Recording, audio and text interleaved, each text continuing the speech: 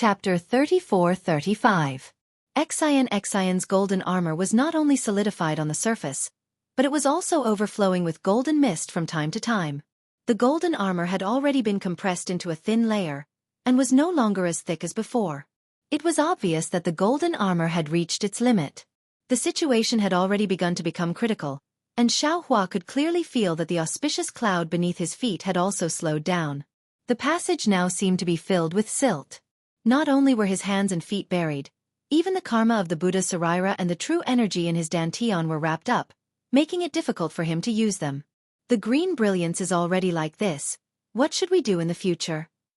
Xianxia's mouth was clearly bitter, and he somewhat disappointedly shifted his gaze away from Xianxia. He first looked at the end of the passage, and then looked again at the dense crystal-like green passage. Boom!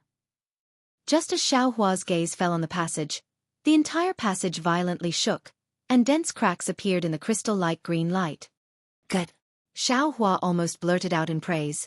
Quick, this passage is changing. I'm afraid it's our chance. As he spoke, Xianxia hurriedly released his soul consciousness, trying to find a flaw in the passage. Unfortunately, the tunnel shook violently for a few times before calming down. The densely packed cracks rapidly widened. However, a bright yellow color blossomed from within the cracks. It was as dazzling as the yellow flowers in the morning sun. This is bad. Xianxia hastily shouted again, and did not have the time to be embarrassed because of his misjudgment. Before Xianxia's strange gaze could shift away from Xianxia, a heavy pressure more than 10 times stronger than before suddenly appeared, as if a large hand had suddenly clenched. This heavy pressure was different from before, and it came from all sides of the passage, heading straight for the center. Although Xianxia and Xianxia did not have to worry about being swept down the passage, the strength of this heavy pressure suddenly increased, and the two suddenly stopped in midair, unable to fly at all. Pa pa pa. A series of sounds rang out like beans being fried. The golden armor on Xianxia's body was first broken into pieces. Then the broken pieces exploded inch by inch. The tens of thousands of inscriptions on the armor whimpered and turned into strokes, disappearing into the yellow light. Ah! Xianxia screamed. Her palace dress, which was originally fluttering in the wind, stuck to her body. Although it didn't reveal anything, the curves of her body were exposed. Even when Xianxia opened her mouth, not only did she spit out Zhen-Qi, but even Zhen-Qi gushed out from her body. It was too late. Xianxia's body shrank, and then her face turned dark red. Xianxia was naturally much calmer than Xianxia. However, he also found it difficult to maintain his composure under this heavy pressure. His skin, which was originally as tough as steel, was collapsing time and time again. It was as if the entire profound water palace was pressing down on him. A sense of déjà vu arose in his heart. That's right. Xianxia had once encountered such a heavy formation restriction in the Dawn Rain continent. However, at that time, the formation restriction wasn't as heavy as it was now. Moreover, Xianxia had the Phoenix Dharma body at that time. Xianxia relied on the Dharma body to break the formation restriction. At this time, not only was the formation 100 times stronger than before, but Xianxia's Phoenix celestial body had also disappeared. In particular, in this passage, all Taoist spells were restrained. Although Xianxia still hadn't released his magic treasure, he believed that magic treasures could only be ordinary weapons in this space. However, Xianxia still didn't give up. He sensed the piercing pain on his skin and knew that his body was beginning to tear. He hurriedly raised his hands slightly. Even this small action expended a great deal of Xianxia's strength. Out! Xianxia softly shouted, and the seal of overturning the sea flew out of the space. Xianxia formed a seal in his hand, and his Zhen-Qi, which should have been surging like a tide, was now compressed into a trickle. When his magic power rushed into the air, it had already mostly disappeared. When it landed on the seal of overturning the sea, the brilliance on the seal of overturning the sea flickered. Where was its previous majestic appearance?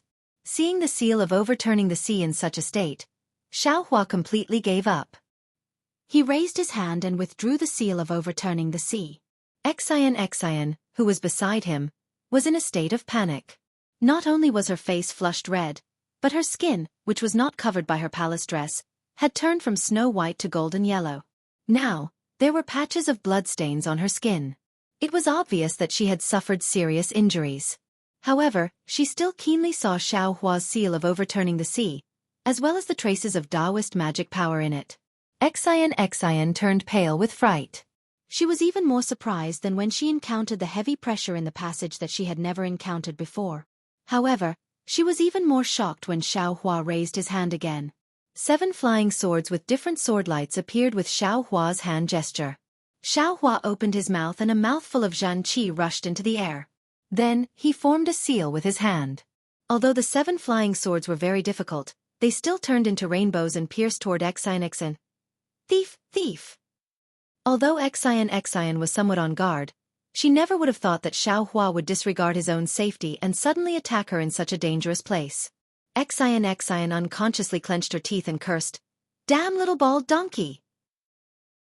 Following Xian's curses, her hand also reached out, wanting to take something out of her bosom. However, it was already too late for her to fight back. The 7 flying swords had already rushed to about 10 feet away from her. However, just when Xian was feeling discouraged, the 7 Xianxia from the 7 flying swords actually condensed in the air and surrounded Xian.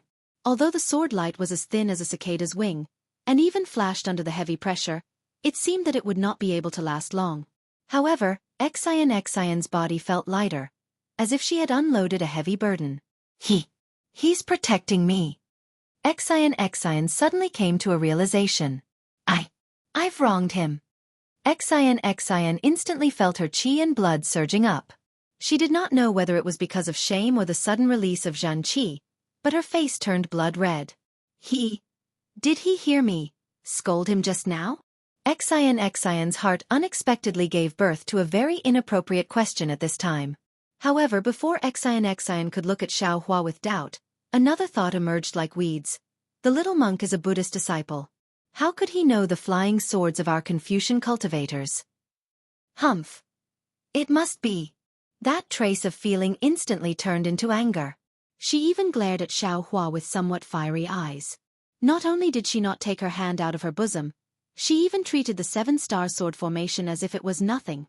When Xian saw Xiao Hua, her eyes unconsciously gave birth to extraordinary splendor. Xiao Hua roared loudly, his body overflowing with Buddhist light or golden light. His originally thin and tall figure slowly expanded. The heavenly law embodiment technique that was comparable to the golden body of Gu Zhan's Buddha was finally displayed. Sure enough, as Xiao Hua thought, this heavenly law embodiment technique was refined by the primordial spirit.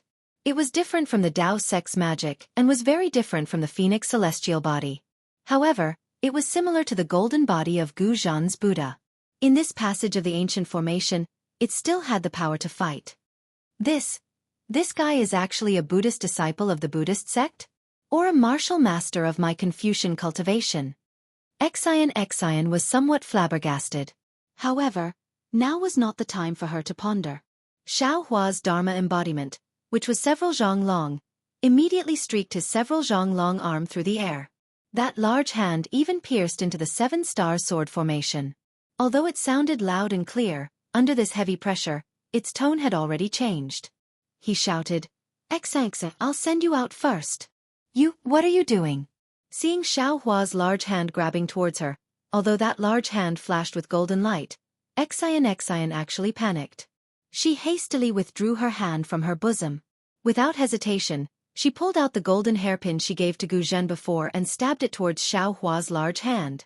Just as the golden hairpin was taken out, a wave of cold air emerged from the bottom of Xiao Hua's heart. His large hand stopped in midair as he hurriedly said, "Female benefactor, the heavy pressure is still increasing. This golden body of Buddha is this little monk's last resort. This little monk wants to try sending you out of the passage. If you're unwilling, this little monk will leave by himself." Xian looked at Ku Ko in the distance.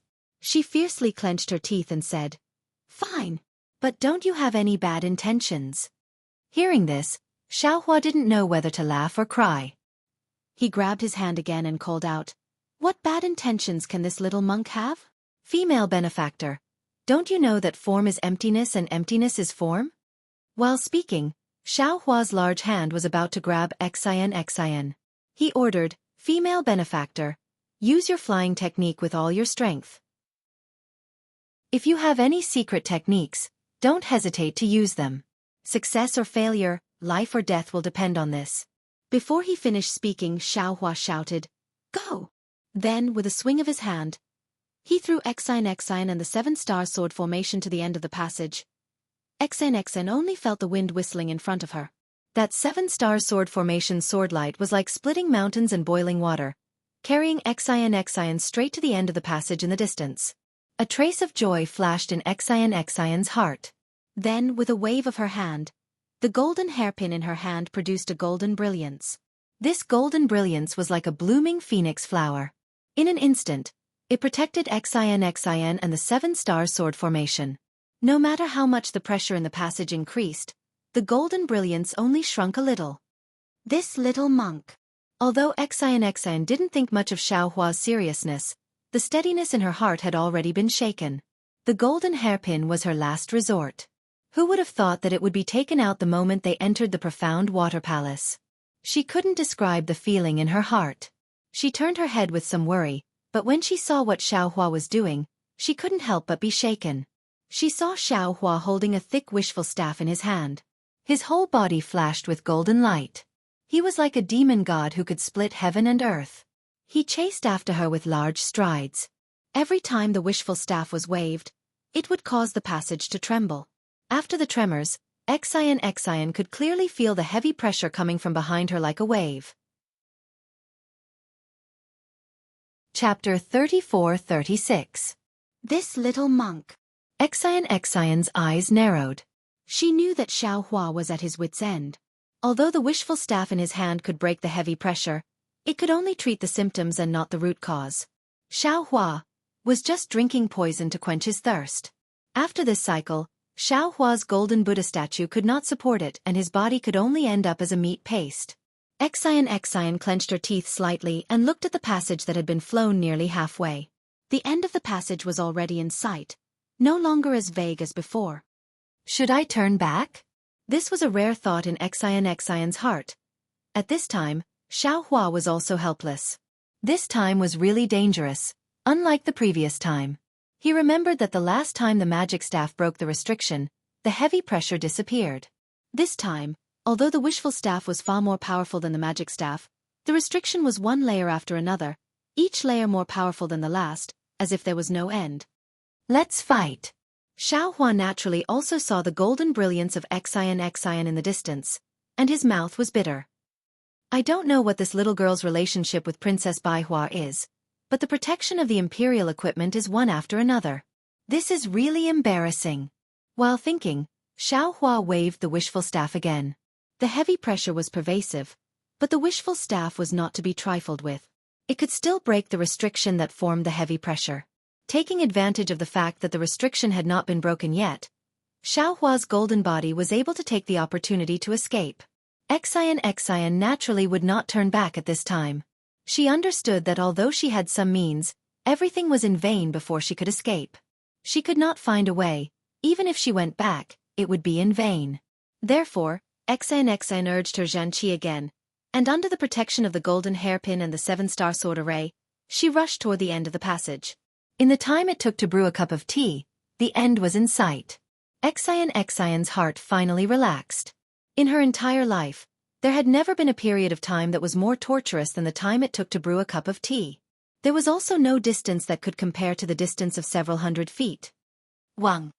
Just as Xian saw a chance of survival, the entire passageway rumbled loudly again. A golden sun seemed to be born from the depths of the abyss, chasing after Xiaohua from behind. The golden light didn't disappear at all. The moment it entered Xian's eyes, the golden light of the golden hairpin immediately swayed, and the brilliant phoenix flower instantly shrank by a lot.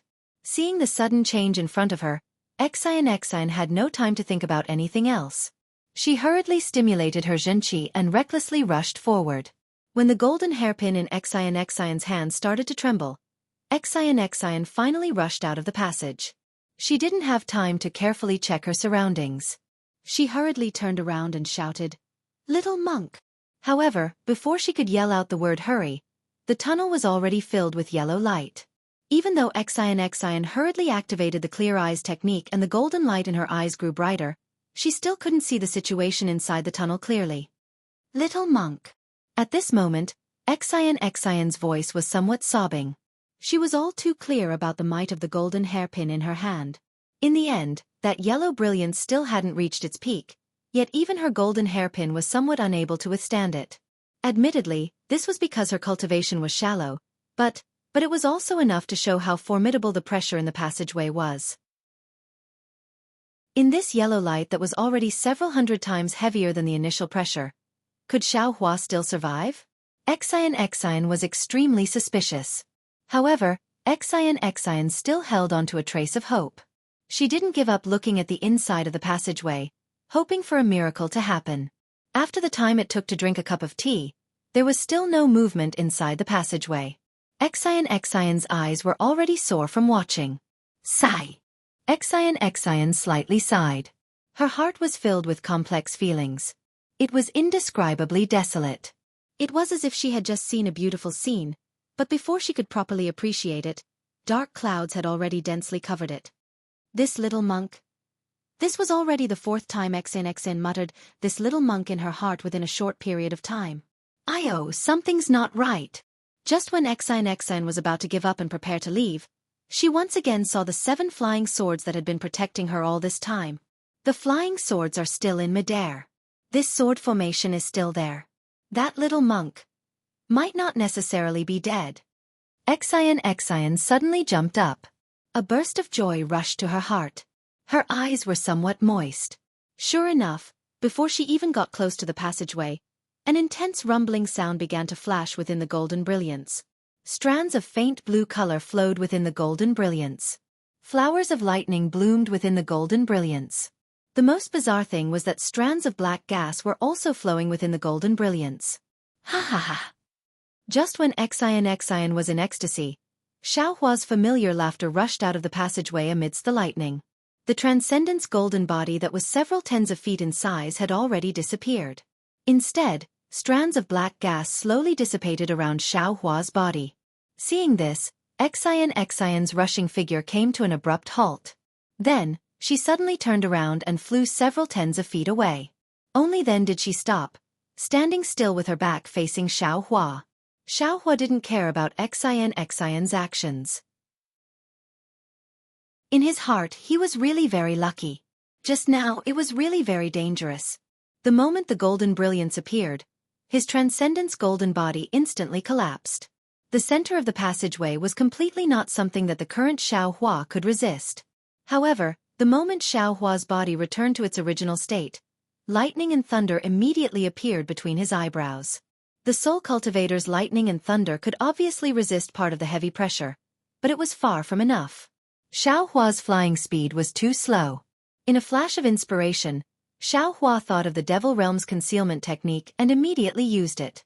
Who would have thought that in this passageway, although Xiaohua couldn't hide in the void, his flying speed would actually increase.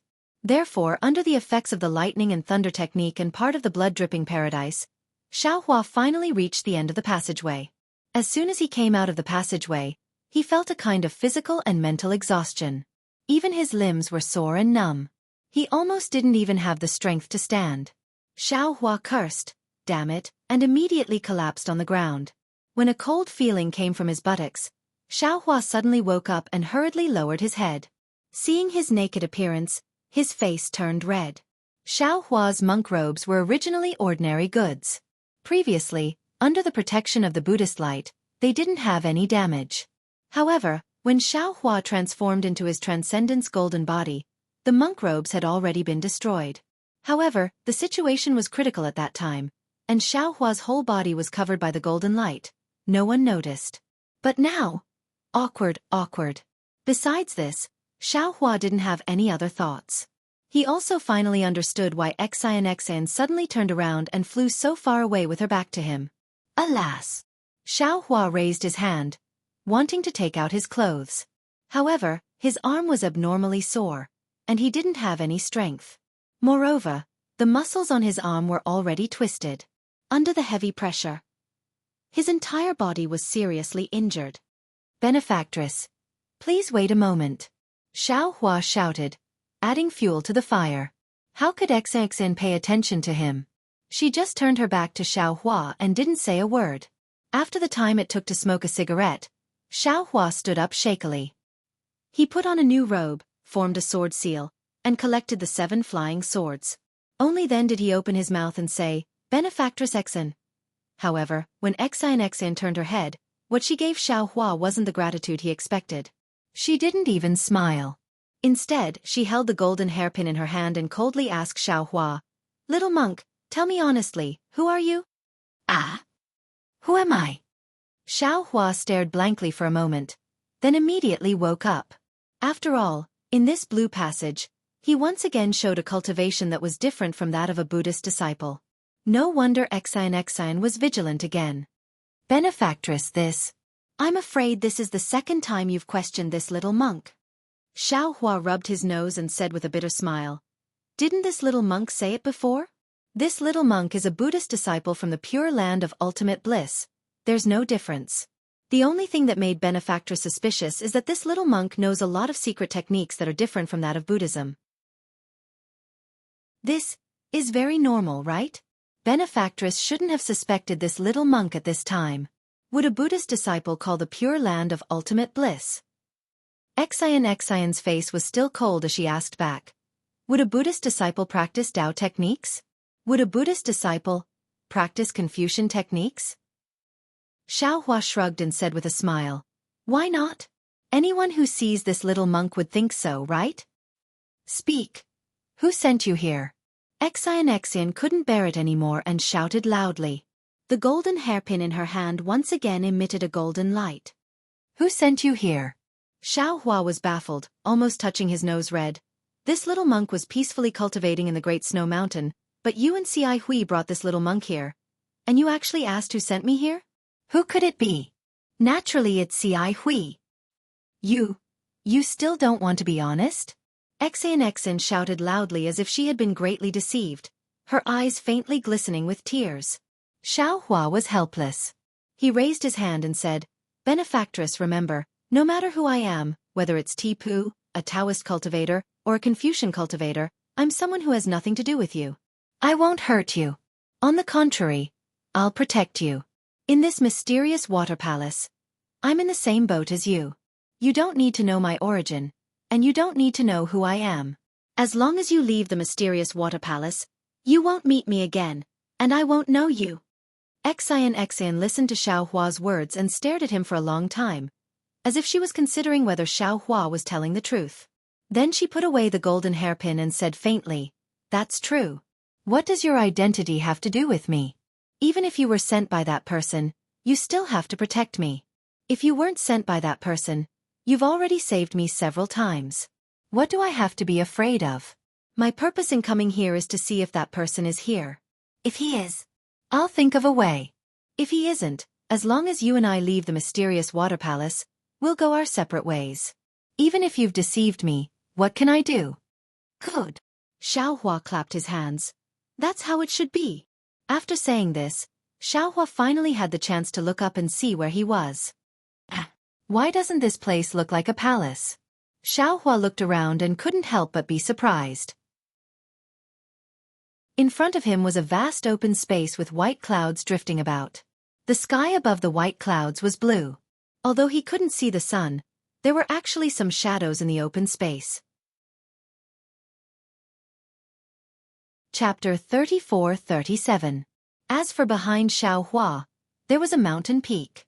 The several zhang-wide cave had now regained its blue brilliance. Looking at the other parts of the mountain peak, there were actually many densely packed caves. They were all flashing with the same blue brilliance as the one Xiaohua and Xianxia flew out of. Could it be that there are many more entrances? Xiaohui and Guzhan are also in one of them? Xiaohua's heart stirred. He hurriedly wanted to release his soul consciousness.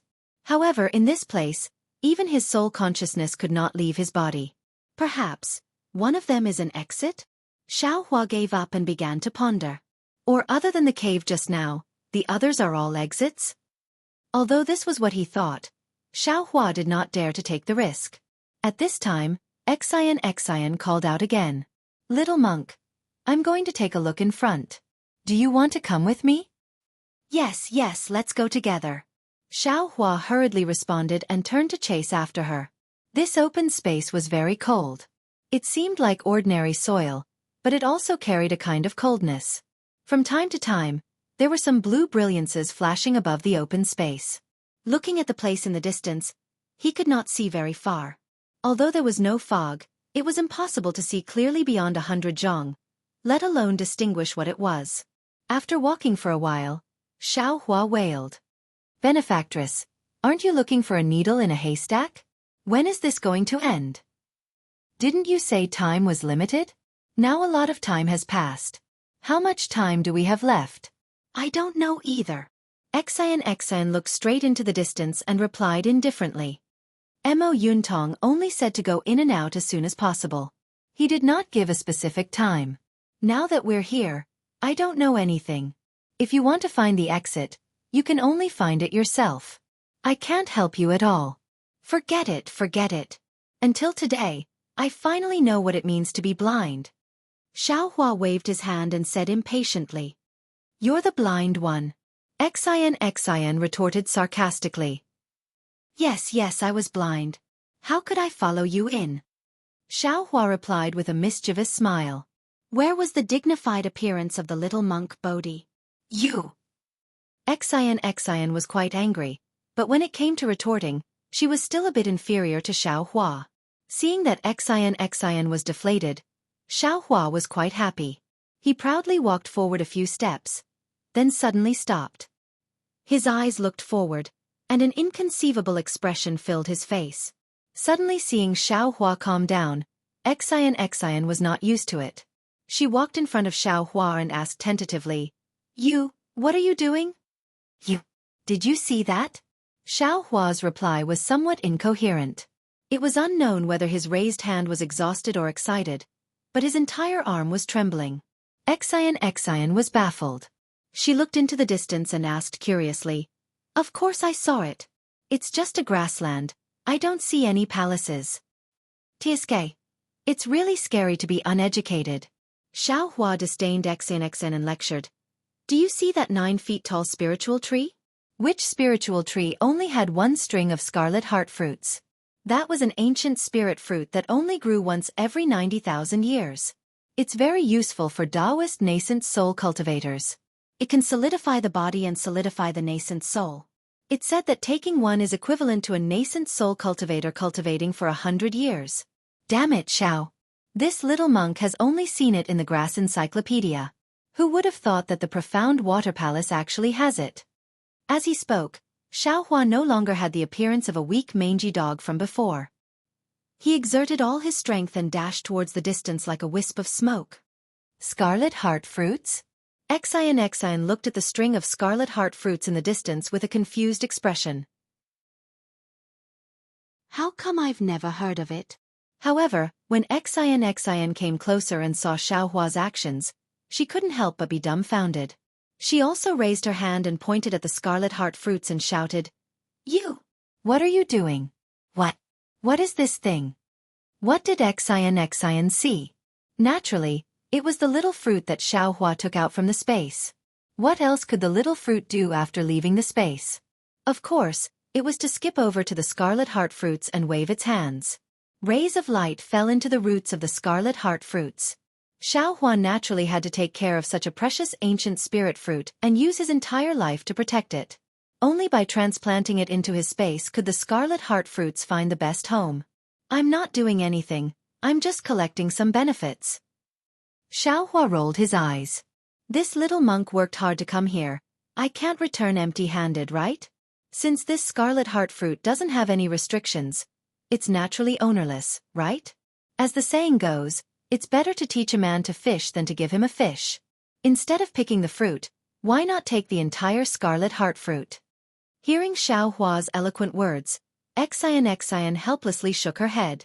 She wanted to move further away from this black-hearted little monk, but when her gaze caught sight of a golden vine not far away on the ground, and at the top of the vine were 2 leaves, one big and one small, that were like flying swords, she couldn't help but cry out in surprise. Isn't this the ancient Yen Yuan grass? Then she flew over almost faster than Xiao Hua and shouted, With this thing, my golden eyes should be able to reach Deshang realm. Humph, You're still talking about me. Xiaohua looked at Xianxian's back and coldly snorted. Then with a flick of his sleeve, he put the scarlet heart fruits that Xiaohua had used all her strength to take out from the ground into the space and ordered, "Go, see if there's anything else and take it all. Instead of leaving it here, don't let this Xiao take it." Xiaohua received the order and hurriedly left. Xiaohua, on the other hand, slowly followed behind Xiaohua with his hands clasped behind his back, waiting to be put into the space. After harvesting a few more rare spiritual herbs, Xiaohua's excited heart gradually calmed down. It was just as Xiaohua had said to Xian. He didn't need any immortal tools or cultivation techniques. With these spiritual herbs, this trip to the profound water palace had been completed. What's this? Xiaohua's heart calmed down. He could see a lot. After Xiaohua dug out a spiritual herb from the ground, the usual blue light filled the entire pit, and a strand of red copper light appeared in the blue light. Xiaohua's eyes lit up and he shouted in his heart. That hand nimbly made a grabbing motion, and with a so sound, a red copper object fell into Xiaohua's hand. This is a command token.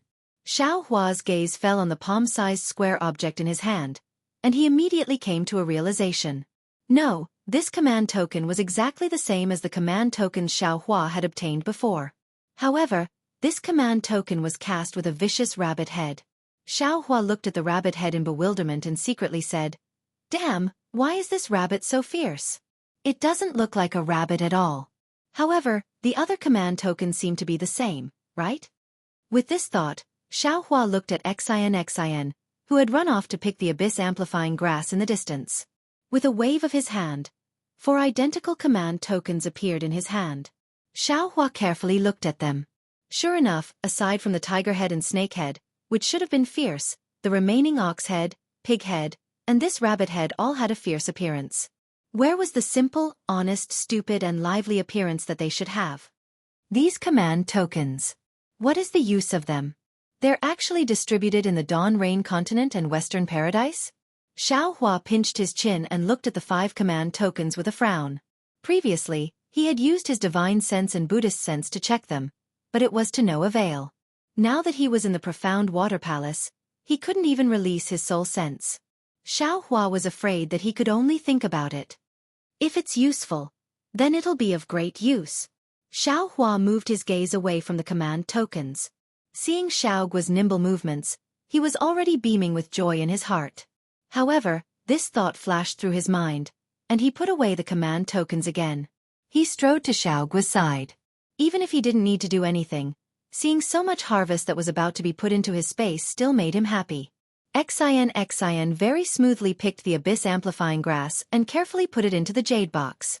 Usually, there would be some demonic beasts near this kind of ancient spirit herb. Not only did they covet this spirit herb, but they also coexisted with the spirit herb to speed up their cultivation.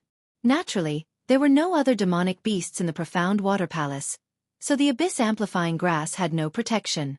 After Xian put away the jade box, she turned around. Before she could call out to Xiaohua, she was already standing there in a daze. It was very simple. The abyss-amplifying grass grew between several stalks of spiritual herbs. When Xian was picking the abyss-amplifying grass, she had carefully avoided those stalks of spiritual herbs for fear of injuring them. However, at this moment, those spiritual herbs were all gone. Even the area around her was completely empty. The ground was flat as if it had never been planted before. Little monk. Xian was angry. What are you doing? If you picked them, then so be it. After all, these are all ancient spirit herbs. Who knows how old they are? But why did you pull them out by the roots? Xiaohua lazily raised his head and said with a smile, "Benefactor Exan, these spirit herbs are heavenly treasures. If you put them in the profound water palace, only a ghost would come. Isn't this a reckless waste of heavenly treasures? If this little monk takes these spirit herbs out of the profound water palace, who knows how many Buddhist disciples will benefit from them? TCH. Only a ghost would believe that." Xian rebuked. The Buddhist sect's Arhat doesn't need any spirit herbs. It's clearly your own greed. If you're talking about greed, that's not necessarily the case. Xiaohua smiled and touched his nose. For example, Benefactor Xian picked this abyss-amplifying grass on her own. But what if there's someone else who needs it? Would that person still want to enter the profound water palace? This little monk isn't bragging. Even if there were 10 more people from your Xian clan, I'm afraid they wouldn't be able to walk out of the passage behind us. Tell me, if this isn't selfish of you, then what is it? Could it be that if this little monk takes this abyss-amplifying grass out, your Confucian Xian clan won't benefit? I don't know how to grow spirit herbs. Xian actually blushed at Xiao Hua's words. However, at the same time, she suddenly realized something and hurriedly turned to look at the place where she had just picked the abyss-amplifying grass. Ah! Xian couldn't help but cry out in alarm. However, the moment she spoke, the roots of the abyss-amplifying grass had already disappeared. The spirit herbs within a few feet to her left were all held by a fair child wearing a bib. His eyes were full of vigilance as he slipped away from her. Chapter 34-38. Looking at Xiaoguo's cute appearance and the vigilance in her big dark eyes, Xian felt a burst of anger for no reason. She fiercely kicked the ground and shouted, "Shameless! Thief! Robber!" Although the ground looked very flat, it was actually very soft. Xian's kick not only scared Xiaoguo so much that she quickly ran behind Xiao Hua, but also kicked up the soil. Even a few shiny white things were kicked out by her. Xian swept her eyes over them like a stubborn little girl and gave a cold snort. But when Xiao Hua's gaze swept over them, he couldn't help but be overjoyed. He hastily waved his hand and those white bones immediately fell into his hand, disappearing without a trace. Ba! Benefactor Xian, this little monk doesn't know if Confucian cultivators like you talk about reincarnation and retribution in the next life. Xiao Hua's face became solemn as he said righteously, but this little monk knows that whether it's Buddhism, Taoism, or Confucianism, they all emphasize the dead. Although I don't know which senior these bones belong to, and I don't know if he's a Buddhist, Taoist, or Confucian cultivator, he's already passed away. We, the living, should retain a bit of respect for him. Blaspheming the corpse of a senior like you is really disrespectful. Forget it. Let this little monk take these bones back to Nirvana. I'll chant sutras every day and recite incantations every night so that he can reincarnate soon. Although Xian didn't care about these bones, she also saw how thick they were.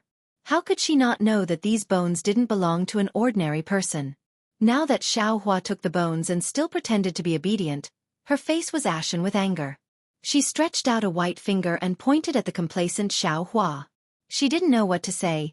You. Just take it. Perhaps this is your corpse from your previous life. In your previous life, you failed to explore the profound water palace and died here.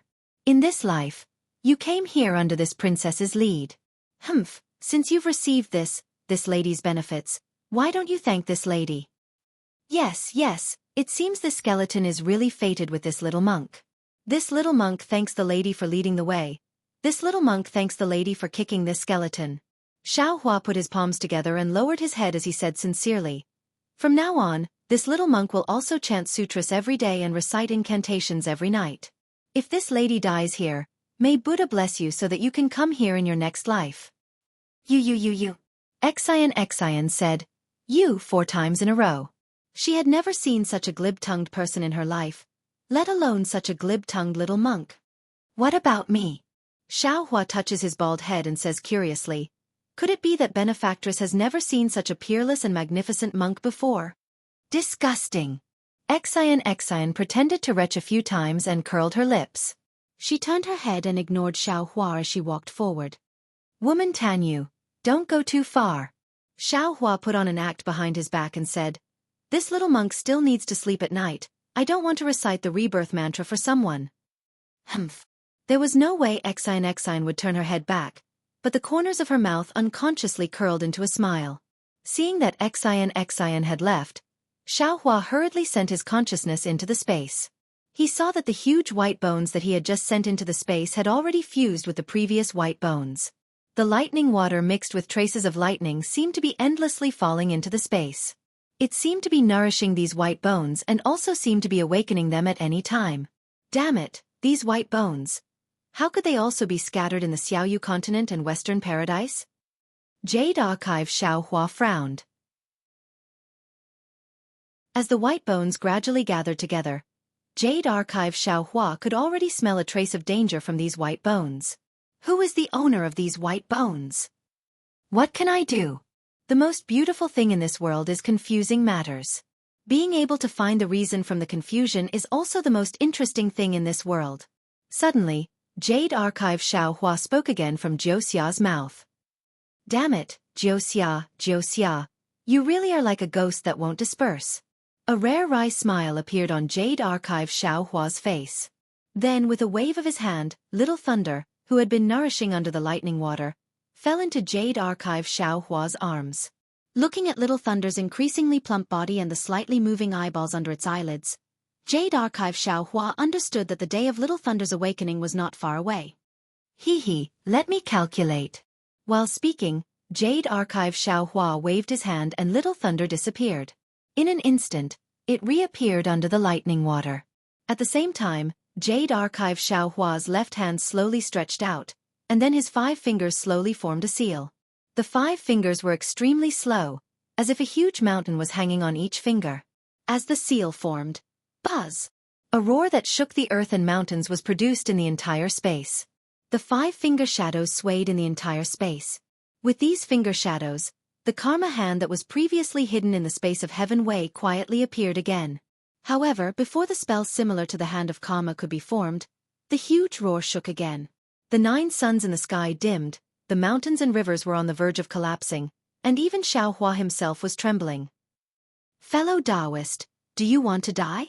Green-robed Xiaohua appeared in front of Jade Archive Xiaohua with a panicked face and said anxiously, Our space has just been formed, and the yin and yang and the 5 elements have just been established. We can't allow fellow Taoist to ravage it again. Even if fellow Taoist wants to use the innate 5 elements and reverse yin and yang, you should do it outside. After all, fellow Taoist's 5 elements and yin and yang are outside. Before fellow Taoist controls the entire space, you must not bring the karma of the outside world into this space. Hearing this, Jade Archive Xiaohua immediately understood and didn't dare to form another seal. He hurriedly flicked his 5 fingers, and the entire space immediately became quiet. Then he cupped his hands and said, Thank you fellow Taoist for reminding me. This is my fault. No need to thank me, no need to thank me. This is our home, and we have to cherish each other. I am not like some primordial spirits who don't treat this place as their home. Green-robed Xiaohua actually curled his lips, looking quite strange. Jade Archive Xiaohua naturally knew that green-robed Xiaohua was talking about the bone-tempering Xiaohua, so he just smiled slightly, cupped his hands and left the space. He clearly knew that in this space, he had a feeling of controlling everything. Naturally, he could try to use the karma hand seal. However, outside the space, he was just a nascent soul cultivator.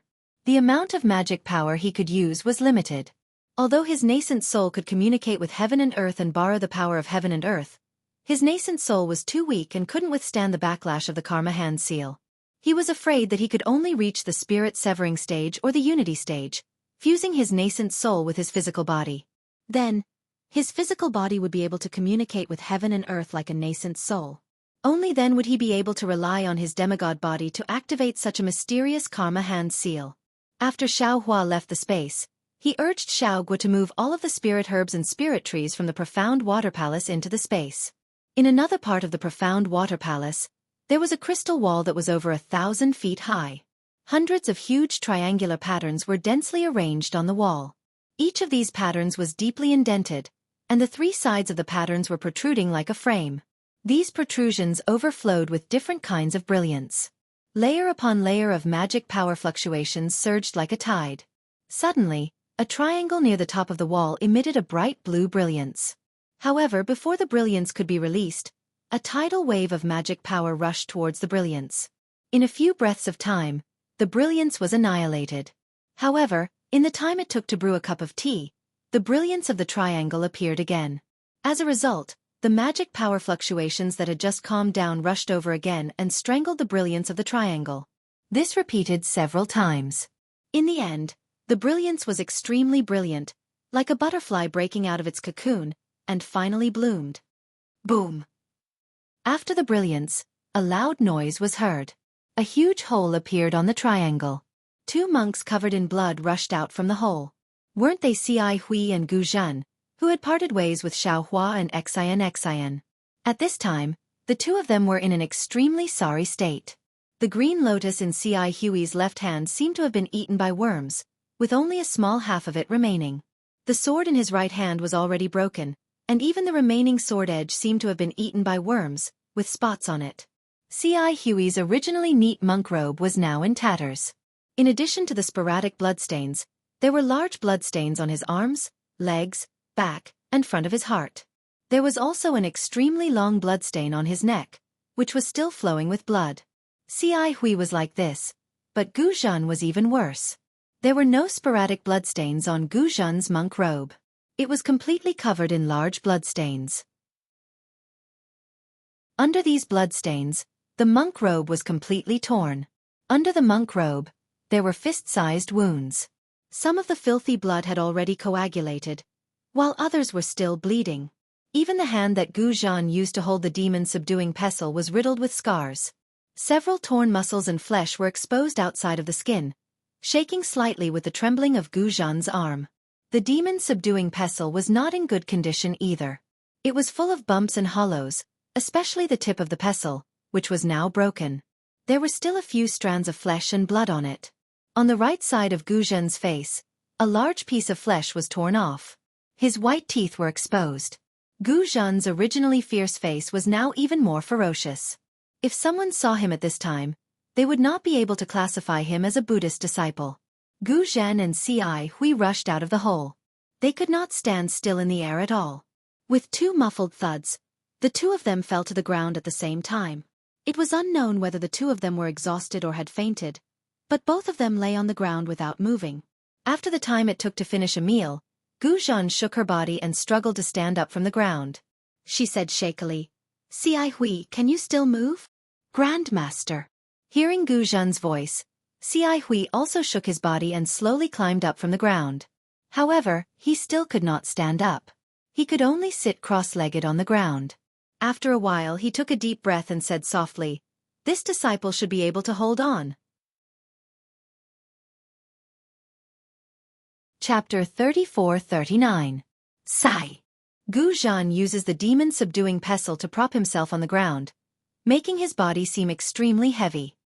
He turns around to look at the crystal wall, especially the triangle they rushed out of, and says with lingering fear, What kind of ancient formation is this? How can it be so powerful? It's just a passage, but there are demon beasts and strange insects comparable to 5th-level essence energy cultivators inside. This demon beast is nothing. If we work together and risk getting injured, we can still kill it. But these strange insects are impervious to fire and water, and can even devour our Buddhist artifacts. They didn't even let go of this old monk's golden Buddha statue. What are these things? Speaking up to hear, Gu Zhen looks at Ci Hui and asks, "Just now you released the Bodhi Sarira to attract the strange insects. Is your Sarira seriously damaged?" "Ba," Ci Hui lowers her head and says, "Many thanks for Grandmaster's concern. Disciple Sarira is fine." "That's good." Gu Zhen grins and smiles with difficulty. "This Sarira is the proof of your enlightenment. Don't be careless." Disciple understands. Ci Hui smiles faintly and stands up with some difficulty. "Forget it, since we're here, we're one step closer to the ancient Buddha's Sarira." Gu Zhen knocks the demon-subduing pestle on the ground and calls out, "This old monk wants to see if there's anything else that can stop us." Ci Hui doesn't rush to speak, instead looks around and reminds, "Grandmaster, there's no trace of Xianxia and Tipu here. Could it be they still haven't come out of the passage?" Saying so, Ci Hui looks worriedly at the many triangles on the huge wall, guessing where Xiaohua and Xianxia will rush out from. "Sigh, Ci Hui." Gu Zhen sighs and shakes his head. "This old monk advises you not to be delusional. This passage is so dangerous. Even if Xianxia has an extraordinary background and an extremely powerful imperial artifact, I'm afraid he won't be able to escape. You saw it yourself. Those thousands of strange insects are definitely not something the two of them can deal with." Ci Hui frowns slightly and answers, "All right, Grandmaster knows. Disciple feels that Tipu's cultivation is not below disciples. With his help, Xianxia might be able to rush out." "That's your feeling." Gu Zhen was not optimistic about Xiaohua and Xianxia's chances. This old monk thinks that Pu's Buddhist treasure is somewhat powerful, but his Buddhist divine ability is not worth mentioning. Perhaps the paths they took were different. He won't come out from here. After waiting for a while and not seeing any movement, Xianxia asked hesitantly, "Grandmaster, should we proceed?" "Of course, I'm already here. I can even smell the scent of the ancient Buddha. How can I not move forward?" Gu Zhan raised his demon-subduing pestle and said in high spirits. "But," Xianxia spoke again, "does Grandmaster have any medicine for injuries? We are all heavily injured. If we don't treat our injuries, I'm afraid we won't be able to deal with any abnormalities." Gu Zhen nodded. He took out a few jade bottles and handed them to Xianxia. "These are the medicines commonly used by Buddhists. Take a look and you'll understand. There's no need for us to waste time. Let's take it as we go." Xianxia accepted the bottles and nodded in agreement. In front of Xianxia and Gu Zhan was a huge corridor. The floor, walls, and ceiling were all made of huge blue stones. The stones were densely covered with strange patterns, and between the patterns were some simple runes. Wisps of obscure energy waves emanated from these runes. The light on the blue stones was weak and not enough to illuminate the corridor. However, there was light coming from somewhere in the corridor, illuminating the entire place. As Xianxia and Gu Zhan walked in, they could even see the runes above their heads clearly. Looking at the huge corridor, Xianxia was somewhat bewildered. She whispered, "Grandmaster, isn't this corridor a little too tall? Even the Blackwater Palace we saw earlier wasn't this big." That was right. This corridor was as tall as the crystal wall that Xianxia and Gu Zhan had rushed out of earlier. It was at least 1,000 feet tall. Walking in it, Xianxia and Gu Zhan were like ants. Even if Gu Zhan displayed his golden Buddha body, it was still pathetically small. Gu Zhan didn't answer Xianxia's question. Instead, he carefully took out the jade bottles and either swallowed them or applied them externally. After treating the wounds all over his body, he raised his eyes and glanced to the left. He said indifferently, "So what if it's tall? There's no Buddha ancestor or Buddha light. It's just a void." "Amitabha." Xianxia's pale face blushed slightly. She put her palms together and said, "This disciple understands." Gu Zhan no longer paid any attention to Xianxia. He strode forward. His footsteps were heavy, but they were unusually firm. Clearly, he had to obtain the ancient Buddha luster in the profound water palace. At this moment, Xianxia was somewhat hesitant. She slowed down a few steps and walked behind Gu Zhan. Looking at Gu Zhan's tall back and the bloodstains on his monk robes and even the bloodstains on his feet, she narrowed her eyes. She also picked up the jade bottles and began applying medicine. However, Xianxia's somewhat clumsy movements clearly showed that she was rarely injured and was inexperienced. In the time it took to brew a cup of tea, Xianxia had already finished cleaning up. When he placed the jade bottle into his bosom, he bit his lips tightly. His slightly narrowed eyes from before had already opened. His eyes that were like stars revealed a kind of clarity. The corridor was naturally a wall again. However, this wall was different from the crystal wall that Xianxia and Gu Zhan had rushed out of. It was a huge azure rock. Xianxia couldn't release her Buddha sense, so she naturally couldn't see the situation of the huge rock. However, her gaze fell on the huge rock. There were faint white clouds flowing in the azure sky. Obviously, there was a restriction on the huge rock. Since there was a restriction, Xianxia was sure that there must be something behind the huge rock. Perhaps it was the fairy weapon that Xian was looking for, or perhaps it was the Kylie that Gu Zhan was looking for. Gu Zhan walked to the front of the stone wall. Without hesitation like Xianxia expected, he turned and walked towards the right corridor. Xianxia naturally followed suit. However, the moment he turned right, Xianxia's shoulders suddenly trembled and she stopped. She then turned slightly and looked behind her from the corner of her eyes. A wisp of slight hesitation floated in Xianxia's eyes like smoke.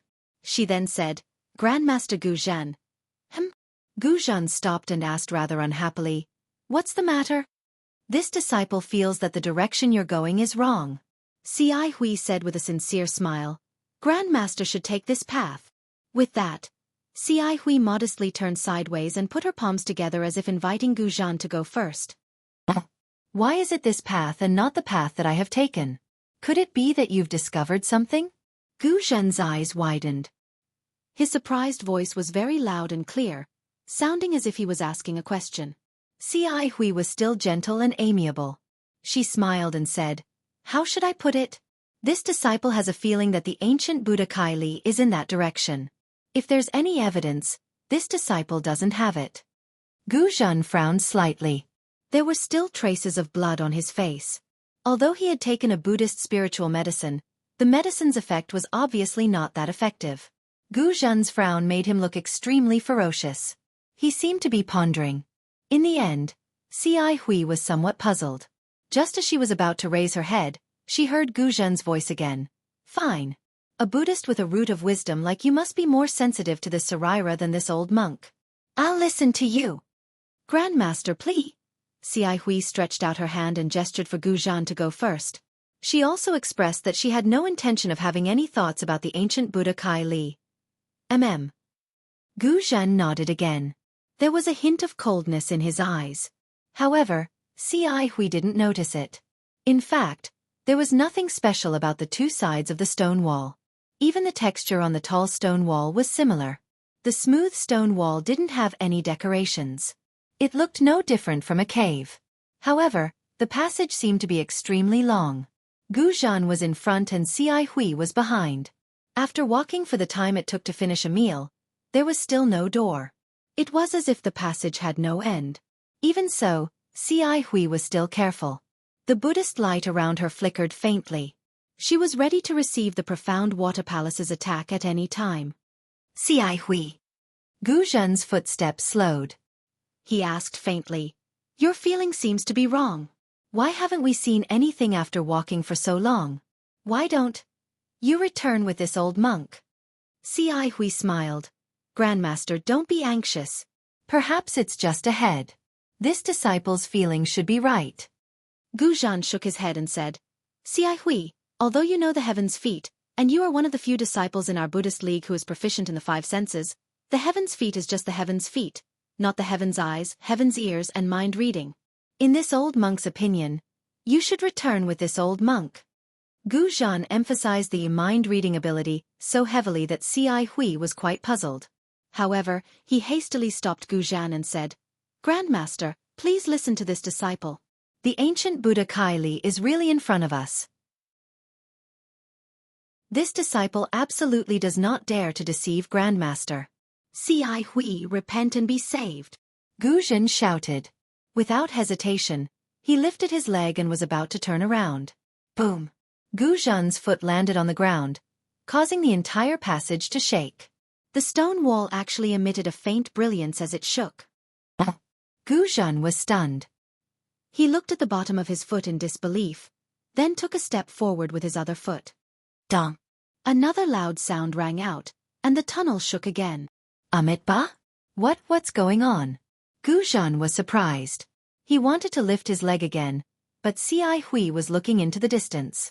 He cried out involuntarily, Grandmaster, you look over there." Boom! Another loud sound. This time, Gu Zhen's leg didn't land on the ground. Gu Zhen immediately understood and hurriedly turned to look. Gu Zhen's expression changed greatly when he saw what was going on. In the tunnel 200 feet away, a giant had appeared out of nowhere. This giant was several hundred zhang tall. Its huge body was suitable for walking in this enormous passage. Only now did Xi Hui and Gu Zhen realize that the passage was so enormous that it was meant for this giant to pass through. Chapter 3440. When Xi Hui saw the giant, she called out without hesitation, "Grandmaster, run!" However, after controlling the cloud to fly for a while, he didn't see Gu Zhen following him. When he looked back, not only did Gu Zhen not follow him, he even controlled the cloud to meet the giant. "Grandmaster!" Xi Hui shouted, "We're all seriously injured now. How can we fight? It's better to hide first." However, Gu Zhen didn't care about Xi Hui at all. He waved the demon subduing pestle in his hand in the air, and his flying speed increased again. Xi Hui stood in the air, biting her lips. After a moment of hesitation, she waved her hand, and the short sword drew a cold light in the air. She sighed and said, "Forget it. Since I've decided, so be it." Then, Xi Hui controlled the cloud to chase after the giant. Thump, thump. The giant's footsteps became more frequent, and he was getting closer to Xi Hui. At this moment, Xi Hui saw clearly that the giant was covered in a layer of aqua-blue armor. Not only did the armor cover the giant's body, but the helmet on his head also covered the giant's entire face. She couldn't see the giant's face clearly at all. The armor even covered the giant's hands and feet, and not a trace of skin was exposed. Just as Xi Hui was sizing up the giant, there was a buzzing sound, and the Buddhist light around Gu Zhan's body shone brightly. Then, Gu Zhan's body began to expand. Obviously, he was going to use the golden Buddha body. Xi Hui couldn't help but cry out, "Grandmaster, you can't use the golden Buddha body in your current situation. Earlier in the passage, your golden Buddha body was on the verge of collapse. If you force it now, I'm afraid you won't be able to." "Humph, isn't the collapse of my golden Buddha body what you wanted?" Gu Zhan sneered. "Didn't you bring me here so that I could act as your vanguard? If I die in the hands of this giant, won't the ancient Buddha shrine be yours?" "Grandmaster?" Xi Hui's expression changed greatly, and she hurriedly argued, "You've misunderstood. How could I know there was a giant here? I only sensed the ancient Buddha shrine. Hee. Although the ancient Buddha shrine is an ancient item, it's still a relic. Don't tell me you've forgotten that I'm a guardian who can devour relics. Even with old Na's lotus cultivation base, I can't sense Tsai. How do you know?" Gu Zhan stared at the giant as he flew, then sneered, "This ancient Buddha fortune might be useful to this old monk, but wouldn't it be even more useful to you? How could this old monk not know what you're thinking? Martial ancestor really doesn't know what disciple is thinking." Xi Hui's face revealed a bitter smile. "All right, I really don't know what you're thinking. And I don't want to know," Gu Zhan said indifferently, "but since you don't covet the ancient Buddha Kylie, let this old monk see your sincerity. This old monk has spent a lot of effort to get here, so I won't return empty-handed." Xi Hui's mouth was extremely bitter. She nodded and said, "Yes, disciple will let Grandmaster understand. Disciple will absolutely not fight with Grandmaster over this." Speaking of this, Xi Hui seemed to have suddenly realized something. She looked at Gu Zhan in disbelief and shouted, "Racked my brains? Grandmaster. Could it be that the little monk's story?" Seeing Xi Hui's enlightened expression, Gu Zhan narrowed his eyes and said coldly, "That's right. I can't believe you can think of something like this. If it weren't for this story, would Benefactor Xian and Monk Tipu have willingly come to the Mystic Water Palace? This is an ancient array. Who would have the guts to come here if they weren't at the 6th or 7th level of origin energy? It's already good that we were lucky enough to get here. Xian and Tipu. I'm afraid they've already died in the passage." Forget it. Xi Hui sighed. Poor junior brother Tipu. When he warned this old monk thought he was being too petty. But now it seems, the human heart is not what it used to be. Even a Buddhist disciple has a human heart inside him. Haha, what did the little monk Tipu say? Gu Zhan looked up at the giant who was still far away and asked calmly. "Nothing." Xi Hui's voice was already calm, as if she had accepted Gu Zhan's change. She said indifferently, "He only said to be careful of Grandmaster." Although Xi Hui emphasized the word Grandmaster, Gu Zhan was not moved. He only said, "It doesn't matter if you don't say it. Anyway, the little monk is dead.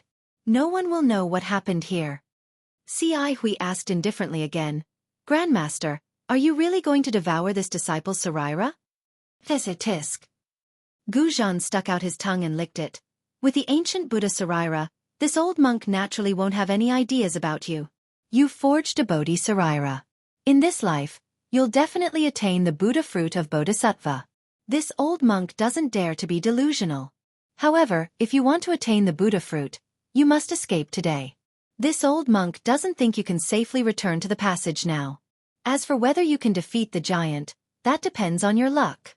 If you can't even defeat the giant, then your Buddha fruit is illusory."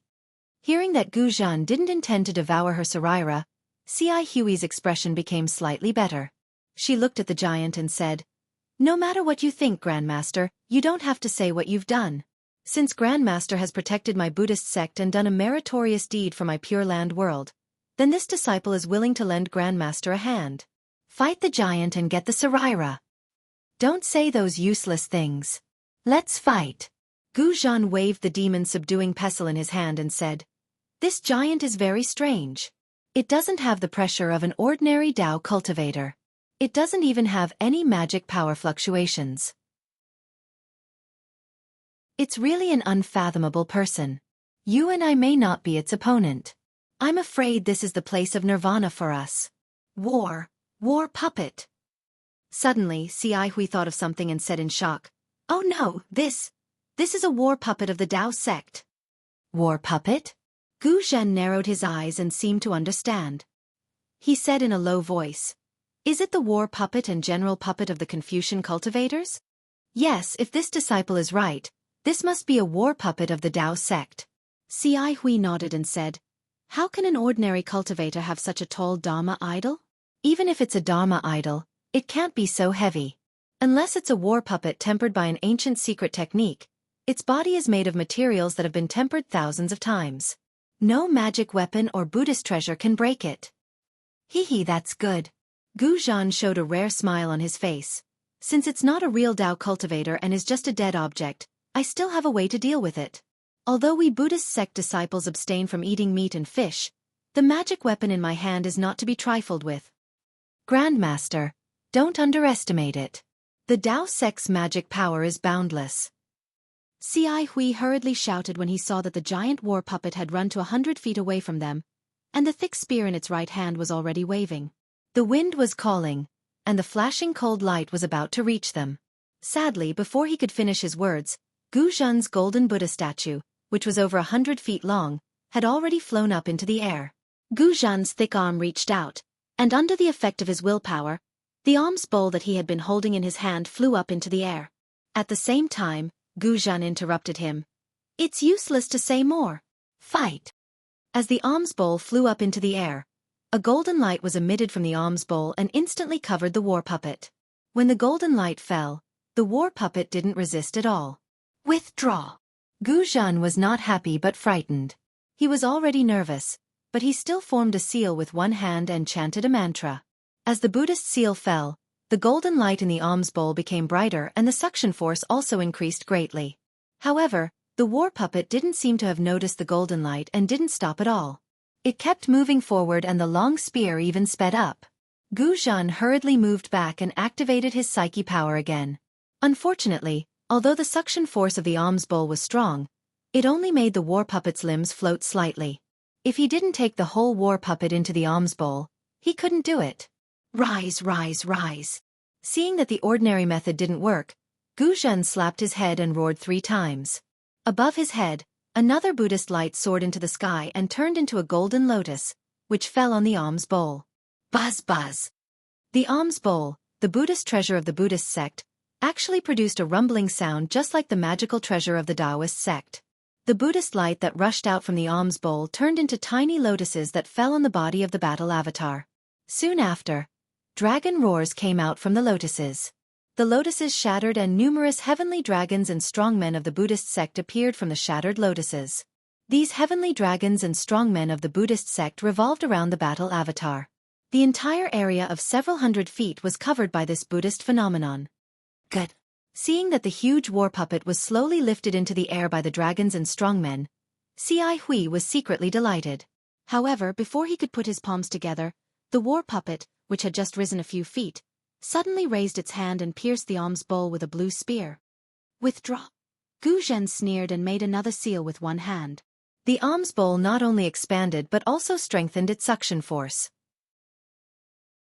The war puppet lost its balance and was sucked several feet higher. Hiss!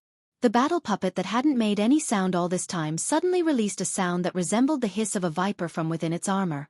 The spear that it had raised actually left its hand, and like a streak of lightning, it struck towards the alms bowl in midair. "You're courting death." Gu Zhen didn't even blink. He pointed his finger and the alms bowl roared louder and rotated. The Buddhist light also turned into a lotus-shaped vortex around the alms bowl. Puff!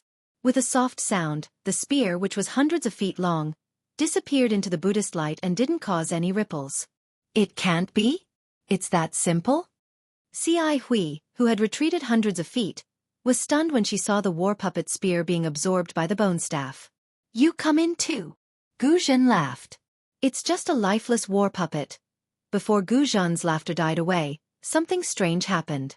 In the lotus-shaped Buddhist light, a thin water-blue brilliance emerged like the head of a spirit snake. Then, it expanded and lengthened rapidly, following the trajectory of the spear and falling into the war puppet's hand.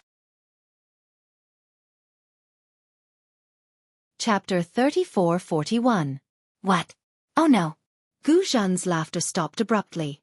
Before he could react, the war puppet raised its hand again. Bang! With a loud bang, the Buddha's light on the alms bowl disappeared.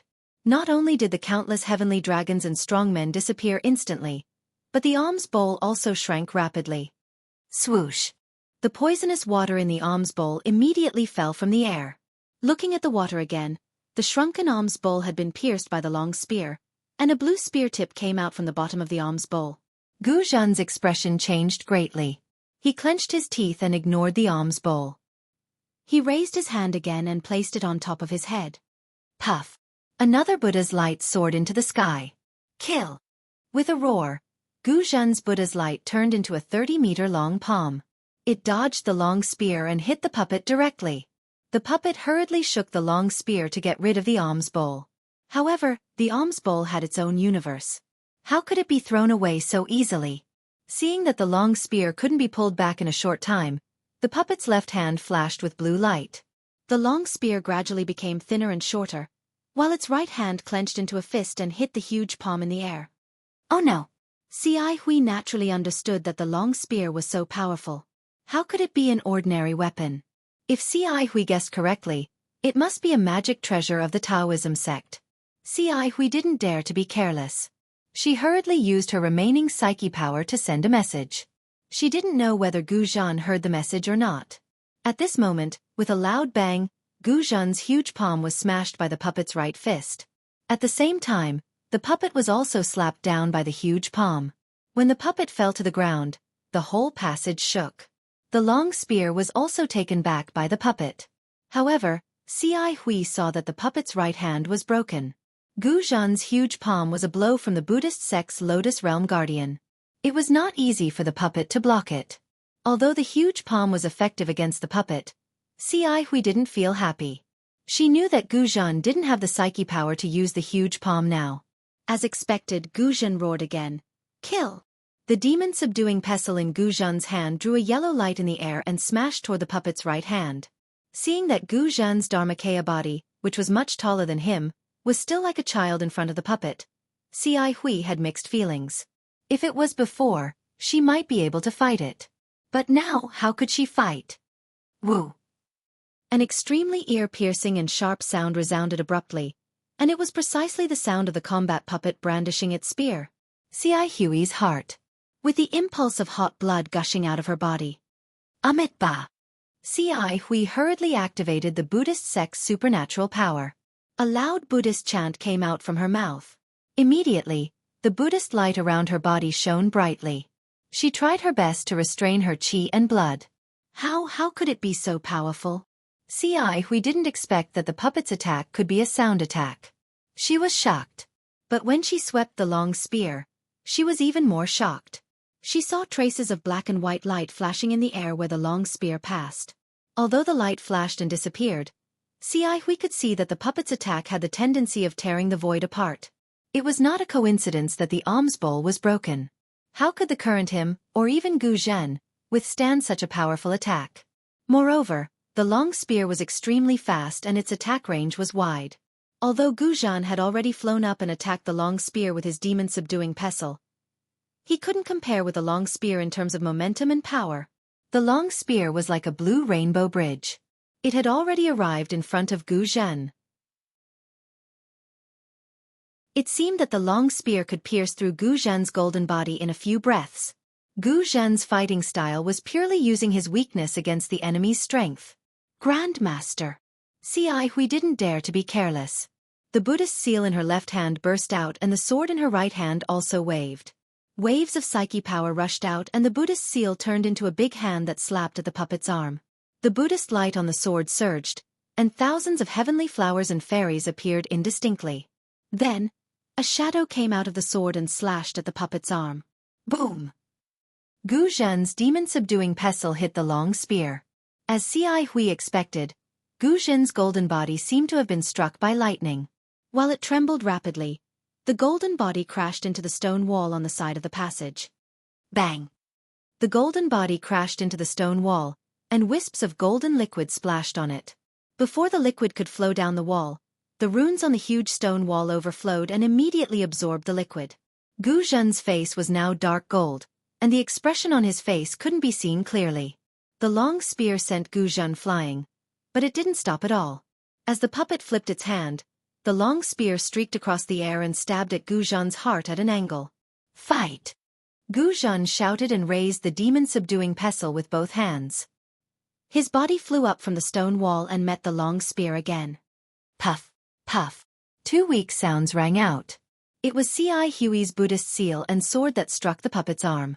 Unfortunately, the puppet's arm flashed with a layer of faint blue light. On top of the blue light, the dazzling golden Buddhist seal flashed with an intense brilliance. However, in the blink of an eye, the Buddhist seal disappeared under the blue light. On the contrary, the treasured sword left a shallow wound on the arm of the battle puppet. However, a bright white color surged out from the wound. When the blue color surged out from the wound, the bright white color gradually healed. Xi Hui's attack didn't cause any damage to the puppet, nor did it stop the long spear from hitting Gu Zhen. It was far weaker than Gu Zhen's huge palm. Seeing the tip of the long spear approaching, Gu Zhen raised the demon-subduing pestle with all his strength. Just as it touched the long spear, Gu Zhen's body flew up involuntarily. Puff! Just as Gu Zhen was sent flying, he spat out a mouthful of blood.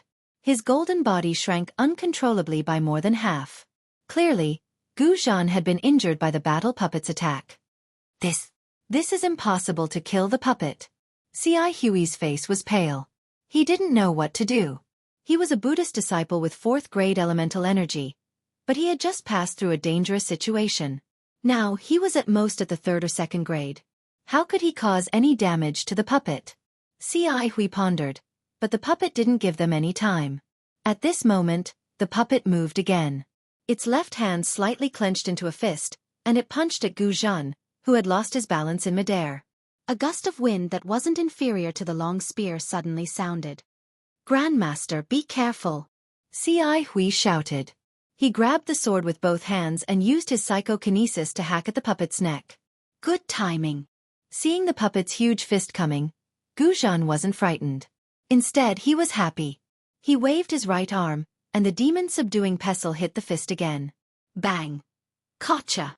The demon-subduing pestle broke on the puppet's fist into 2 pieces. Under the impact, Gu Zhen's body flew toward the puppet's face faster than an arrow. Kill! Seeing that he was only a few feet away from the puppet's face, Gu Zhen's hands formed a Buddhist mudra in front of his chest. With a roar, a brilliant Buddhist light appeared from his hands. Bursts of Sanskrit chants came from the void.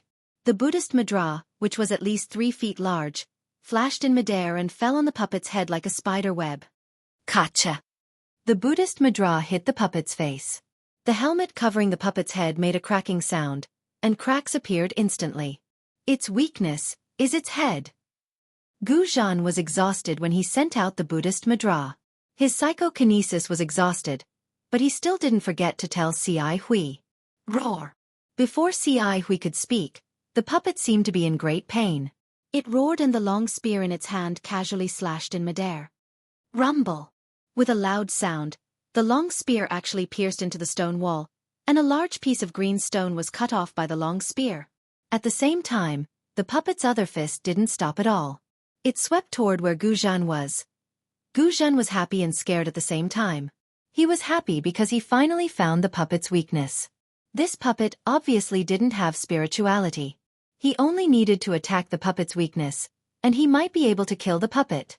But he was scared because the puppet was so powerful. He had only met the puppet a few times, but he was already injured again.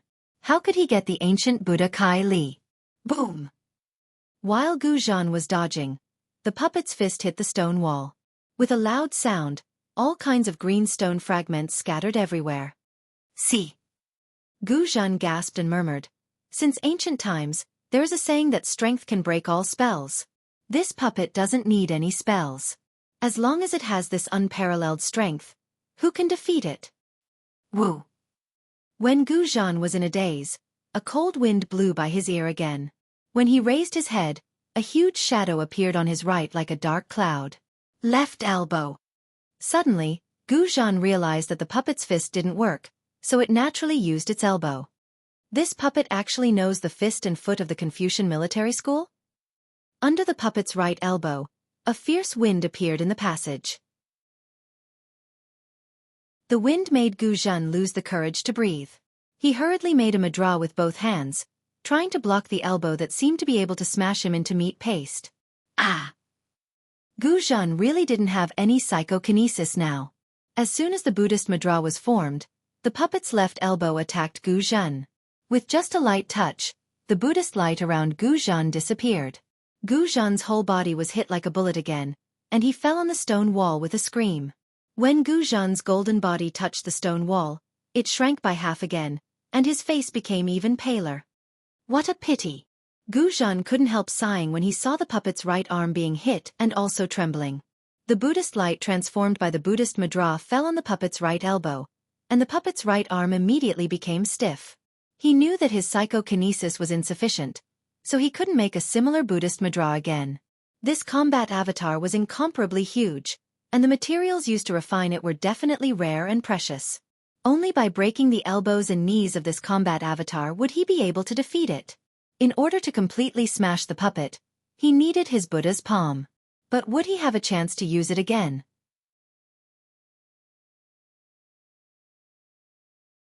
Chapter 34-42. Grandmaster, saving your life is more important. Don't fight. Xi Hui was nearby. Seeing the battle puppet's arrogance, the stone wall shattered, and Gu Zhan's golden body withered, Xi Hui hurriedly shouted, "Battle puppets are good at fighting. We don't have psychokinesis now." Gu Zhan sneered, "If my psychokinesis wasn't exhausted, why would I do this? If you have the heart, why don't you offer your Saraira? You said it very well earlier that you would help me get the ancient Buddha Saraira. Now is the time for you to help me. Offer your Bodhi Saraira. After I swallow it and add more psychokinesis, I'll be able to kill this battle puppet with Buddha palm." Xi Hui clenched his teeth. Without any hesitation, his face showed a kind of desperation. Then he cried out miserably, "Okay, Grandmaster knows. It's not that I don't want to offer my Saraira, but what?" Gu Zhan sneered, "But you also want the ancient Buddha Saraira, right?" Alas! Xi Hui sighed and took a few steps back. He patted his forehead and chanted, "Namo Amitabha." A Buddha light flashed above Xi Hui's head, and a human-shaped Saraira flew out from his Naiwan palace. Although this relic was in the shape of a human, this human form was extremely damaged. Not only was its head missing, but its limbs were also missing. Its body was riddled with holes, and it was no different from a beehive. Looking at the fourth-grade lotus platform below the relic, it was also shattered like broken cotton. If it wasn't for the dim Buddha light that formed the human shape, it would be impossible to tell that this was a human-shaped Saraira. Ah! Gu Zhan was surprised to see the human-shaped Saraira. He shouted, "Xi Hui, why is your Saraira so broken?" Gu Zhan raised his head slightly and looked at the broken Bodhi Saraira. He answered faintly, "In the passage, Grandmaster showed his invincible power to kill the strange insects. I was helpless and could only use the Saraira to attract the insects." You. Gu Zhen's voice trembled. He didn't expect Xi Hui to make such a big sacrifice. After all, Saraira was the foundation of a Buddha's cultivation. Moreover, Xi Hui's Saraira was the Bodhi Saraira, which was the proof of his attainment in this life. Xi Hui's actions were clearly for the sake of saving Gu Zhen, and she had tossed her current life's attainment beyond the 9 heavens. Since this disciple has already promised Grandmaster, I can naturally give this relic to Grandmaster to consume today. Xi Hui looked at the blue light flashing rapidly around the puppet as it struggled to break free from the shackles on its arm. she said indifferently. Moreover, this disciple originally planned to do so. However, martial ancestor's psyche force is currently lacking. Even if I deliver the relic, I'm afraid martial ancestor will be unable to execute the Buddha's palm again. Humph, in the end, you still can't bear to. Gu Zhen sneered again. Ci Hui paid no attention to Gu Zhen's ridicule, and continued to say, Disciple will use my own strength to stop the war dolls, and help Grandmaster obtain the ancient Buddha's fortune. Of course, whether or not martial ancestor can obtain it will depend on martial ancestor's fortune. With that, Ci Hui waved her hand and the azure lion she was sitting on appeared out of thin air. Ci Hui then said, Martial ancestor, this azure lion has accompanied disciple in cultivation for many years. If martial ancestor is able to leave, please take it with you. Roar. The azure lion roared angrily, and auspicious clouds appeared under its feet as it charged towards the war dolls. Silly child, Ci Hui softly reprimanded. Our fate has come to an end. Don't be angry. Roar. The azure lion let out a sorrowful cry, but it didn't dare to disobey Ci Hui's words. It obediently lay down in the air, and tears dripped from its eyes. Ci Hui, what are you doing? Gu Zhen frowned slightly and asked in confusion. But before Ci Hui could answer, hiss. A low hiss sounded again. Dong. The passage shook again. The war dolls had already broken free from their shackles, and were walking towards the two people. Ci Hui didn't pay attention to it. She waved her left hand, and half of the green lotus root fell into her hand. She pointed her hand at the top of her head, and chanted, The green lotus burns my body, the sarira helps me to live forever, the flesh serves the lotus platform, the golden body protects Buddhism. Before Ci Hui's chanting fell, the sound of Sanskrit resounded in the passage, and countless tiny heavenly flowers appeared out of thin air. When Ci Hui's body touched the top of her head, it immediately collapsed, transforming into tiny lotuses.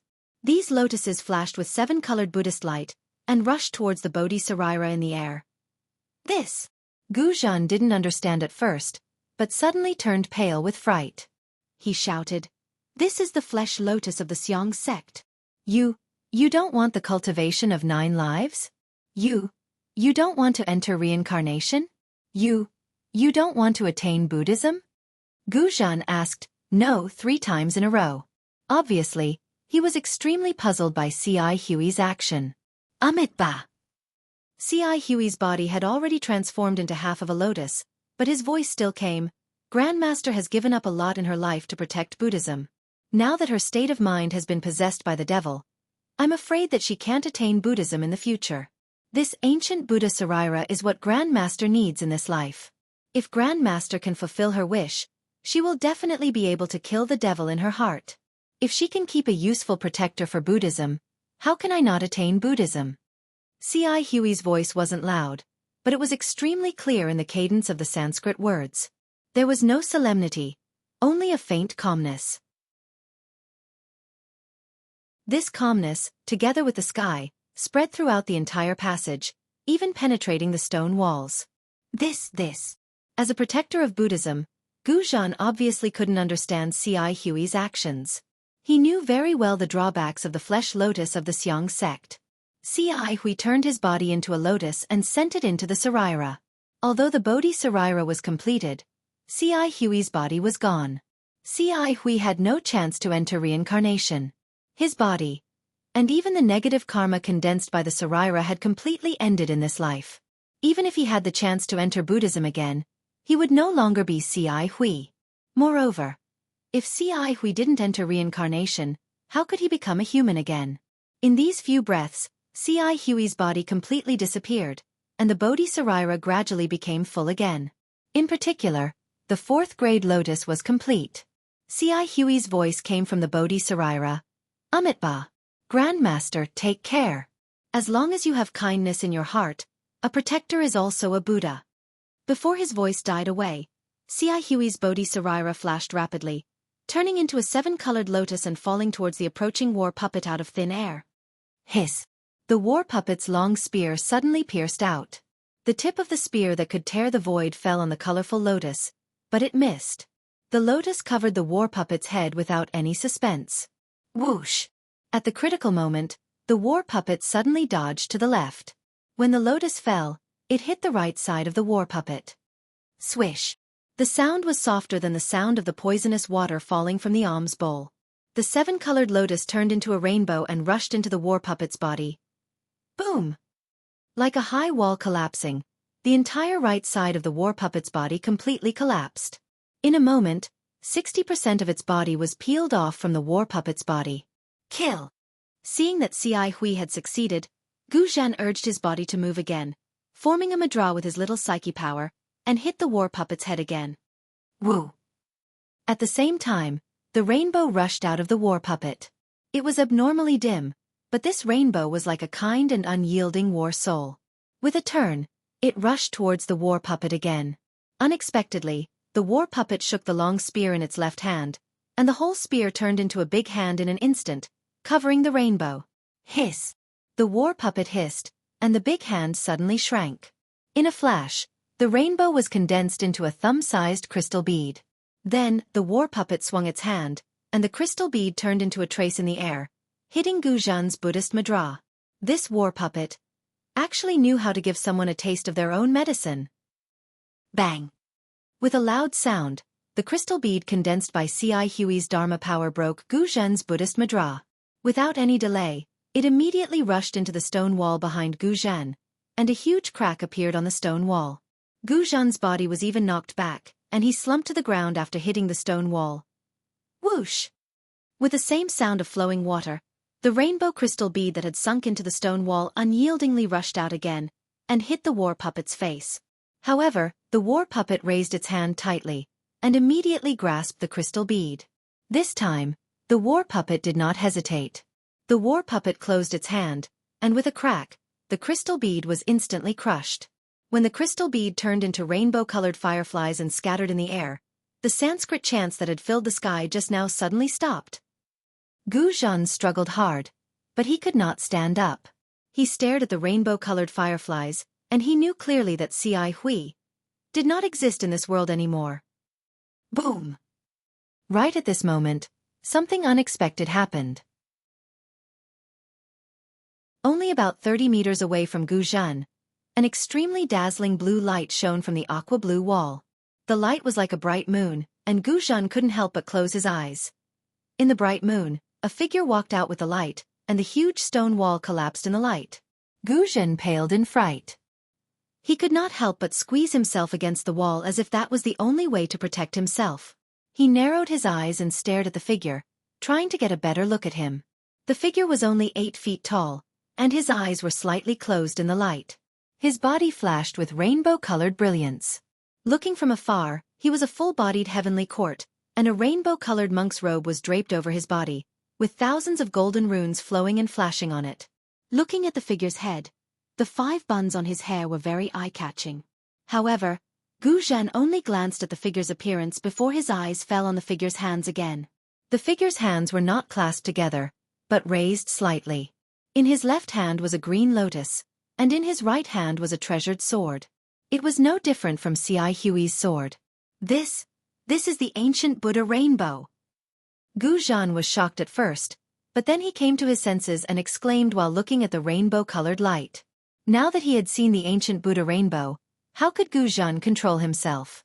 He struggled to fly up from the ground, but unfortunately, before he could stand up, the fireflies that had been crushed by the war puppet rushed into the rainbow-colored ancient Buddha rainbow like swallows returning to their nest.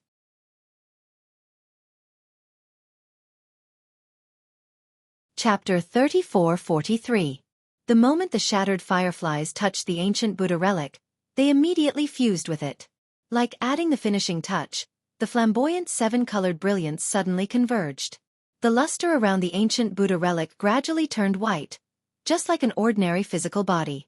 What was special was that the light gradually gathered at the back of the relic's head. The face turned red with red lips and white teeth. Relic's eyes, which were originally closed, suddenly opened. His eyes were first filled with confusion, then clarity, and a look of great enlightenment flashed across his eyes.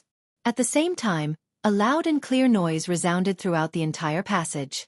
Buddhist lights and Sanskrit chants resounded everywhere. Countless heavenly flowers appeared out of thin air and circled around Neli. Numerous heavenly maidens danced in the air along with countless heavenly dragons. Between the heavenly dragon and the heavenly maiden, there were countless flashes of Buddha's radiance. In the Buddha's radiance, there were illusions of small kiliacosms appearing one after another. The Buddha's radiance illuminated these illusions. In the Sanskrit chants, there seemed to be thousands of Buddhas chanting, Namo Great Wisdom Manjushri Bodhisattva. This is what I heard. For a time, the Buddha gave his tree to the Garden of Solitude in the Shiwei Kingdom, along with 8,000 monks of the Great Bhikkhu, Elder Sariputra, Mahakasyapa, and so on. There were 16 bodhisattvas, mahasattvas, virtuous tribulation, 1,000 bodhisattvas, and Maitreya was at the top. There were also 1,200 bodhisattvas from the other side. The Avalokiteshvara Bodhisattva was the leader. Then the Venerable One of the world entered Samadhi at night. His Samadhi was called All Light.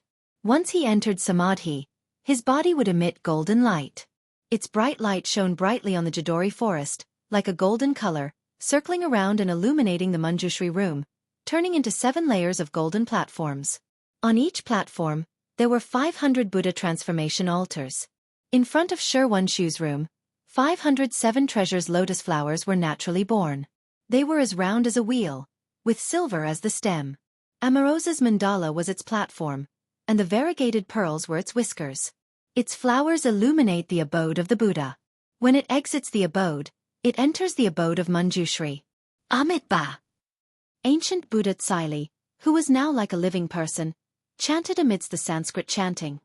Return to life, true, wonderful and auspicious. I recite according to the teachings of yoga.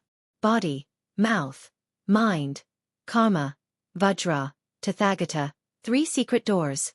Practitioners should have the heart of Samantabhadra, and teachers should receive the diamond precepts. Only by being merciful in spite of one's life can one enter the wheel of liberation. Today, my merit is complete and I can repay the Bodhisattva's body. He should be called Namo Great Wisdom Manjushri Bodhisattva. Before Manjushri Bodhisattva's voice died away, the light behind him emitted a brilliant Buddha's light. The Buddha's light soared into the sky, ignoring the roof of the Xianxia palace and the ancient magic formation. It rushed out of the Saint River. It pierced straight through the void. Rumble. Heaven and earth shook, and the wind and clouds changed colors. Endless power of faith poured out from the Buddha's light like a waterfall. The golden body of the Manjushri Bodhisattva became even more plump and even taller. It didn't stop until it was about 8 feet tall. However, the power of faith didn't stop. It continued to gather like crystal threads and rushed into the light behind Manjushri's head. How could Monk Guzhan not know the cause and effect of this? A bitter smile appeared on his face. He put his palms together and knelt on the ground with difficulty. He had mixed feelings in his heart. Amitabha. Manjushri Bodhisattva chanted again and looked up. His eyes were filled with infinite wisdom. The Bodhisattva looked at Guzhan, who knelt on the ground and slightly raised the green lotus in his left hand. A ray of Buddha's light fell and covered Guzhan. Inside the Buddha's light, Guzhan's injuries healed at a visible speed. The power of faith that had disappeared was even more turbulent than before. Then, the Bodhisattva waved his right hand and the sword flashed in the air. The brave and invincible battle puppet was instantly shattered into pieces. The indigo lion that was curled up near Guzhan now had an indigo cloud under its feet and flew into the air. Manjushri Bodhisattva put away the green lotus and sword and stepped on the indigo lion, sitting cross-legged. The indigo lion roared in the air. As the Buddha's light rose higher, the endless power of faith continued to pour into the light. However, the Buddha's light gradually disappeared and all the strange phenomena disappeared in front of Guzhan's eyes. When the Buddha's light disappeared, Ci Hui, who had attained the Buddha's fruit of Manjushri Bodhisattva of no great wisdom, also left. Guzhan knelt on the ground and waited for a long time before he slowly got up. His dim eyes glanced at the messy tunnel and then fell on the broken battle puppet. He stared at it for a while as if he was recalling the days when he fought with Manjushri Bodhisattva. Then, he raised his head and looked at the stone wall where the ancient Buddha Sarira rushed out. He said to himself in a slightly sad voice, "The Bodhi Sarira is really amazing. Since it has attained the fruit in this life, it won't fall into the reincarnation cycle and won't stay in the next life. This Ci Hui is really scheming." Since he knew that the ancient Buddha Sarira was left by him in his previous life, He waited here for his 9 lives of merit to be fulfilled. He even said that he wanted to give the ancient Buddha Sarira to me. I took the risk to enter this ancient magic formation and risked my life to get out of the tunnel. It turns out that I've made a wedding dress for someone else. Since Xianxia has attained the Buddha's fruit of Bodhisattva, then where is my merit? Could it be that because I'm a Buddhist protector, I don't deserve Xianxia's merit? The more Gu Zhen thought about it, the more puzzled he became. His face showed a trace of ferocity. He had forgotten that Xianxia had been good to him. Xianxia had sensed the origin of the ancient Buddha Sarira and wanted to fulfill his wish by leading him to this place again and again. Xianxia even sacrificed his body at the last moment and used the secret technique of Xianxia to save him. Xianxia wanted to help Gu Zhen become a protector. However, Buddha's fate was Buddha's fate. The ancient Buddha Sarira was similar to the Taoist sect's Ningxi treasure. If it was Xianxia's, it was Xianxia's. If it wasn't Gu Zhen's, even if Gu Zhen encountered it, he wouldn't be able to obtain it. If it was fate, they would meet even if they were thousands of miles apart. If it wasn't fate, then so be it. In particular, Xianxia gave up her physical body and secretly followed the Buddhist principles. She combined her spiritual wisdom and the Sarira into one. Finally, she achieved success in this life with a single thought. Unfortunately, such a living fruit of a thought and Xianxia's mercy didn't wake Gu Zhen up. Instead, it aroused the hostility in his heart and poked at his sore spot, causing him to be endlessly agitated. The hole in the stone wall that the ancient Buddha Sarira rushed out of was huge. Inside, there was a faint Buddha's light flashing. Gu Zhen looked at it for a moment and pondered for a moment. Then, he urged the cloud to enter the hole. Behind the stone wall was an even bigger hall. The hall was empty. Other than a tall stone pillar in the center of the hall, and a huge oil lamp floating on top of the pillar, there was nothing else. Gu Zhen flew to the top of the stone pillar and looked around. His eyes flashed with astonishment. This was an oval-shaped hall. The surrounding stone walls and the dome above were the same as the stone walls in the tunnel. They were all made of huge green stones. However, what was different was that these green stones didn't glow with the same aqua-blue brilliance as the tunnel. Instead, a layer of Buddha's light overflowed from them. Under the Buddha's light, there were many scenes of the Buddha kingdom engraved on the green stones. In the gaps of the Buddha scenes, there were also many densely packed Sanskrit characters. They were like bats and also like incantations that connected these Buddha pictures together. Looking at the dome, there was another 10,000 Buddhas painting. However, although the Buddhas in this 10,000 Buddhas painting had different images and postures, each Buddha's face was filled with a kind of solemnity and benevolence. It was far from the solemn and stirring 10,000 Buddhas painting in the Buddhist ruins of the Dawn Rain mainland. In the center of the 10,000 Buddhas painting, there was another image of an ancient temple. Sitting cross-legged in the ancient temple was the Namo Master Shakyamuni Buddha. To the left and right of the Buddha were the Namo Master Shakyamuni Buddha and the Namo Dipankara Archaic Buddha. Under the 3 Buddhas of the future, present, and past stood countless bodhisattvas and arhats. Around the ancient temple, flowers bloomed, heavenly dragons roamed, and heavenly maidens danced. It was truly a solemn scene. Gu Zhen's gaze swept past the 10,000 Buddhas painting and the ancient temple's Buddha scenes. Finally, his gaze landed on a bodhisattva in front of the Buddha. This bodhisattva was the Namo Great Wisdom Manjushri Bodhisattva, who had the same appearance as the golden body in the tunnel. Ha ha ha. Gu Zhen laughed inexplicably. He laughed so hard that tears flowed from the corners of his eyes. After he stopped laughing, he cried out in sorrow, I, Gu Zhen, have followed the Buddha for more than 200 years. Every day, I've racked my brains. Although I've never chanted any scriptures or worshipped Buddha, I've always disregarded my own life. In my eyes, all devils and heretics deserve to be killed. I'm a Buddhist who exterminates devils and protects Buddha. Why do I have Buddha in my heart but no path beneath my feet? Thinking of this, Gu Zhen prostrated himself on the stone pillar and kowtowed hard. He cried, Buddha, oh Buddha, I know this is the place where the golden body of the Namo Great Wisdom Manjushri Bodhisattva is enshrined. It's also the place where the Buddha is wise enough to see. I kowtow here sincerely. I hope the Buddha will show me the path under my feet. How can I attain fruition? How can I? At this moment, before Gu Zhen could finish speaking, an old voice rang out from the oil lamp above his head. "Little monk, do you want to become a Buddha?" Who? Gu Zhen's body stiffened. He almost blurted it out, but then panic appeared on his face. He hurriedly kowtowed again and cried, "Buddha, please forgive me." However, before he could finish his words, he jumped up from the stone pillar again. He formed a seal with both hands and stared at the oil lamp suspended in the air above his head. This oil lamp was different from the usual ones. It was a round plate a few feet in size.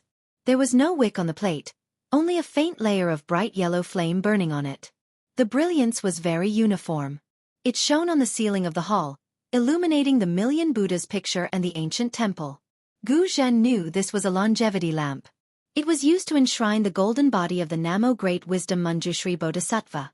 He had some grudges against Manjushri Bodhisattva before, so he didn't look at it carefully.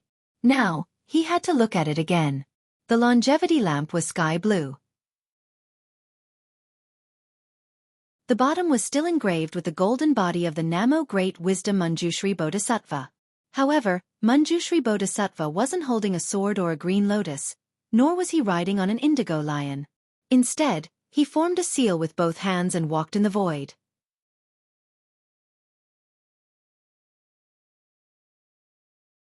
Chapter 34-44.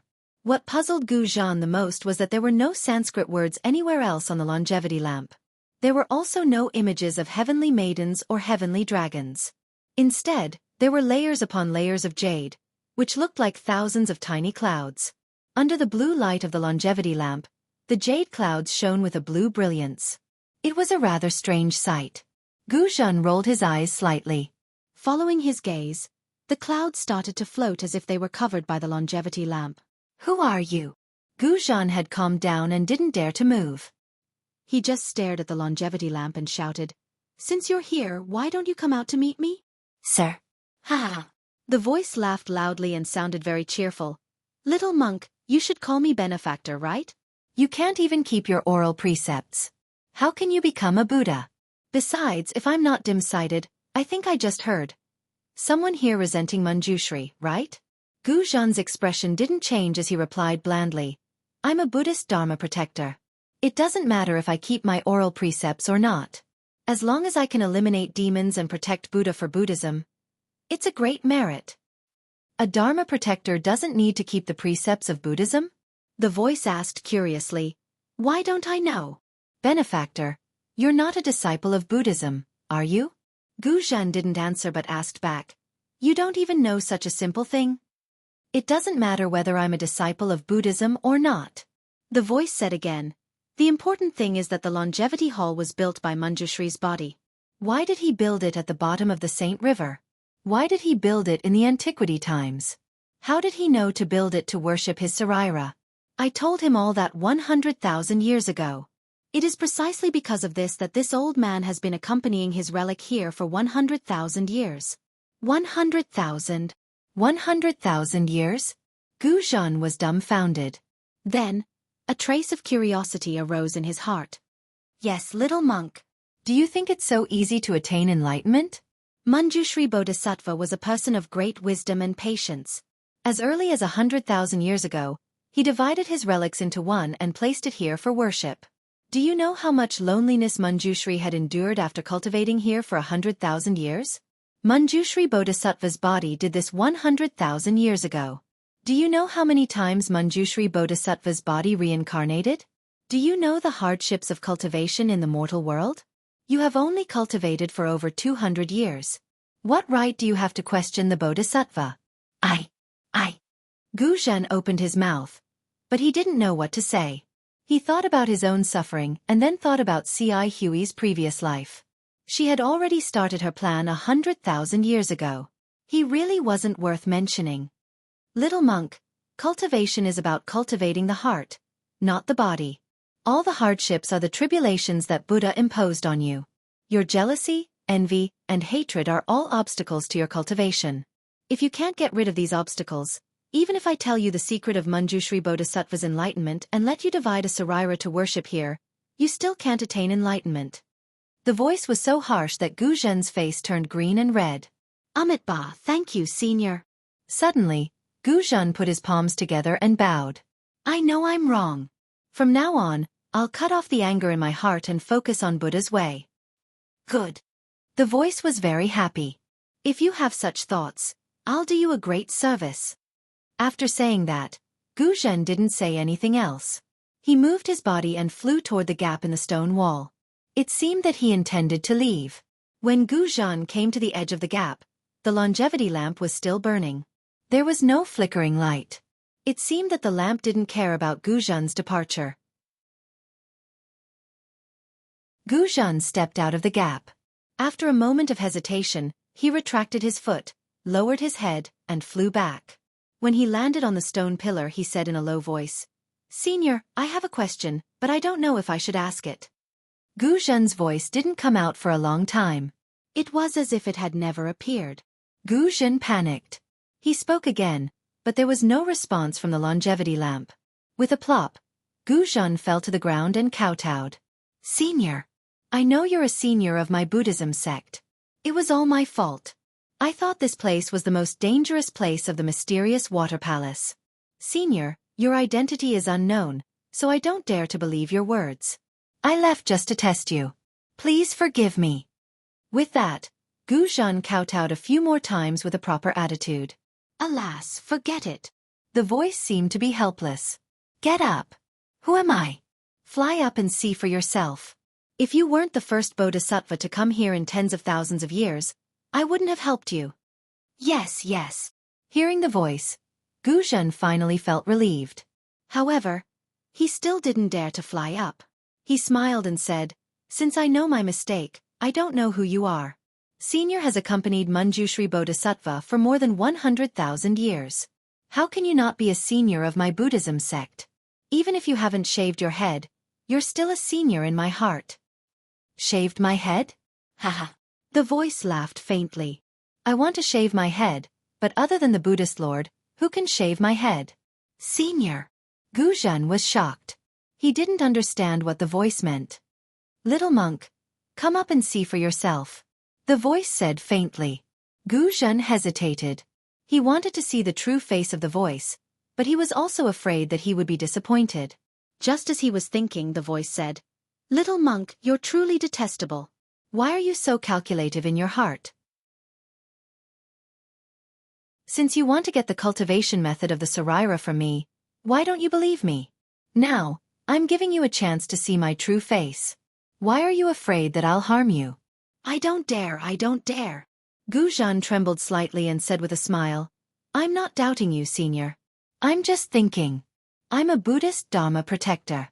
I can't condense the Saraira. Without the Saraira, they can't contain the karma. All my karma and merits can't follow me to reincarnation.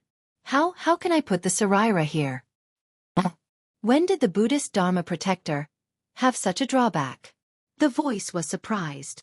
As far as I know, Manjushri was a Buddhist Dharma protector. How can he worship the Saraira here? How can it be? Gu Zhen was shocked and said hurriedly, "How can Manjushri be a Buddhist Dharma protector? Little monk, if your heart is blind, could it be that your eyes are also blind? Didn't you see Manjushri's right hand?"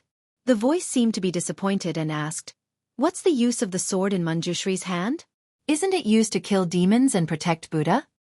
"Oh yes, I didn't think of that." Thinking of Manjushri's thunderous means before he left, Gu Zhen was shocked again and became more joyful. "Little monk, look at the million Buddha painting in the longevity hall." The voice laughed. "Not to mention the bodhisattvas, even the Buddha lords who achieved Buddhahood have swords in their hands. They all have the experience of being Buddhist Dharma protectors. Since they can achieve Buddhahood, why can't you?" Really? Gu Zhen was so happy that his voice trembled. "Senior, do you really know this kind of secret skill?" "Haha, of course, many bodhisattvas achieved Buddhahood in front of me." The voice laughed. "When these bodhisattvas achieved Buddhahood, I can see all their experiences and secret skills. Do you think I know that?" "Senior, who are you?" Gu Zhen was shocked and asked while staring at the longevity lamp. "Little monk, I asked you to come up and have a look. Why don't you come up? Do you want me to invite you?" Yes, I'll go over right now." Gu Zhen didn't dare to delay and hurriedly urged the cloud to fly up. However, When his respectful gaze landed on the longevity lamp, he was stunned again. Inside the longevity lamp, there was only a jade-green flame with a golden flame burning on it. He did not know what the jade-green flame was, but it was as clear as water. He could see through it with a single glance, but there was nothing inside. Senior? Gu Zhan looked at the longevity lamp and then looked around. He even looked at the million Buddha painting above his head. I'm here. As the old voice spoke again, a ripple appeared within the green light. The ripple gradually increased in size, creating circular ripples within the longevity lamp. In the end, the ripples rotated, causing the flame to move as well. As Gu Zhan stared, a dark green heavenly dragon flew out from the longevity lamp, spinning in the air. Ah! Although Gu Zhan had already thought of many possibilities, she still couldn't help but cry out in surprise when she saw the heavenly dragon that was exactly the same as the one that flew out when Ci Hui proved the fruit. The heavenly dragon flew out of the longevity lamp, its body burning with golden flames. It circled around the entire palace before landing back into the longevity lamp. The palm-sized dragon head peeked out of the oil lamp, sending flames everywhere. A familiar voice came from the dragon's mouth. How is it? Little monk, did this old man scare you? Say, Senior. Gu Zhan stuttered. I was indeed surprised. I didn't expect you to look like this. Gu Zhan then probed. Senior, are you really the heavenly dragon of the Buddhist kingdom? Ah, of course I'm the heavenly dragon. The dragon sighed. His ferocious face made Gu Zhan feel sorrowful. If we trace back to our roots, I'm the same as you. We're both protectors of the Buddhist kingdom. No wonder you said you've seen many bodhisattvas attain fruition. Gu Zhan was enlightened. So you're a protector for these bodhisattvas.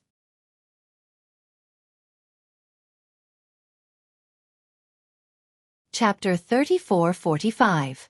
Little monk, you're right. Sky Dragon's head floated out of the oil lamp, and his body wandered in the green. Then, why did you come here? Why did you build this immortal palace for Manjushri? Gu Zhan probed carefully. Alas, Manjushri asked me the same question when he was still a little monk. Sky Dragon laughed bitterly, his voice bitter to the extreme. This old man remembers clearly that this old man was protecting an Arhat Buddha fruit that day, but that Arhat's cultivation was not enough and he was attacked by the heavenly demon. I, Sky Dragon, was ordered to protect him, but this old man accidentally fell into the heavenly demon's trap and entered the void crack. Moreover, this crack in the void is very strange. By the time I broke free, I had already arrived at the Pure Land world. I was a Sky Dragon of the Buddha kingdom, so I couldn't survive in the mortal world. When I was about to vanish, I met the little monk who had just cultivated to the stationary spirit realm. At this point, Sky Dragon's voice was a little long, as if he was recalling the past 100,000 years. Gu Zhan didn't dare to disturb him, so he listened quietly. His heart was in turmoil again. What the Sky Dragon said was unimaginable. In the hands of Manjushri, a monk in his previous life who had cultivated to the 8th level of Yuanli, there was a pious heart jade, which was the thing inside the oil lamp that Gu Zhan saw. Gu Zhan had never heard of this pious heart jade, but this pious heart jade could accommodate the Sky Dragon and prevent him from dissipating in the Pure Land world. Sky Dragon suggested to the monk to use the Immortal Palace to worship the monk Saraira to repay his kindness and to return to the Buddha kingdom. Of course, the Saraira needed to be nourished by the power of faith. The monk chose the Sage River under Sky Dragon's suggestion. Although the monk had reached the 8th level of primary energy, he didn't have the ability to open a Buddhist formation under the Sage River to build the Immortal Palace. Therefore, he invited a Taoist expert to join him and set up a formation under the Sage River. The Immortal Town was on one side of the mysterious water palace, which was specially used to worship the Saraira of Manjushri and accumulate the power of faith for the later generations of Manjushri to come here. The benefit of the Sky Dragon was that it could survive at the bottom of the Sage River. When the Manjushri Bodhisattva attained fruition, it would see if it had a chance to return to the Buddha kingdom. The result was just as Gu Zhan had expected. Tianlong's Buddhist secret art was correct. The monk who was the protector of the Dharma in the past was now reincarnated as Tsi Hui. Finally, after 100,000 years, he attained the Buddha fruit of Namo Great Wisdom Manjushri Bodhisattva and had the opportunity to forge the 8 Zhang golden body of Bodhisattva. But what made Sky Dragon depressed was that after 100,000 years of waiting, it did not bring him a good opportunity. When Manjushri Bodhisattva achieved fruition, although Sky Dragon had already found the path to the Buddhist kingdom, he still did not have time to enter. You know what? Namo wise Manjushri Bodhisattva's last look at the Temple of Immortals was for me. Sky Dragon said sadly. It was a kind of helplessness, a kind of apology, and a kind of sadness. After all, this old man has helped him so much. He has attained enlightenment, but this old man cannot return to the Buddhist kingdom. He feels that he owes this old man a lot. However, he is now a Manjushri Bodhisattva. If he wants to cut off his mortal ties, he can no longer help me. But although he has left me another hope. Senior, are you talking about this disciple? Gu Zhan could not believe it, so he asked tentatively. Sky Dragon smiled. If it's not you, who else can it be? If it's not you, would this old man tell you so much? If it's not you, based on your temperament, would this old man tell you the secret method of achieving fruition? For a moment, Gu Zhan felt that the lights in the Temple of Immortals were so bright, and the Buddhas in the Million Buddha painting were so amiable. His chest was filled with joy. Little monk. Sky Dragon's words came at the right time. Don't be happy too early. This old man can only tell you the secret method of achieving fruition, and even help you keep the Saraira. But the one who really needs to cultivate is yourself. And you also need to cultivate for at least 100,000 years like Manjushri Bodhisattva. Think about your temperament. How confident do you think you are? Yes, this disciple understands. Sky Dragon said with difficulty. The more difficult it was, the less Gu Zhan's doubts were. He hurriedly smiled and said, this disciple can't compare to Bodhisattva's previous life. But this disciple's heart towards Buddhism is not inferior to Bodhisattva's. Not to mention 100,000 years. Even if it's 200,000 years, this disciple will not let go of even the slightest chance of achieving fruition. You're worth teaching. Sky Dragon seemed to be very gratified. His dragon head swayed in the oil lamp. Manjushri Bodhisattva was just as determined back then. Alas, the situation now is so similar to back then. It's just that. Sky Dragon stopped here and dived his head into the pious heart jade, not showing his head for a long time. Gu Zhan, who was beside the Immortal's lamp, became a little impatient. Sky Dragon showed his head again. Gu Zhan asked impatiently, is there something you're worried about, senior? Or this disciple can't be cultivated? Alas, it's not like that. Sky Dragon sighed and said, this has nothing to do with you, it's this old man's problem. I'm afraid I can't wait until the day you achieve fruition. Thinking about this old man's interest is waning. Gu Zhan was shocked and hurriedly asked, Senior, what's going on? Can this disciple do his best for senior? You. Hee, little monk, forget it. You're only at the Lotus Realm now. You're still far from what I expected. The Sky Dragon shook his head. His voice sounded especially lonely in the spacious hall. Gu Zhan frowned slightly and suppressed his wildly beating heart. After thinking for a while, he raised his eyebrows and asked tentatively, Senior, are you worried about this pious heart jade? Alas, that's right. Sky Dragon sighed again. Little monk, you're quite considerate. This pious heart jade is what sustains this old man's life. Although I still have a lot of it, I don't know if it can last for 100,000 years. 100,000 years, little monk, not 10 years, 100 years, or even 10,000 years. Senior, why don't you extinguish the flame of the pious heart jade? Gu Zhan said regretfully. If it could be extinguished, wouldn't Sky Dragon have extinguished it long ago? Why wait until now? As expected, Sky Dragon said with a smile, the pious heart jade is a rare item in this world. The reason you don't know about it is because no one in the Pure Land knows its use. This pious heart jade is only useful to me when it's lit. If it's extinguished, I won't exist in this world anymore. Therefore, Manjushri Bodhisattva forged this longevity lamp and lit it day and night in this longevity hall. Senior, don't worry. Gu Zhan blurted out almost without hesitation. As long as this disciple escapes from the mysterious water palace, I'll definitely travel all over the 3 great continents to help Senior find this pious heart jade. Hee, little monk, this old man appreciates your kind intentions. If this pious heart jade could be obtained with human strength, why would this old man wait until now? Sky Dragon smiled faintly and shook his head in the pious heart jade. Then, where can I go to get it? Or how can I get it? Gu Zhan asked without hesitation. Senior, as long as you tell me, this disciple will definitely think of a way. This. Sky Dragon seemed to hesitate. After a while he said, Little monk, Manjushri Bodhisattva mentioned this to me in his past life. There's a place in the Pure Land where the pious heart jade can be found. However, with his spirit-halting realm, he doesn't dare to rashly go there. Hee, don't worry, Senior. Gu Zhan immediately understood and said with a smile. With Senior's help, even if this disciple can't reach that place now, this disciple still has tens of thousands of years left. This disciple doesn't believe that this disciple can't reach the spirit-halting realm by the time the pious heart jade in this longevity hall is exhausted. At that time, this disciple will definitely go there and help Senior find it. Amitba, I'll be happy. Sky Dragon's entire body trembled, and the green in the longevity lamp shook violently. Little monk, with your words, this old man can rest assured. If you can help this old man find the pious heart jade, this old man will help you attain fruition. Good. This disciple is willing to listen to Senior's instructions. Gu Zhen hastily called out. Ha ha ha. Sky Dragon laughed. Little monk, this old man will make a promise with you today. This old man will help you condense a relic, and you can leave it here, just like Manjushri did 100,000 years ago. Just like before, this old man will help you gather the power of faith. This old man will also teach you the Buddhist kingdom's secret arts and abilities, helping you reach the spirit-halting realm earlier. As for you, after leaving the profound water palace, you must help this old man find the pious heart jade.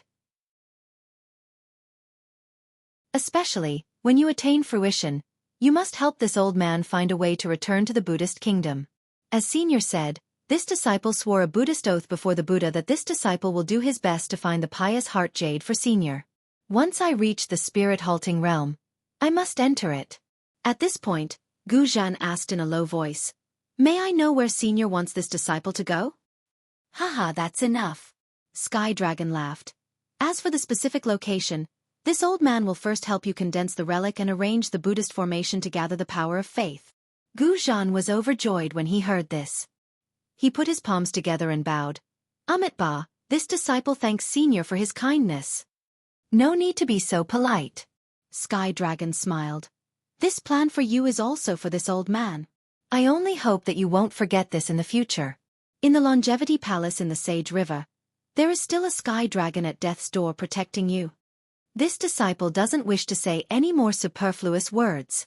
This disciple sincerely hopes that Senior can escape. Even if this disciple can't attain fruition, this disciple will still help Senior out. Gu Zhen hastily said. Wrong. Sky Dragon shouted. You must attain fruition. Otherwise, how can this old man possibly escape? You are now one with this old man. Yes, this disciple understands. This disciple understands. At this moment, Gu Zhan had already forgotten that Ci Hui had taken the initiative and nodded his head like a chick pecking at rice. Sky Dragon paused for a moment, then smiled. By the way, little monk, you have been talking to this old man for so long. What is your Buddhist name?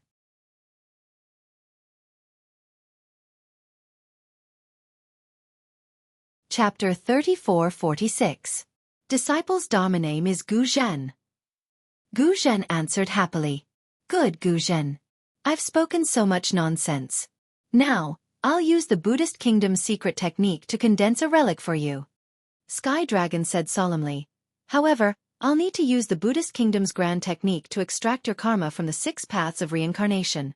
Without the Buddhist kingdom's Buddhist treasure, it won't succeed. Disciple understands. Gu Zhen naturally knew how difficult it would be. He also knew that Sky Dragon must have a way. After all, Manjushri Bodhisattva's mistake was a good example. Thus, he only answered and waited for Sky Dragon to speak. As expected, Sky Dragon said flatly, when I condensed the relic from Manjushri Bodhisattva, I used a Taoist sex artifact. It's in the mysterious water palace on the other side. Gu Zhen was stunned. His eyes darted around and he said in a low voice, That, Senior, are you talking about the immortal artifact in the mysterious water palace? Immortal artifact? Oh yes. In your eyes, It's the Taoist sect's so-called immortal artifact from the immortal world. Sky Dragon was stunned and then nodded. In my eyes, it's just a Dharma artifact. But Disciple heard that the immortal artifact was used to suppress something. Moreover, besides Ci Hui, there were 2 other people who entered the mysterious water palace before me. One of them was a woman who came here to see if the person she was looking for was suppressed under the immortal artifact. Haha, that's a false rumor. Sky Dragon laughed. That immortal artifact wasn't suppressing anything or anyone. Think about it, if that immortal artifact was suppressing something, could the person she was looking for be suppressed there? If the person she found could be suppressed there, could the immortal artifact still be called an immortal artifact? That immortal artifact was brought here to condense a relic for Manjushri Bodhisattva's predecessor. When Manjushri Bodhisattva's friend joined forces with him to set up the ancient formation, they also built the mysterious water palace. After an unknown number of years, that expert from the Tao sect returned to the Dark Water Palace and entered into closed-door cultivation for 10,000 years before he ascended. I was by his side when he ascended. Unfortunately, he headed to the Tao sect's immortal world and not the Buddhist sect's Buddhist kingdom. That's why I couldn't find a place I was familiar with even after searching for a long time.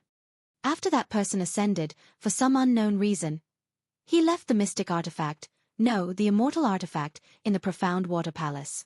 Perhaps it was left for a fated person. Little monk Guzhen, are you the fated one? At this point, Sky Dragon chuckled. How strange.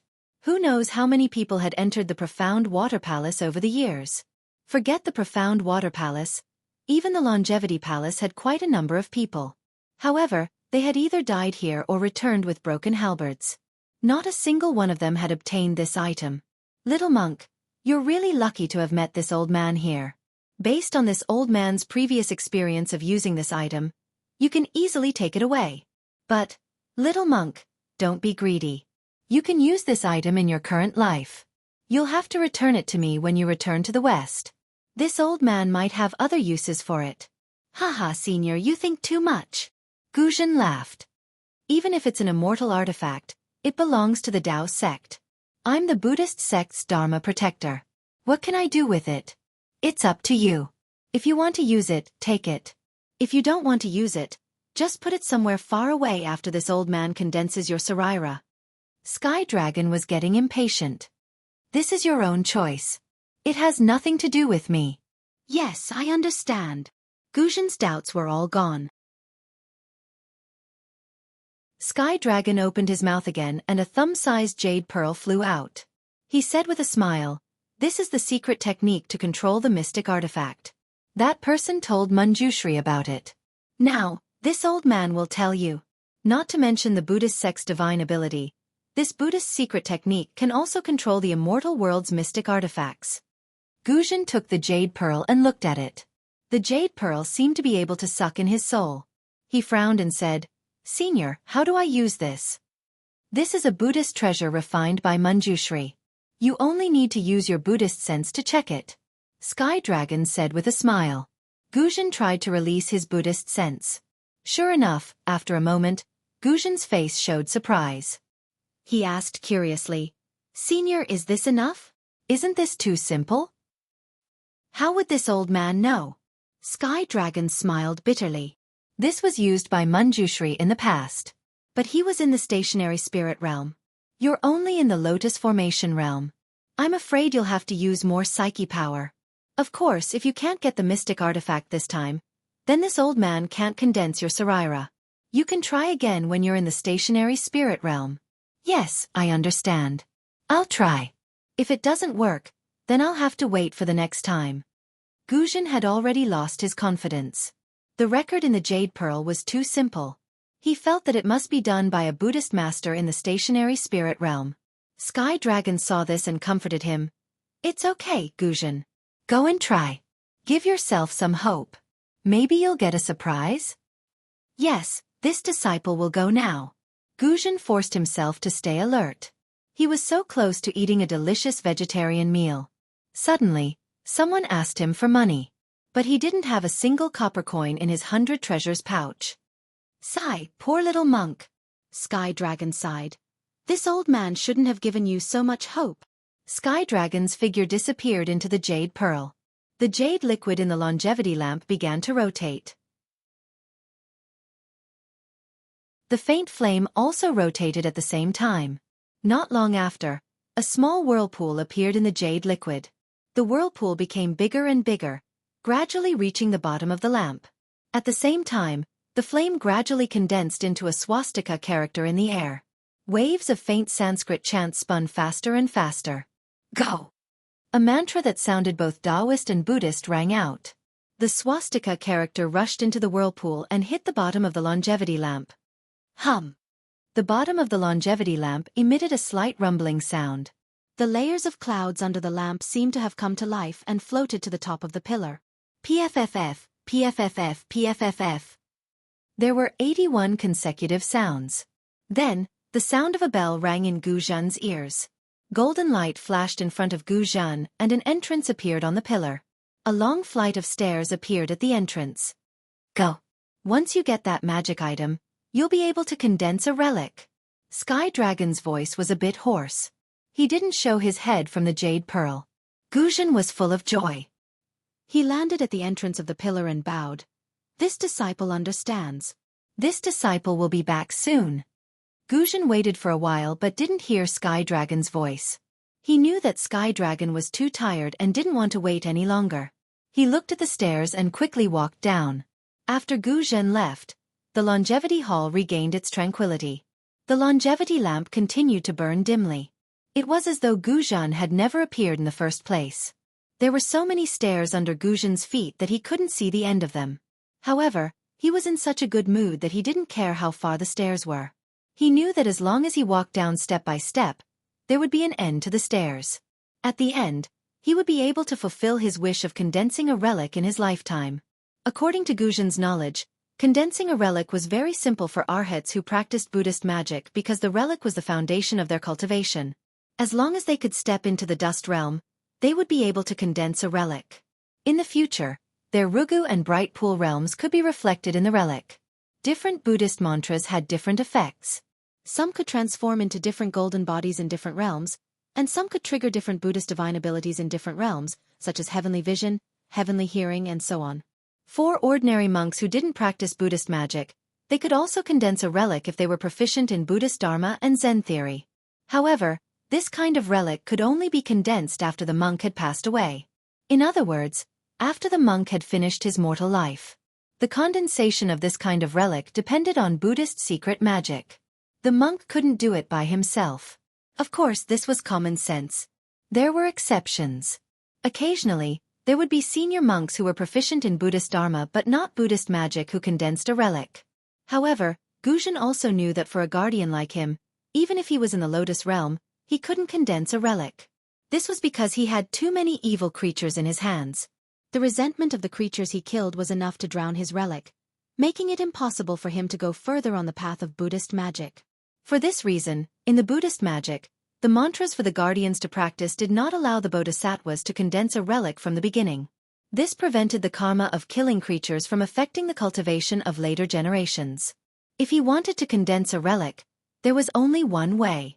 That was to ask a Buddhist master to condense a relic for him like ordinary monks when he passed away. However, the possibility of this kind of relic was too small. He didn't practice Buddhist Dharma and couldn't eliminate the karma. The resentment of the creatures who died in his hands would not only destroy his relic, but also implicate the senior monk who performed the magic. No guardian would ask others to do this, and no one would do this for a guardian. These were all known by the guardians at the beginning of their cultivation. However, the sky dragon who had just descended from the Buddhist kingdom gave Gu Zhan hope. The Manjushri Bodhisattva who was also a guardian in his previous life gave Gu Zhan hope. The sky dragon used a Taoist fairy weapon to condense a relic for Gu Zhan when he was alive. Then, he used a Buddhist formation to gather the power of faith to eliminate the karma of the relic and increase the psyche power. This eliminated the drawbacks of the guardians who couldn't condense a relic from several aspects. To Gu Zhan, this was reasonable. Moreover, this method would not affect Gu Zhan's current cultivation. Even if Sky Dragon made a mistake, this mistake would affect the future. It was not like Gu Zhan who couldn't bring the cultivation of this life to the samsara robber as a guardian. Therefore, Gu Zhan didn't doubt the possibility of the Sky Dragon's incredible secret magic.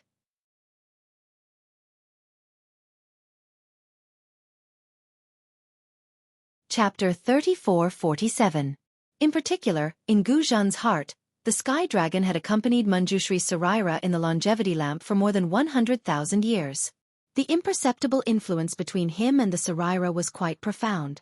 Gu Zhan did not believe that the Sky Dragon would do anything wrong. Because if the Sky Dragon did anything wrong, how could the Saraira have allowed it to live until now? The only thing that made Gu Zhan feel uneasy was the fairy weapon of the mysterious water palace.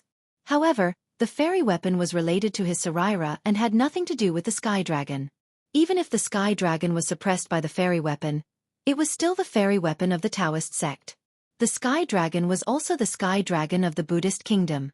If he took away the fairy weapon and released the Sky Dragon, wouldn't it be a great merit? When he thought of this, Gu Zhan, who originally did not have any good impression of the Tao sect, removed even the last trace of it. He raised both of his hands into the air and appeared to be stretching his waist. Then, he pulled himself together and swiftly descended the stairs. He seemed to be able to see the scene of him, who had condensed the Saraira, attaining nirvana 100,000 years later. He did not know how many steps he walked down, but when he turned a corner, he saw a small arched bridge in front of him. Under the bridge, streams of extremely pure water-based yuan qi of heaven and earth condensed into water and flowed. The other end of the bridge was hidden in a blue halo, which Gu Zhan could not see with his naked eyes. Even his Buddhist consciousness could not leave his body. However, Gu Zhan knew that this place must be the real mysterious water palace. He felt an inexplicable excitement in his heart. He reached out and pinched the jade bead in his tattered monk robe. He quickened his pace and walked across the bridge. Gu Zhan's figure easily passed through the blue halo. His eyes flickered slightly. When he saw the scene in front of him clearly, he could not help but be shocked.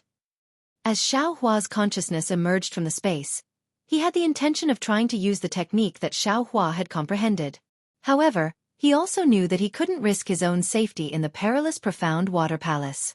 Even if he managed to escape from the Profound Water Palace, he couldn't risk the collapse of his nascent soul to try such a powerful technique with his nascent soul cultivation base at the early nascent soul stage. He could only wait for his nascent soul to fuse with his physical body and reach the body integration stage before he could try. Due to these misgivings, Xiao Hua resentfully stopped and helplessly urged Xiao Gua to take all the spirit fruits and spirit grasses into his space. Only then was he able to slightly alleviate the regret in his heart. Unfortunately, Xiao Hua had only just reached the nascent soul realm. How could he know that his physical body was that of a demigod? Moreover, it was formed from the flesh and blood of a demonic phoenix. His nascent soul was a Taoist spiritual nascent soul. The two were completely unrelated, and they were even two different paths of cultivation. How could they possibly fuse together? How could he have reached the body integration stage? If Xiao Hua knew about it now, he would probably move the entire Profound Water Palace away to comfort his wounded heart. Little monk, come quickly, come quickly. Just when Xiao Hua was trying to take advantage of the situation, Xianxia's surprised voice came from afar, as if she had discovered something special. Alas, benefactress. Xiao Hua raised his head from the spirit grasses and didn't know whether to laugh or cry. Can you not be so loud? This little monk still hasn't finished his business here. What you saw, this little monk will see it sooner or later. It won't make a difference in a little bit of time. Little monk, are you coming or not? If you don't leave, then I'll leave by myself. If you can't leave in a while, then don't blame me. Xian sneered and didn't say anything else. Io, Xiao Gua, you have to work harder here. Wait until you find a way out, Xiao. This little monk will immediately call you over. Xiao Hua saw that there were still a lot of spirit grasses that he hadn't plundered yet. He was reluctant to part with them and hastily ran in the direction of Xian's voice. When Xiao Hua could see Xian clearly, he naturally saw the things in front of her. When he saw these things clearly, Xiao Hua couldn't help but be shocked. Because in front of Xian was a huge pile of 10 zhang tall bluestone. These bluestones seemed to be a whole piece, but if one looked carefully, there were some faint cracks in it. Moreover, these cracks were very strange. They weren't particularly neat and were even extremely distorted. When these distortions fell into Xiao Hua's eyes, they gave him a very familiar feeling. This is... Xiaohua slightly narrowed his eyes. Suddenly, a kind of unimaginable feeling emerged from the bottom of his heart. This is the Dao Sect's rune. That's right, the lines on the pile of bluestone were actually the runes commonly used by the Dao Sect. What kind of formation is this big bluestone pile? Xiaohua pulled his gaze away from the lines on the bluestone. He looked up and down, then looked left and right. The bluestone pile wasn't just in front of Xiaohua. There were also piles on the left and right. Moreover, it seemed that there were more in the distance, even endless. As for Xian, she seemed to have just come out from the pile of bluestone. She was looking at Xiaohua with a smile. He didn't know what she was thinking. What kind of formation is this? Is it what you're looking for? Xiaohua probed. Xian slightly shook her head. There was some disappointment on her face as she replied, "This isn't what I'm looking for. However, as for what it is, I can't be sure." Why don't you take a look? Do you know what it is? What can this little monk know? Aren't you teasing this little monk? Xiaohua slightly frowned. He knew that Xian was testing him again, so he immediately shirked his responsibility. "Little monk, you take a look first. I'll go look elsewhere." Xian saw Xiaohua frown, but she smiled and said, "If you have any clues, call me back." Okay. Xiaohua didn't understand the meaning of Xian's words. Xiaohua was still busy at the back. Wasn't he lacking time right now? Therefore he casually agreed. After Xian left, Xiaohua quickly walked back to the place where Xian came out.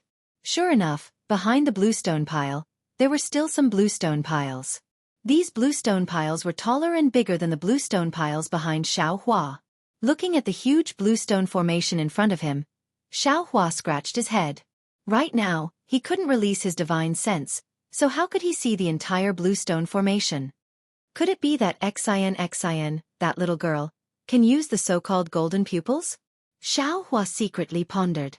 However, when his gaze once again fell on the bluestone piles, Xiaohua subconsciously raised his head and knocked it on his head. Damn it, being a cultivator is too stupid. Without divine sense, I can't fly. Don't I still have martial arts? Wouldn't it be fine if I just climb up the bluestone piles? Hee, Xian. Seems like she also has a unique skill. Immediately, Xiaohua quickly walked into the bluestone formation. Only when he came across a bluestone pile that was dozens of feet high did he stop. He used his hands and feet to climb up the bluestone pile. Hiss, when Xiaohua reached the top of the bluestone pile, he looked around and subconsciously sucked in a breath of cold air. This bluestone formation was different from the one outside. It didn't have the kind of restriction that could block people's vision. Xiaohua's gaze could actually see the entire bluestone formation. This bluestone formation was really too big, so big that it exceeded Xiaohua's imagination. With just a glance, Xiaohua already knew that this bluestone formation was at least several mu in size. The bluestone piles, big and small, high and low, were innumerable. The bluestone piles seemed to be scattered without any pattern.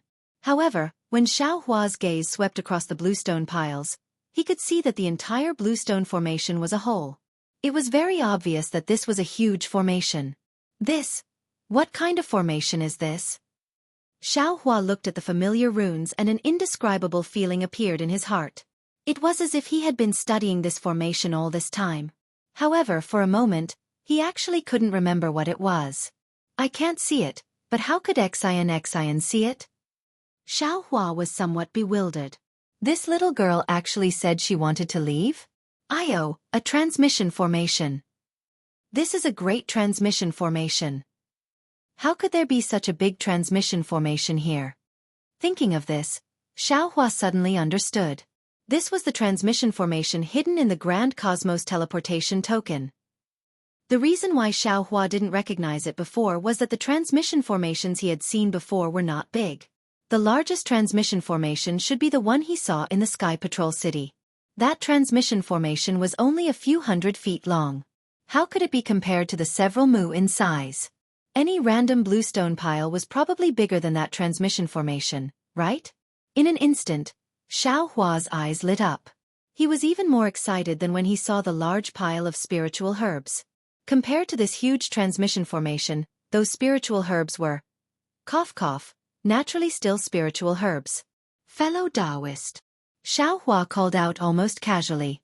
However, as soon as he said that, he realized that this wasn't his space. How could the green-robed Xiao Hua come out? Immediately, Xiao Hua sat down cross-legged and closed his eyes. The information about the transmission formation flowed through his mind little by little.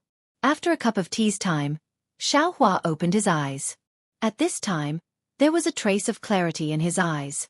Almost without hesitation, he entered the space with his mind. With a wave of his hand, the Cosmos teleportation token appeared in his hand. Then he smiled and said, "Where is fellow Taoist?" Fellow Taoist just left. What's the matter now? The green-robed Xiao Hua appeared in front of Jade Archive Xiao Hua very lazily. The expression on his face was as lively as the soul cultivator Xiao Hua's.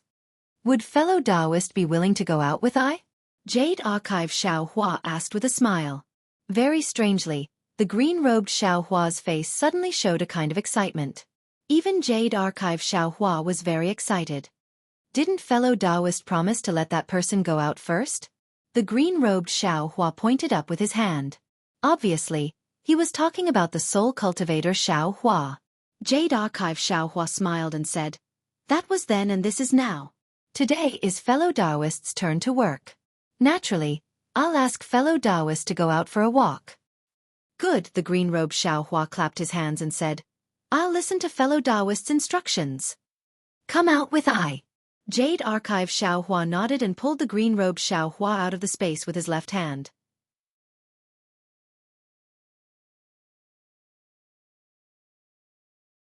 Chapter 34-48.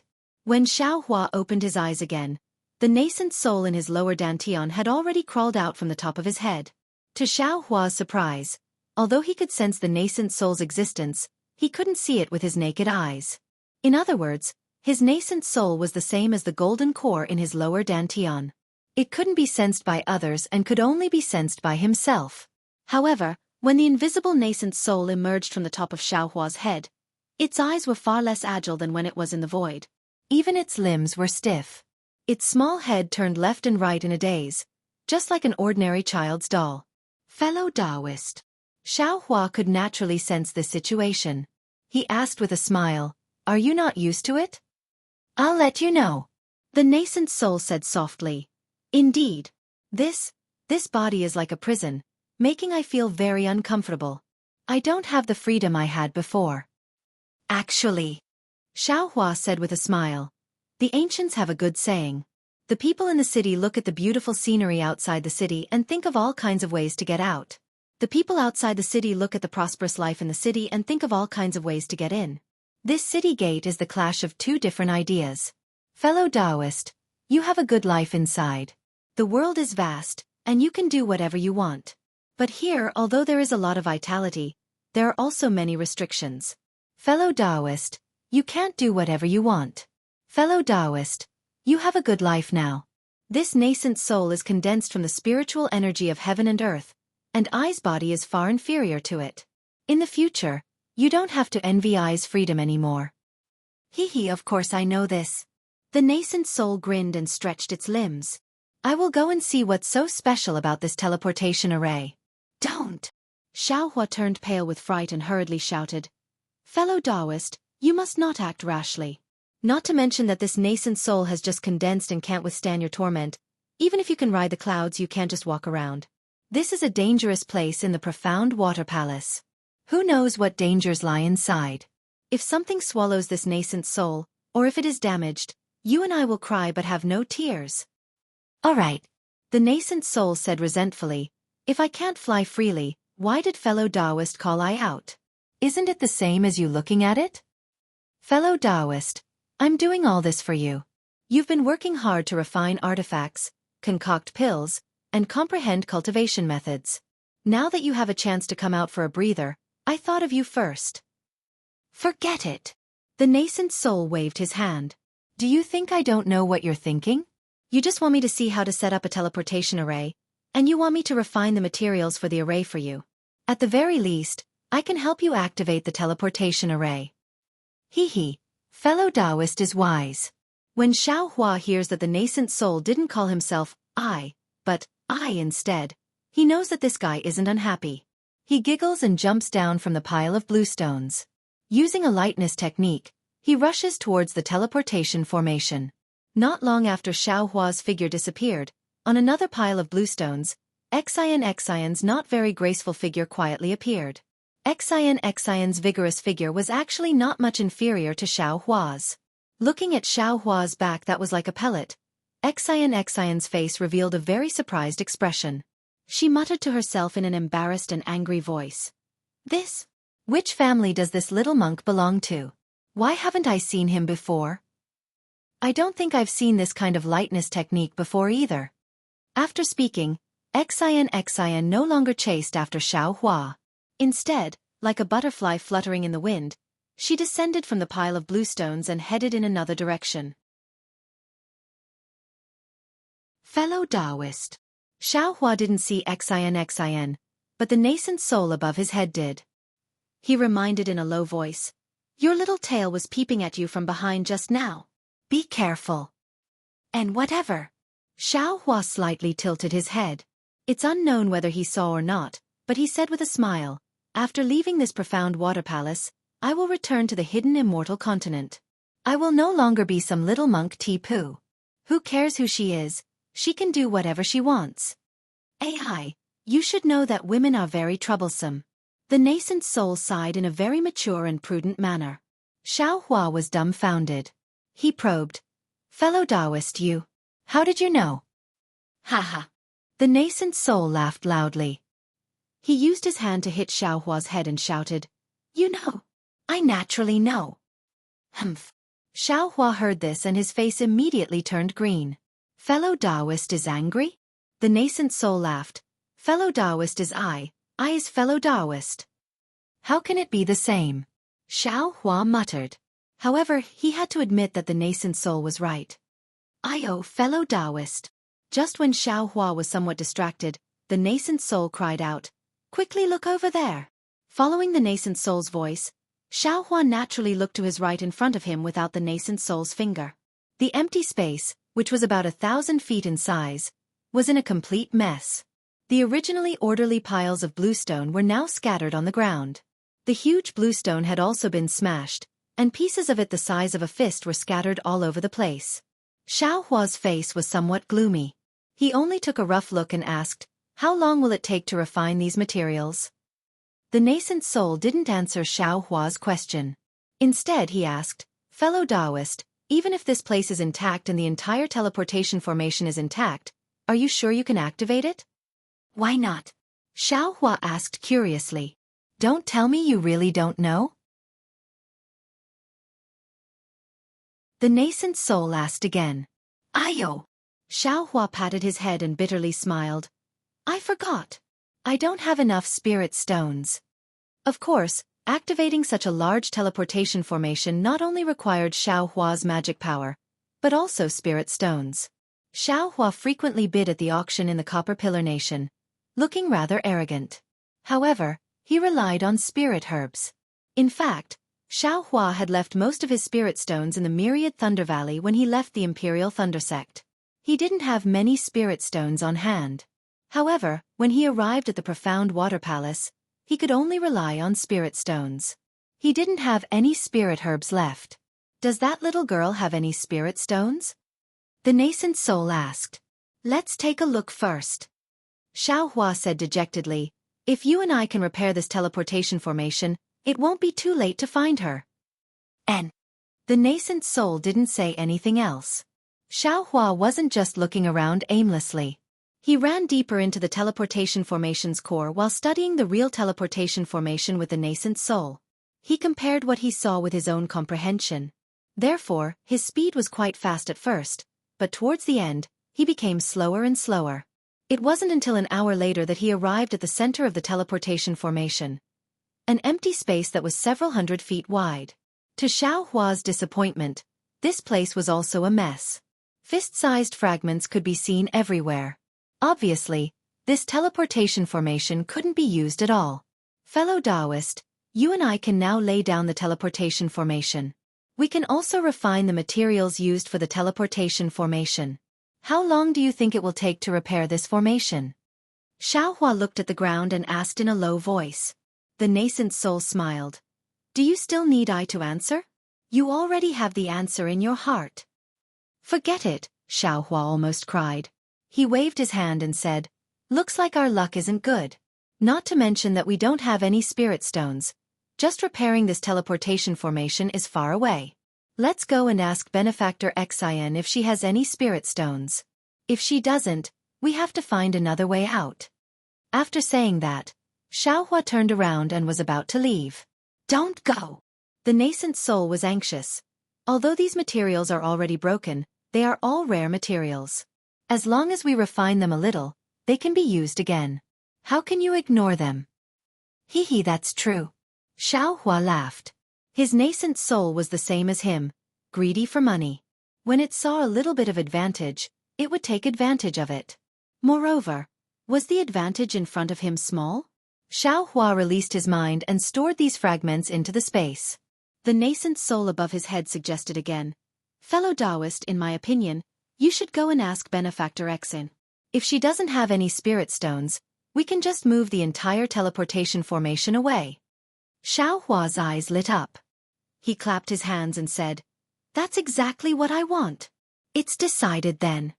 After saying that, Xiaohua hurriedly went to find Xian. The nascent soul had been outside for a long time and was also very tired. The green-robed Xiaohua had no choice but to return to the space early.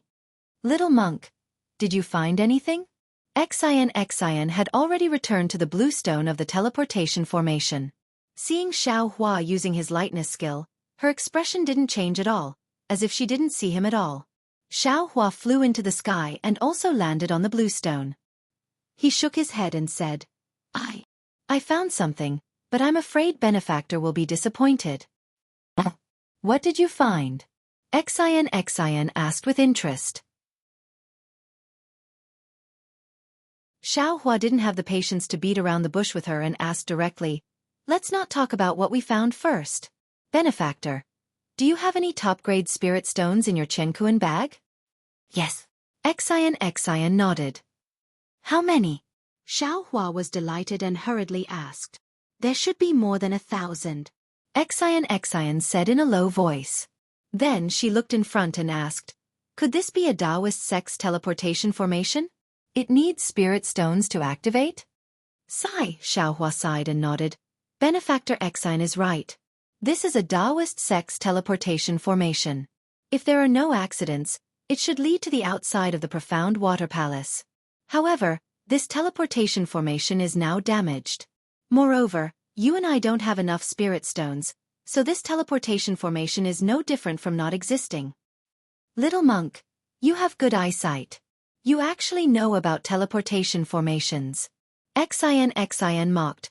The teleportation formations of the 3 continents were destroyed long ago. I really didn't expect that a little monk from the tantric sect would know about it. I don't know what to say. Xiaohua rolled his eyes and ignored her mockery. Instead, he asked, Benefactor, did you find anything else? Yes, Xian snorted and pointed in the distance. There's an entrance to a hole there. It might be the real profound water palace.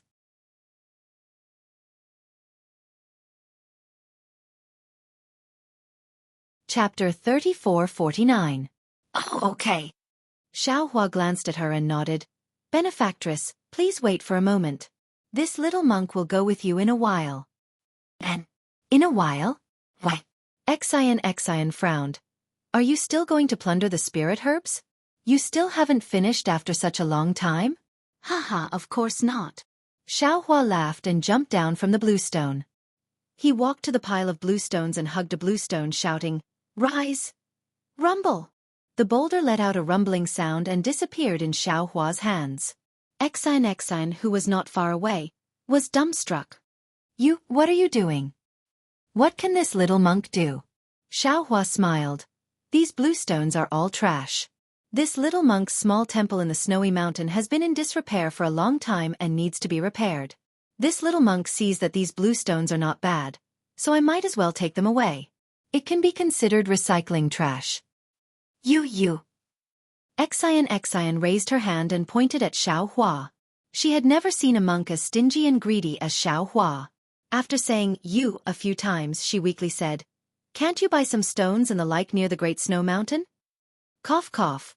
My tantric sect's small business doesn't have any extra money. Xiao Hua cried. Now this little monk is the only one left. This little monk has no choice but to be careful. I have primeval stones here. Can I give them to your tantric sect? Xian shouted in exasperation. Don't. This little monk is poor but ambitious. I won't accept a reward without any effort. Xiao Hua deftly put away the blue stone as he said, What's more, I've taken your primordial stones. If I encounter any danger in a while, how can I not care? You go die. Xian was so angry that she jumped up and down. She couldn't help but curse. She jumped down from the blue stone and ran far away.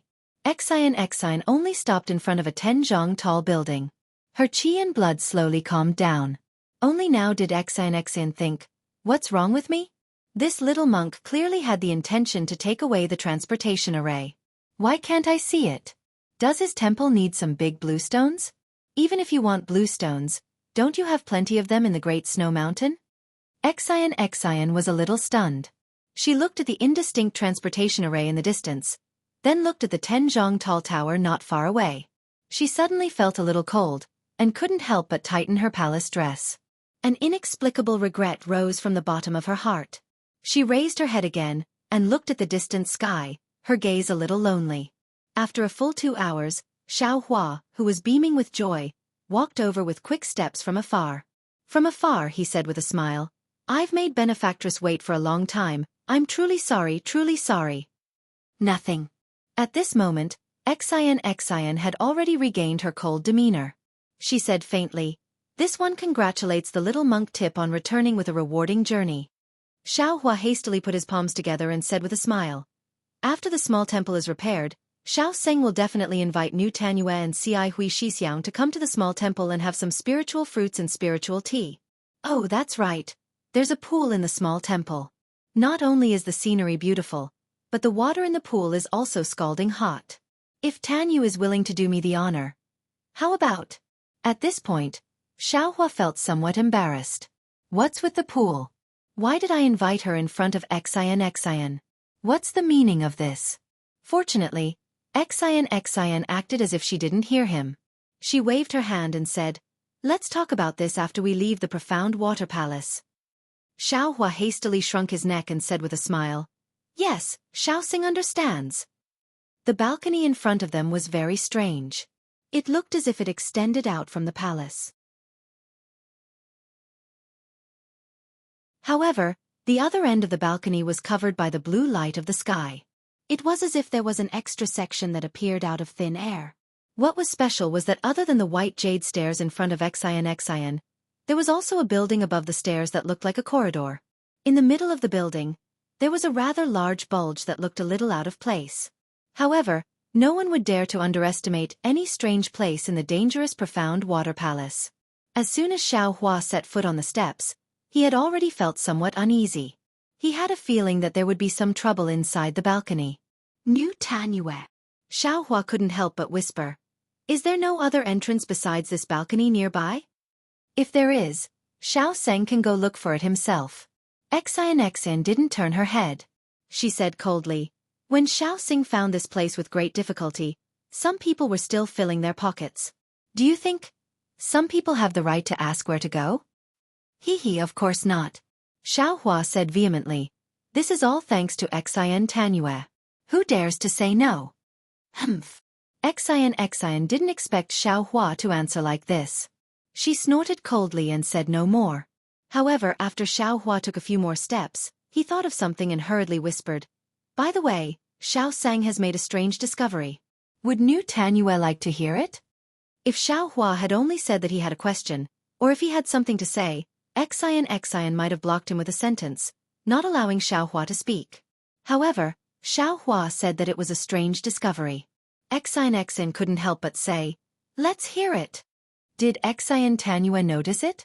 We're not the first to arrive at the profound water palace. There must be many others before us. Of course, Xian replied grumpily. The ancient array under the Sage River isn't unknown to begin with. It's just that many people come in and few go out. It's long become a dangerous place. Very few people have come here in the last 1,000 years. But why? Xiao Hua's words exposed his true nature. Those who died here didn't leave their Jianghu in bags? Humph, you're only thinking of taking advantage of others. Xian became angry again. Her voice was a bit loud. Didn't you see the river water in front of the Profound Water Palace? Presumably, when the river water flooded the Profound Water Palace, this place was also flooded.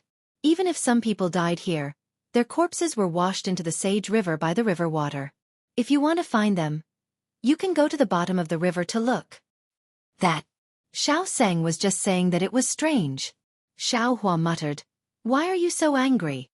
Xian rolled her eyes at him and asked, "What are the bones for?" Seeing that Xian didn't regard him as an outsider, Xiao Hua was a bit puzzled. He shrugged and replied indifferently, "Xiao Seng really doesn't know." "Humph, I've never seen a monk as greedy as you in the Pure Land world." Xian lectured him with a bit of resentment. Monks rely on their feet to walk, and those who eat rely on offerings. How can they use money? You got so many spiritual herbs. Alas, I won't talk about it. At this point, Xiao Hua didn't say anything. Xian also felt that she was too long-winded. She was really more talkative than Ci Hui, so she hurriedly shut up. The two of them walked a few steps and reached the top of the stairs. They saw another passageway with blue stone walls. Xiao Hua felt a bit awkward and probed, "I wonder how senior brother Ci Hui and Grandmaster Guzhan are doing." "They're all eminent monks. You don't need to worry about them." Xian warned Xiao Hua in a low voice as she looked around vigilantly. She had already drawn her flexible sword from her waist. Yes, Xiao Seng knows. Even Xiao Hua didn't seem to understand the meaning of "they" in Xian's words. After walking for a long time, seeing that the passage was quiet and only the footsteps of the two people could be heard, Xian's heart became more and more uneasy. She couldn't help but scold, "Xiao Seng, where's your Buddhist treasure? Didn't you have a stick in the passage before?" Xiao Hua had always wanted to hide his identity. When he heard Xian mention the wishful wand, Xiao Hua waved his hand and took out a magic wand and said, "It's here." Devil tool? Who would have thought that Xian would recognize the origin of the magic wand at a glance? She raised her eyebrows and said in surprise, "You? Who are you?" "New Tan Yu." Xiao Hua didn't know how many times he had heard Xian ask him who he was. He bitterly smiled and said, "This is a stick. You can call it a devil tool or a Buddhist tool. In this poor monk's hands, it's a sharp weapon to eliminate evil and protect Buddha." Xian slightly clenched her teeth. Her eyes had an indescribable meaning. She stared at Xiao Hua and said, "You didn't learn anything from Ci Hui. This ability of yours has the tendency of the student surpassing the master." Xiao Hua was stunned. He blinked his big eyes, but the confusion in his eyes was even thicker than when he was small. However, before Xiao Hua could think more, the two people had already arrived at the bulge in the middle of the building. Looking from the inside of the passage, it was a circular dome. The dome was the same as the passage, blue in color. However, within this blue color, there were some densely packed silvery white colors. These silvery white colors flickered slightly like the stars in the sky. It looked very beautiful. Xiao Hua glanced at the sky and then looked forward. Xian was different. After glancing at the sky, she didn't want to look away. She didn't even move her feet. She stared at the sky and her eyes were filled with joy. Xiao Hua was somewhat puzzled, but he didn't disturb her. He walked a few steps forward until he was in front of Xian's head. It wasn't until they were almost out of the dome that he opened his mouth and said, "New Tan Yu, it's better to go out and look at the stars. There's no moon here, and there's no one to accompany you." "How boring." "AI, that's right. Every day, I see thousands of stars surging endlessly. Every star is like a lively person. I envy them very much. Their life is different every day. It's as colorful as their starlight. How I want to be like them, free and unrestrained." Xian let out a long sigh and said softly. Rather than saying it to Xiaohua, it was better to say it was her own self-pity. Ai, pitiful child. Xiaohua naturally knew that Xian, a woman born in the world of Confucian cultivators, had always been restrained. This kind of sadness of admiring flowers and playing with the moon was natural. He only curled his lips and expressed a bit of sympathy.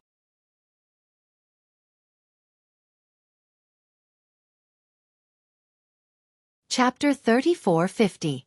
Xian's eyes were a little blurred.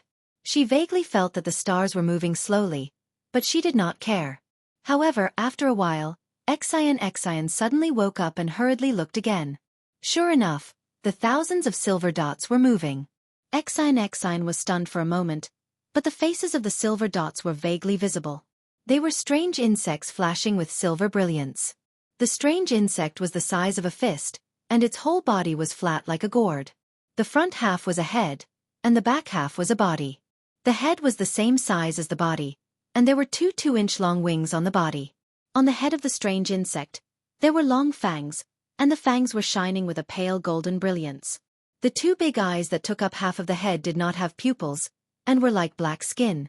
On the back of the strange insect, there were many small silver spots, which looked very beautiful.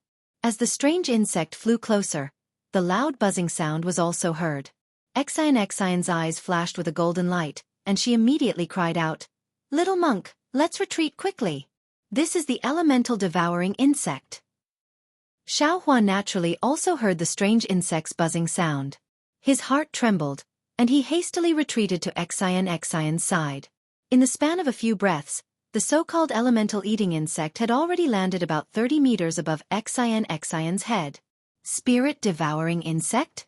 Xiaohua's gaze swept over, and he immediately understood. Although the shape of the spirit-devouring insect had changed in the Pure Land world, its original appearance had not changed. How could Xiaohua not recognize it? This is the rare elemental devouring insect in the 3 continents. It likes to devour Numa. No matter what Buddhist treasure or imperial weapon it is, it will be eaten by them. Xian's figure also hurriedly retreated to the entrance of the pavilion, and she explained, "Even for us cultivators, whether it is the Buddha or the Confucian cultivator, the Saraira and genuine Qi are the elemental devouring insect's favorite." Although Xiaohua had not seen the spirit-devouring bugs with his own eyes, he had heard Fairy Xianxia and Li Zongbao talk about the power of the spirit-devouring sword formation in the Dawn Rain continent. Just a few hundred spirit-devouring bugs could defeat hundreds of thousands of Dao sect cultivators. The power of the spirit-devouring bugs was evident. At this time, thousands of elemental devouring insects appeared in the passage. Regardless of whether these elemental devouring insects were spirit-swallowing insects or not, Xian, who had always been calm, was a little flustered. How could Xiaohua not know that he had hit a nail on the head? Xiaohua hurriedly retreated and followed behind Xian. The passage was too narrow, it was hard to dodge. Xiaohua was afraid that he would only be able to make it to the open space outside the passage. When did the entrance to the passage close? Xian ran madly for a while, and suddenly found that the entrance had turned into a dark green stone wall. She was very anxious. However, now that the stone wall had become a hole, even Xian herself did not know where the entrance was. "Get out of the way!" Xiaohua stole a glance at the spirit-devouring bugs flying behind him and said anxiously, "Let me see what's going on." Xian was a little bit scratching her ears and cheeks. She did not know where to start, so she could only get out of the way. Xiaohua walked in front of Xian and made a seal with both hands. With a loud shout, the Buddha seal fell on his forehead and the delusion breaker Dharma eye slowly opened. Heaven's eye? Xian's eyes were a little straight. She had always doubted Xiaohua's identity, but she did not expect Xiaohua to be proficient in the heaven's eye of the 6 senses of Buddhism. Swish! Just when Xian was puzzled, there was a sound like raindrops behind her. Xian hurriedly looked back again, only to see thousands of elemental devouring bugs swarming over like frightened bees. Xian looked at Xiaohua's slightly short figure and gritted her teeth. She threw the soft sword in her hand and made a sword sign. The soft sword immediately turned into a waterfall and rushed toward the swarm of bugs. Woo! Like a gust of wind, where the soft sword passed, dozens of elemental devouring bugs fell to the ground. Except for a few elemental devouring bugs that were still struggling to fly, the other elemental devouring bugs were dying on the ground and could no longer fly. Seeing this, Xian, whose heart had been in her mouth for a long time, could not help but breathe a sigh of relief. Obviously, these elemental devouring bugs were different from the rumors. Little monk, don't worry, take your time. Xian said with a smile. The elemental devouring bugs here seem to be different from what I thought. They are not very difficult to deal with.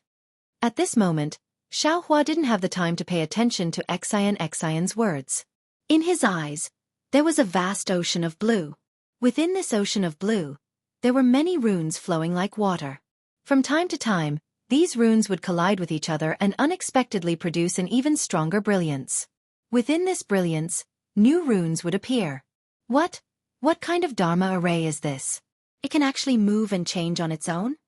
Xiaohua was greatly alarmed. At this time, he was no longer in a hurry to find the entrance in this seamless Dharma array. He hurriedly looked at other places. The more Xiaohua looked, the more alarmed he became. This Dharma array was far beyond his imagination. The entire passage was a complete whole. The countless water-based world energy of heaven and earth seemed to be endlessly pouring into it.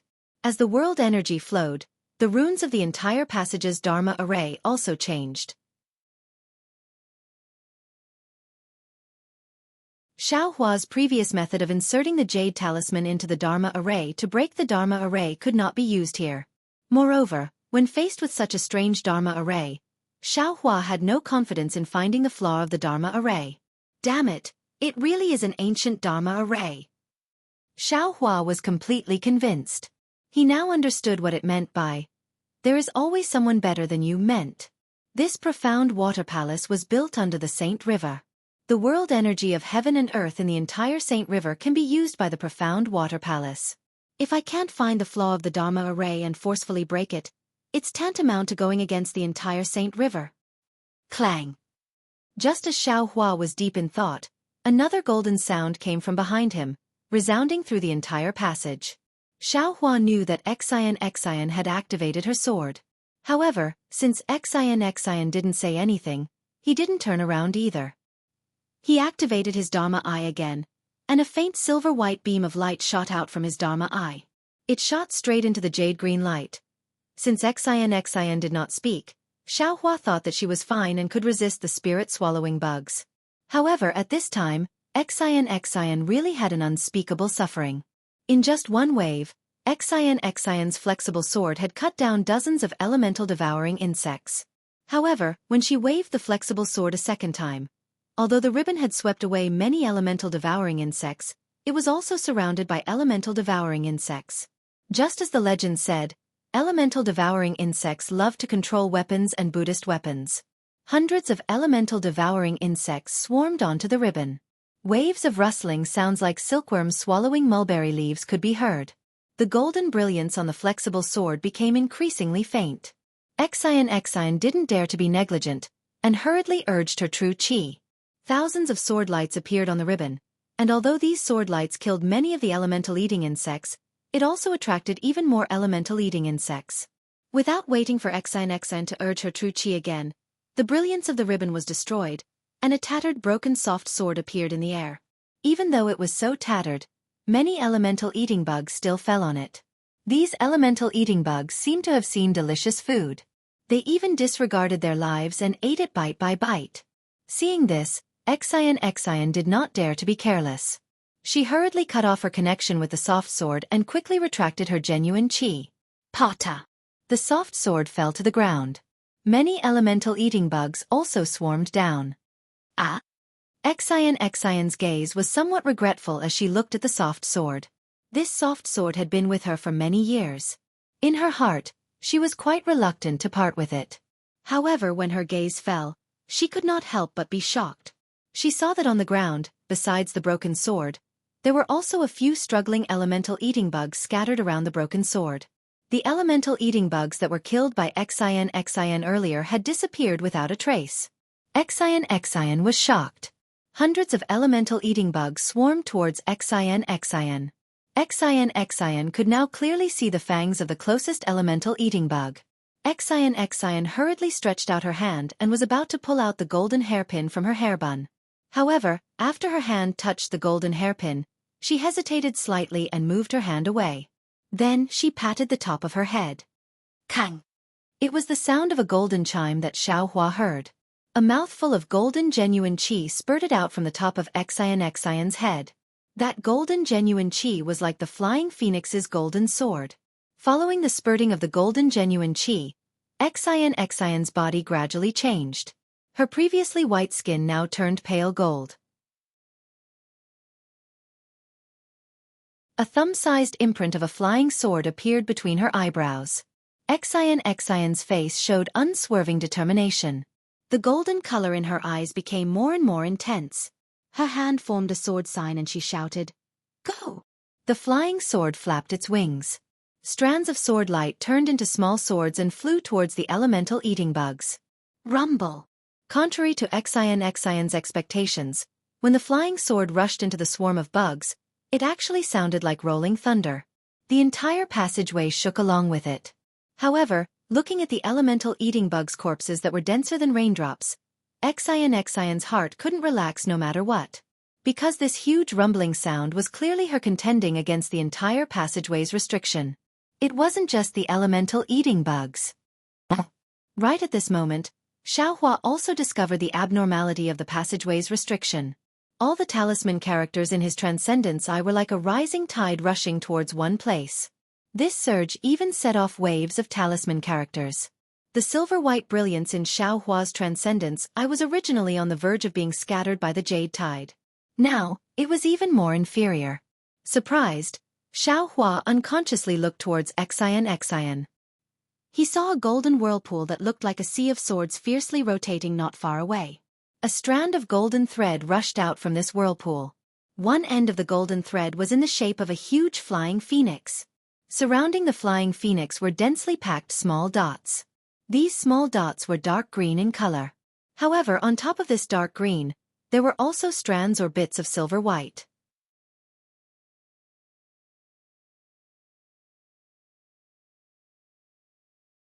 Chapter 34:51. Just when Xiaohua was about to close his Dharma eyes, a silver ball of light that looked like a flying phoenix caught his attention. Xiaohua was rather surprised. "Oh, what is this?" However, before he could take a closer look, Xian's anxious voice sounded. "Little monk, I can't hold on for too long. If you can't find the entrance, then we can only go inside." "Okay, Xian, let's hurry and fly forward." Xiaohua hurriedly closed his Dharma eyes. Currently, his Dharma eyes were refining the essence of the void-penetrating beast, so he didn't feel any fatigue using his Dharma eyes. Xian lightly reprimanded, and the flying phoenix sword in midair once again expanded. The small sword in the light feather frantically stabbed out, clearing the passage in front of Xian and Xiaohua. Xian didn't dare to be negligent.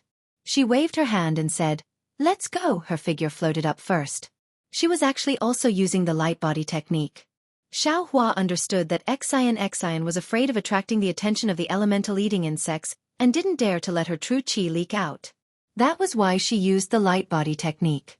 Thus, he also hurriedly used the ethereal steps and followed behind Xian. Wang. Xian had only flown 100 feet when another loud rumbling sound rang out.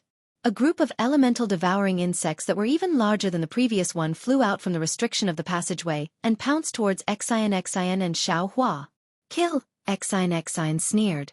The flying phoenix sword flying above her head once again streaked across the air, and layer after layer of elemental eating insects fell down.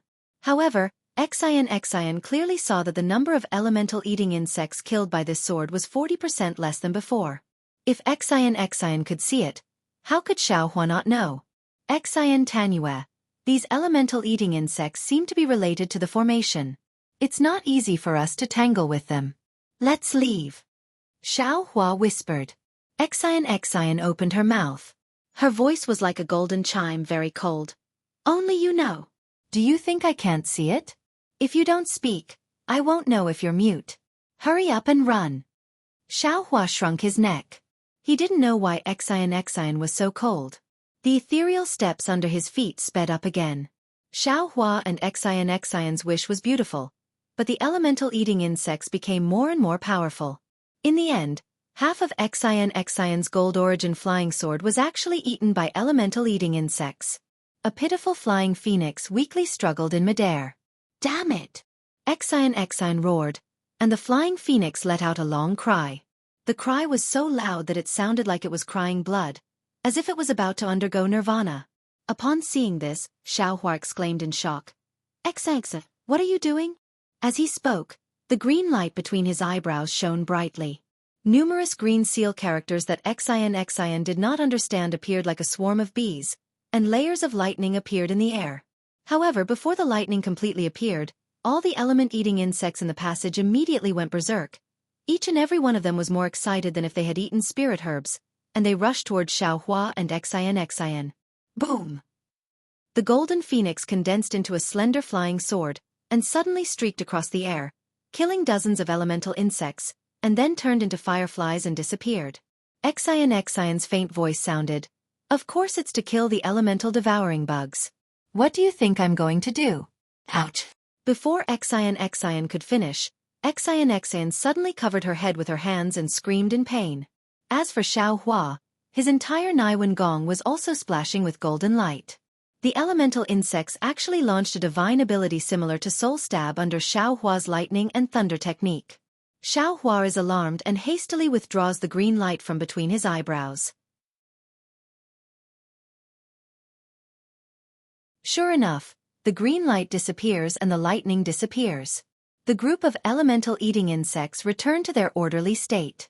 Xian's expression also relaxes. Life is really full of surprises. Xiaohua looked at Xian frowning and wanted to blame himself, but when he opened his mouth, he did not say anything. He could not help but smile bitterly, and thought to himself, these elemental insects are somewhat similar to the strange insects I saw in the spatial vein. I originally wanted to use lightning and thunder technique to kill them, but I did not expect these elemental insects to be able to attack my Naiwen Gong. Alas now! I am not alone here, and Xian does not have any other means to defend her Naiwen Gong. This is really troublesome. Looks like I can only use the innate primordial water to protect myself. At this point, Xiaohua could only place his hopes on the innate primordial water. Looking at the elemental insects that were much bigger than a fist flapping their wings and flying towards him, Xiaohua formed a seal with both hands, and that pool of jade water flew out again. Unfortunately, the Tao of Heaven was probably joking with Xiaohua today. Just as the innate primordial water appeared, the entire passageway was filled with emerald green brilliance. The flowing runes that Xiaohua could only see with his transcendence vision suddenly surged on the walls, and those waves were exactly the same as the huge wolves in the West Sea. That steaming water vapor and surging turbulence immediately submerged Xiaohua's innate primordial water. Damn it! This was not the first time Xiaohua's innate primordial water had been defeated, so Xiaohua was not surprised. His heart sank, and he immediately wanted to withdraw it. But contrary to his expectations, the innate primordial water did not have the slightest reaction, as if it had completely lost control. Damn it, this is what it means to throw a meat bun at a dog, there is no return. Xiaohua was rather distressed, but he immediately became vigilant. Putting away the primordial water bottle, he hastily looked up. Sure enough, those runes that were originally emitting emerald brilliance had almost turned transparent after receiving the innate primordial water. This transparency rapidly spread throughout the entire passageway, and immediately, even more elemental insects appeared from the depths of the formation. We've poked a hornet's nest. Xiaohua turned pale with fright and hastily shouted, Xianxia, quickly run! After Xian's gold essence failed, she was originally walking behind Xiaohua. Her lightness technique was clearly inferior to Xiaohua's, so even if Xiaohua took the time to counterattack, she still could not catch up. At this moment, the innate primordial water overplayed its purpose, causing even more elemental insects to fly out, and Xian was the first to bear the brunt of these elemental insects' attack. Now Xian was really panicking. The sword light around her body surged again, and her right hand once again placed on the golden hairpin. Xian's sword light did not move, but with this move, the elemental insects that had just flown out bared their fangs and brandished their claws and pounced towards her. "If I don't show my power, you'll think I'm a sick cat." Xiao Hua clapped his hands, as if he was about to use the hand of Yuanying, but after hesitating for a moment, he took out the wishful steel rod from his space. Even when he took out the wishful steel rod, Xiao Hua's brows slightly wrinkled. Although Xi and Cheng's strange insects were called elemental insects, and these elemental insects were indeed slightly different from the spirit-swallowing bugs, Xiao Hua still had more than a dozen spirit-swallowing bugs, gold-swallowing bugs, wood-swallowing bugs, and so on in the sword tomb. Xiao Hua did not know if these spirit insects would listen to him now, but looking at these thousands of elemental insects, Xiao Hua also understood that 2 hands were no match for 4 fists. Not to mention the spirit-swallowing bugs. Even Little Black and Little Yellow were unlikely to be the opponents of these insects. Little Yellow and Little Black were Xiao Hua's own boy. In such a dangerous situation in the void, Xiao Hua was reluctant to let them out, let alone let them take risks at this time. Since he took out the wishful steel rod, Xiao Hua's whole body surged with golden light, and the divine power of the celestial body was once again displayed. A transcendence golden body of more than 10 feet in size appeared in front of the elemental insects. "Little monk, do you want to die?" Seeing the appearance of Xiao Hua's golden body, the elemental insects that were originally rushing towards Xian seemed to smell the fragrance of meat, and they all flapped their wings and rushed towards Xiao Hua. Xian screamed, and the slightly dimmer flying phoenix also flew out of the top of her head. "Kill!" Xiao Hua shook the wishful steel rod, and the rod became thick and long, waving in mid-air. When the elemental insects touched the wishful steel rod, they immediately burst, and the remains of the elemental insects fell to the ground and no longer disappeared. Good. Xiao Hua was overjoyed when he saw this. He knew that his secret method of breaking through with force had worked, and the wishful steel rod in his hand danced even harder. Xian's flying phoenix naturally could also succeed, but looking at Xiao Hua's majestic transcendence golden body, Xian slightly gritted her teeth and let the flying sword hover near her left side to protect herself, fighting while retreating. In the time it took to drink a cup of tea, the previously not particularly long building had not yet reached the end. The elemental insects in the passage could now be described as covering the sky and the sun. Not only did Xiao Hua's wishful steel rod not know when, but there were already a few elemental insects that were vigorously biting, and there were also no less than 100 elemental insects on Xiao Hua's golden body. Bursts of soreness and itchiness came from Xiao Hua's golden body, making Xiao Hua almost want to hit himself a few times. Looking at Xian again, she was not much better than Xiao Hua. She was also surrounded by more than a dozen elemental insects. While Xian urged the flying sword to contend with the elemental insects, she also had no good way to deal with these elemental insects. However, her palace dress emitted a golden light, which was obviously a treasure. For a time, the elemental insects could not cause real harm to her. Woo! As Xiao Hua's wishful steel rod swept, a large number of elemental insects fell, and then more elemental insects rushed over. Xiao Hua clapped his hands and used the heaven and earth sleeve technique. Shua, a large number of elemental insects disappeared into thin air. Buddha's great Sumeru technique? Xian had been staring at Xiao Hua. At this time, her eyes were slightly narrowed, and her heart was shocked again. However, without waiting for her thoughts to turn, ouch! Xiao Hua's transcendence golden body hurriedly shook his arm, as if it was burned by fire. The elemental insects that had disappeared before appeared again, and even many of them were lying on his arm. Seeing Xiao Hua's embarrassed appearance, Xian actually smiled. This smile seemed to come from the heart, making her unremarkable face somewhat radiant. Damn it, fortunately I did not use the nascent soul hand. After Xiao Hua collected these elemental insects, he tried to use his mind to absorb them into the space. However, although these elemental insects were small, their resistance was not small. His mind could not control them, and they were still under Xiao Hua's control. Xiao Hua really felt like he was trying to steal a chicken, only to end up losing the rice used to lure it. Alas, no wonder sword cultivators use sword pouches to collect the spirit-swallowing insects. Xiao Hua sighed. Seeing that force was not working, he could only use wisdom. But at this time, Xian raised her head and shouted, "Little monk, quickly rush forward. Don't care about these elemental insects, First find the exit of the passage. Your Transcendence golden body is huge enough for them to swallow, and I will also send out my true qi. Now we can only choose to cut our losses.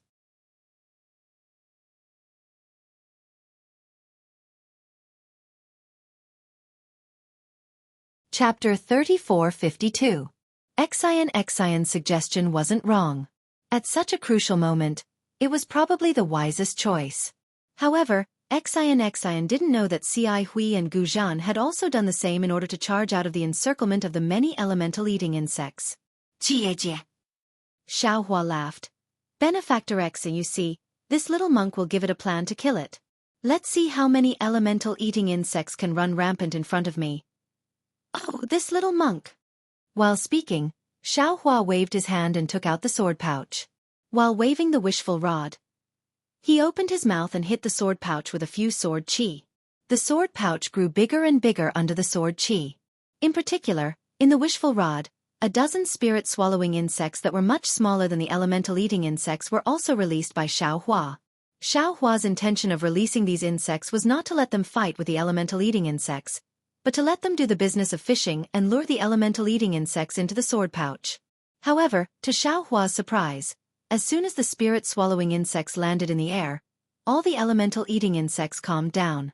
Not only did the elemental-eating insects on the body of the Transcendence golden body stop devouring, but the elemental-eating insects that attacked Xiaohua also blankly floated there, as if they were stupid. Seeing such a situation, not to mention the elemental-eating insects, even Xianxia and Xiaohua were dumbfounded. Almost unable to believe it, Xiaohua inexplicably looked at Xianxia, and then the two of them read the confusion in each other's eyes. Just as Xiaohua withdrew his gaze, his heart suddenly moved, and he hurriedly raised his eyebrows at Xianxia. Unfortunately, Xiaohua had forgotten that his hair was gone. In fact, his eyebrows were also gone, but Xihui and Xianxia did not mention it. At this time, Xiaohua's eyebrows could only tremble strangely. Fortunately, when Xianxia saw Xiaohua's face, she immediately understood and hurriedly nodded slightly, quietly put away the flying sword, and slipped into the passage. Seeing that Xianxia was so decisive, Xiaohua was also relieved. He did not dare to rashly put away his Transcendence golden body, and only looked at the dozen spirit-swallowing insects. In fact, the dozen spirit-swallowing insects were not all spirit-swallowing insects. There were several mutated ones that sword cultivators failed to cultivate in the past.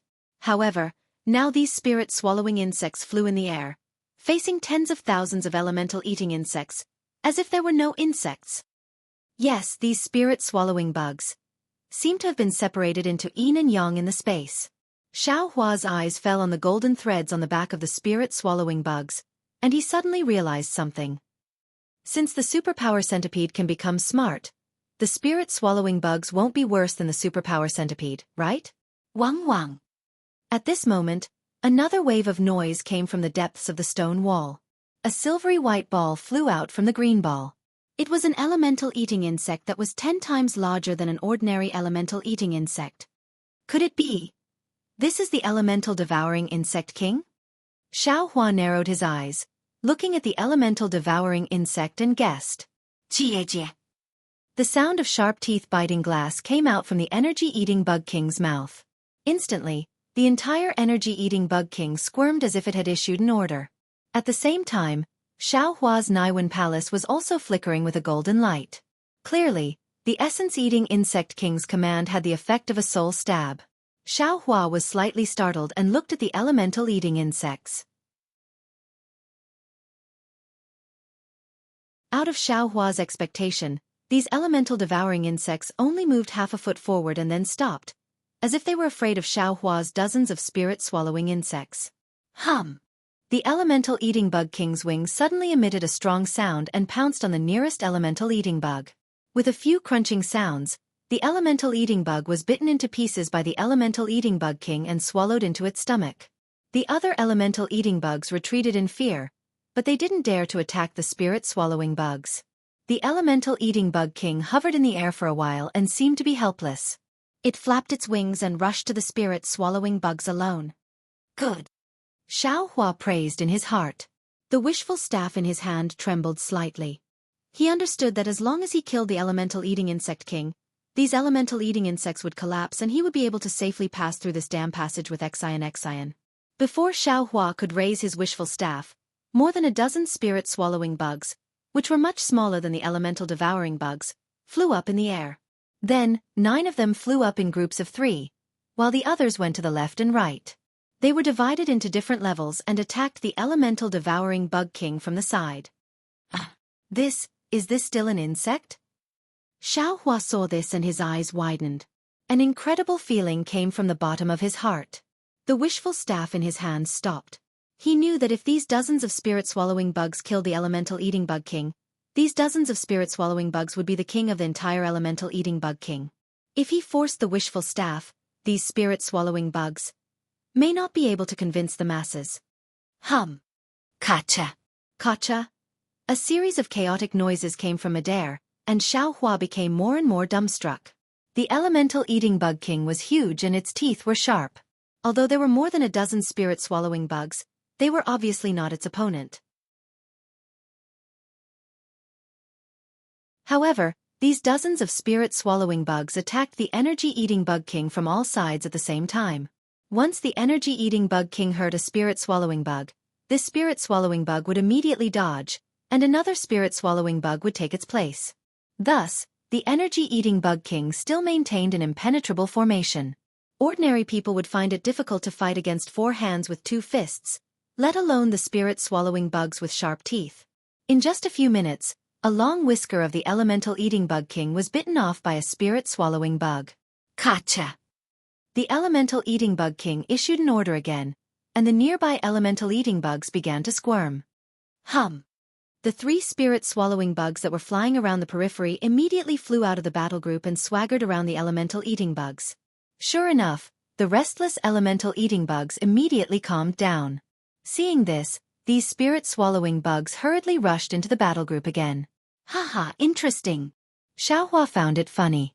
He simply stopped taking back his Transcendence golden body and watched the battle with a smile on his face. If this situation was seen by Ci Hui and Gu Zhen, wouldn't they be furious? The thousands of elemental-eating bugs that could devour relics and Buddha statues didn't want to fight at all. They just watched blankly on the wall. Once the dozens of spirit-swallowing bugs succeeded, they immediately swarmed to attack. The elemental-eating bug king was at a loss. Obviously, it was not as agile as these spirit-swallowing bugs. It only chased after the spirit-swallowing bug in front of it and attacked, completely unaware that this spirit-swallowing bug had been replaced by 4 in a moment. Under the attacks of the dozens of spirit-swallowing bugs, the body of the elemental-eating bug king began to shatter.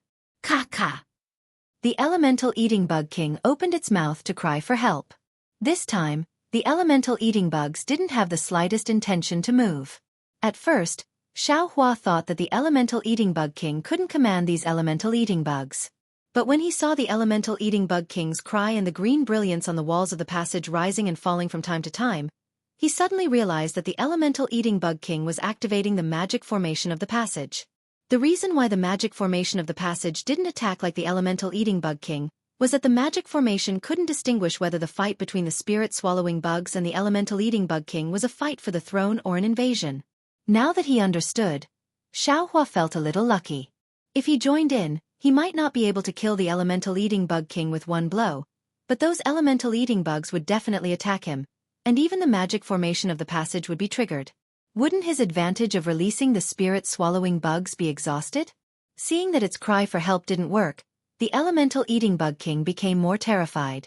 It screamed and turned around, trying to escape from the siege of the spirit-swallowing bugs. What surprised Xiaohua even more happened. The dozens of spirit-swallowing bugs didn't deliberately block the escape of the elemental-eating bug king, but surrounded it and killed it at the same time.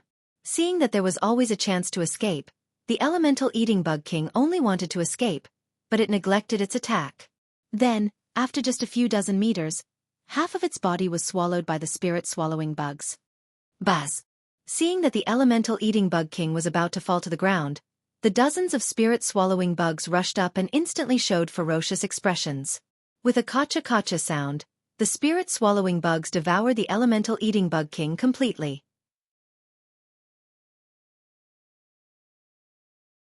Then, these spirit-swallowing bugs spread their wings and flew back.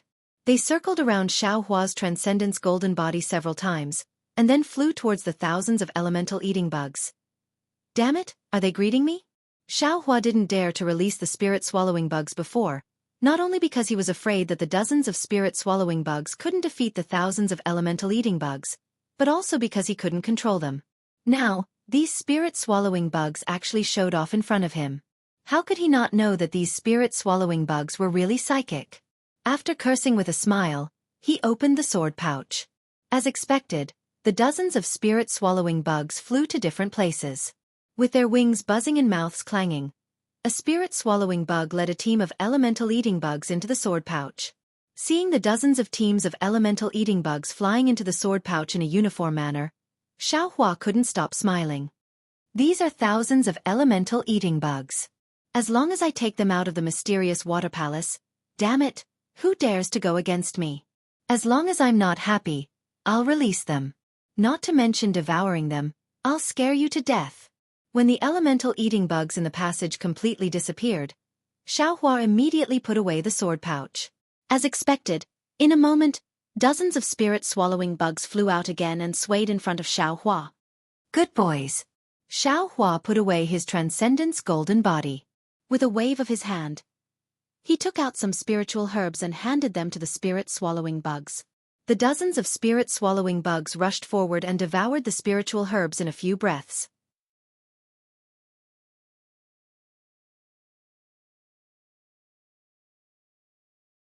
Chapter 3453.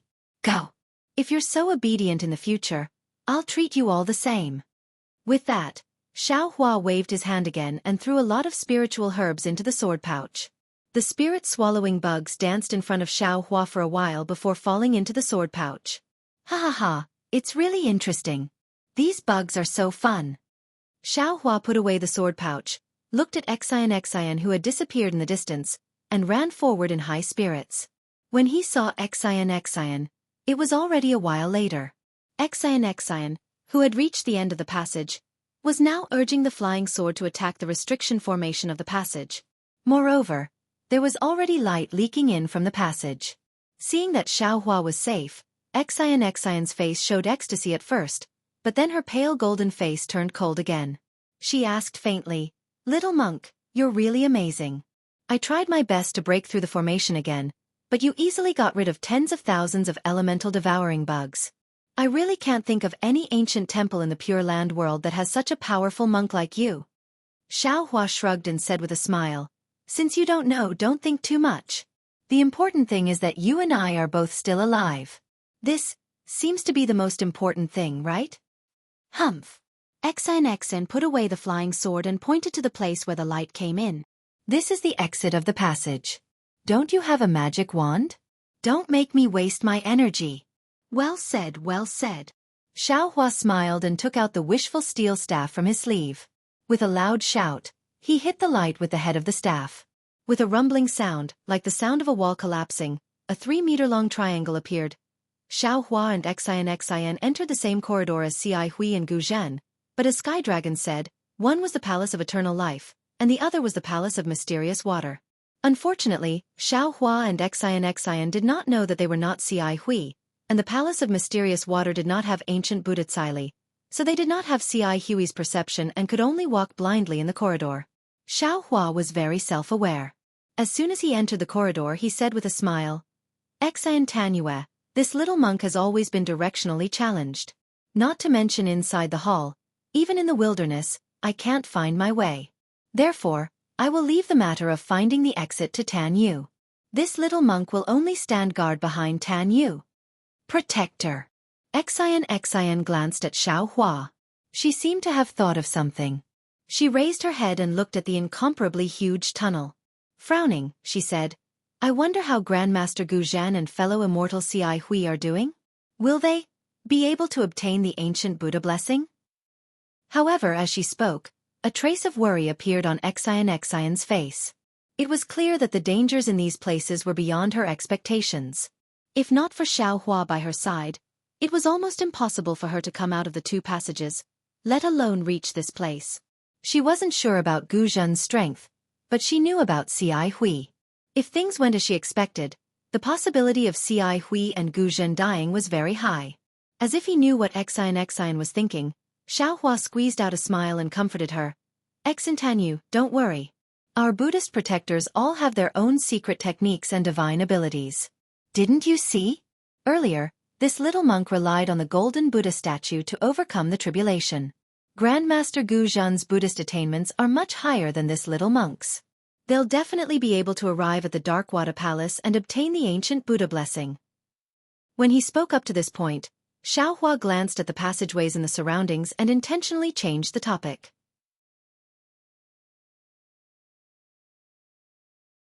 Now that I think about it, Xianxia, the problem isn't whether they obtained the ancient Buddha streamers or not.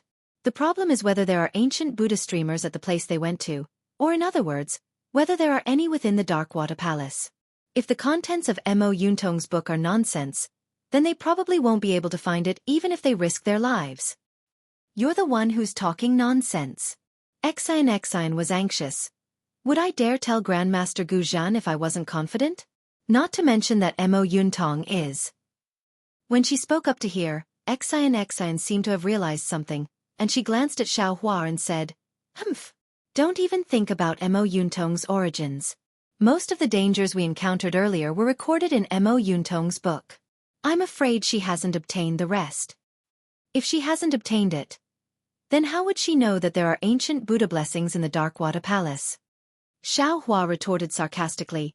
It seems that I haven't seen any traces of the ancient Buddha blessing even after waiting for so long. Don't tell me I can also write to Mo Yuntong that there are immortal artifacts here?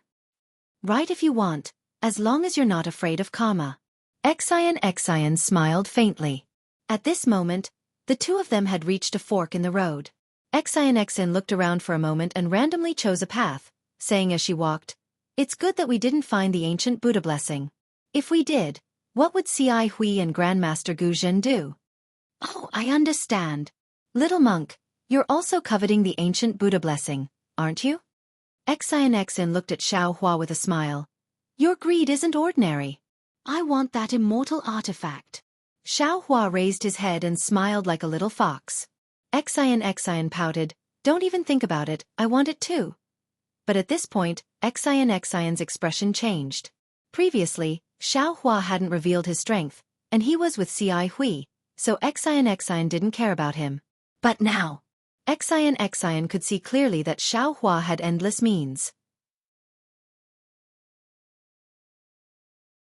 How could she compare to him?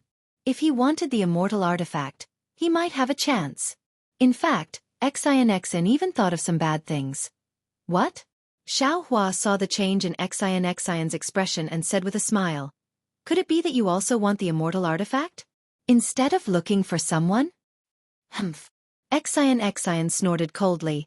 I'm not someone who doesn't mean what I say. Moreover, I've already made my purpose very clear. Clap clap. Xiaohua clapped his hands and said with a smile, Since that's the case, it's good. It would be impolite for this little monk to refuse this immortal artifact. I'm ashamed to accept it. Xian fiercely clenched her teeth. It would be a lie to say that she didn't covet the immortal artifact, but she also knew that it was wishful thinking to rely on her own strength to obtain the immortal artifact. Therefore, she only put searching for someone as her top priority, and didn't even mention the immortal artifact in front of others. However, the human heart had always been like this. If she couldn't obtain it, others shouldn't be able to either. But if others could obtain it and she couldn't, it was inevitable that jealousy would arise in her heart. Xian might not be able to reach the level of jealousy of others, but clearly, she also felt uncomfortable in her heart. It was the same feeling as when Gu Zhen faced Ci Hui, the feeling of making a wedding dress for someone else. With Xian's thoughts, the atmosphere unconsciously became strange. Only the sound of light footsteps could be heard in the passageway. After walking for a while, seeing that Xian was somewhat absent-minded, Xiaohua spoke again. Xianxia, this profound water palace doesn't seem to be as simple as an ancient spell formation? Little monk, what do you mean? Xian shook her head and did her best to throw away these distracting thoughts as she asked. Xiaohua pointed at the tall passageway and explained, If it's an ancient Taoist spell formation, there's no need to use such a tall passageway, right? It's too much of a waste of materials. What are you trying to say? You might as well be more direct. Xian snappily interrupted Xiaohua's words, but without waiting for Xiaohua to open his mouth again, Xian suddenly thought of the white bones that she had seen in the spiritual grassland. Her brows wrinkled as she said, "You mean? This profound water palace is so big, and many Taoist restrictions rely on the golden Buddha statues to resist. It seems to have something to do with diviners, right?" Diviners? Xian's expression changed and her eyes rippled again. She stared at Xiaohua and asked again, "Little monk, you actually know about diviners?" Xiaohua smiled, raising his eyebrows without eyebrows. Dong dong. At this moment, in the tunnel not far away, a huge battle puppet appeared out of nowhere. It was also covered in battle armor and held a spear in its hand. When it took a step, the entire tunnel shook as it walked over. Diviners? Xian turned to look and was so shocked that her jaw almost dropped. No. Xiaohua's eyes swept over. Although he was shocked, his reaction was different from Xian's. It's a puppet. Puppet. Xian was stunned and immediately understood. She nodded and said, "That's right, it's a battle puppet of the Taoist sect." Then, Xian's heart skipped a beat. Her gaze moved away from the battle puppet and looked at Xiaohua thoughtfully. Her gaze was meaningful. However, when Xian saw the expression in Xiaohua's eyes, she was stunned again. That expression seemed very familiar. Yes, just a moment ago, when Xiaohua saw the spiritual grasses and the huge transmission array. His gaze was exactly the same as it was at that time. It was a kind of greed, a kind of eagerness. It was as if a pair of hands had reached out from his eyes and grabbed the huge battle puppet from afar. This battle puppet will be left to this little monk. Xiaohua reluctantly moved his gaze away from the battle puppet. He smacked his lips and swallowed the saliva in his mouth with difficulty. However, when he saw Xian's gaze, he couldn't help but be stunned. "You? Why are you looking at me? There's a flower on your face." Xian said seriously, "In the future, you can change your name to Flower Monk." "Is that so?" Xiaohua listened to the sound of the battle puppet slowly walking over. There was no fear at all. He touched his face with his hand and smiled. "Let this little monk see what kind of flower it is. If it looks good, I'll give it to Sandalwood. This flower is only called a flower when worn on a girl's head. If it grows on the ground, it's not called a flower." "Bah!" Xian spat softly. Suddenly, Xiaohua's heart trembled. However, right after that, Xiaohua shouted, "Almsgiver Xan, hold the formation for this little monk so that this little monk can capture this battle avatar." Although Xiaohua emphasized the words benefactor and little monk, Xian could still hear the weakness in Xiaohua's tone. Xiaohua raised his hand and held the wishful steel staff in his hand. He no longer avoided Xian. His whole body flashed with golden light as he secretly urged his spiritual power. At the same time he shouted, "Chong chong chong."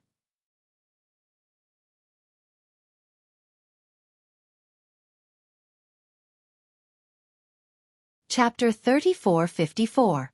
Seeing that Xiaohua's transcendence golden body was slowly being displayed, from a few dozen feet to a few dozen feet, and even to a few dozen feet, Xian's face did not change much. However, when Xian saw Xiaohua's staff growing thicker and thicker with Xiaohua's thoughts, she seemed to have thought of something, and her face turned pale. Xiaohua naturally did not know what Xian was thinking. The staff swayed in mid-air and hit the stone wall. Xiaohua simply threw the staff and hit the stone wall. With a muffled bang, the stone wall was smashed in an instant. Xiaohua was very happy and shouted, "You brat, can you fight with me?" The battle avatar naturally wouldn't answer his question, but the viper-like spear had already answered Xiaohua's question. The spear was like lightning, and the tip of the spear was like a snake. The battle avatar actually waved its hand from over 10 zhong away, and the spear left its hand and directly pierced towards Xiaohua's heart. Now, Xiaohua was like a god. He was dozens of feet tall, and he had really pushed the Transcendence golden body to the extreme. Looking at the battle puppet of the same size and Xian, who was like an ant, an unparalleled lofty aspiration was born from the bottom of Xiaohua's heart. Fight! Xiaohua was not afraid.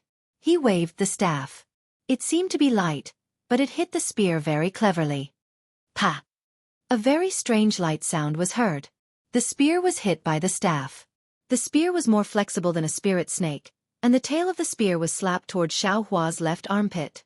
Xiao Hua's heavenly staff technique was certainly familiar, but this change was really fast. Caught off guard, the spear hit Xiao Hua all of a sudden. Boom! The power of the spear was beyond Xiao Hua's expectations. It was shockingly powerful. Xiao Hua instantly lost his balance, and his body, which was dozens of feet tall, fell towards the stone wall with a loud bang. Crash!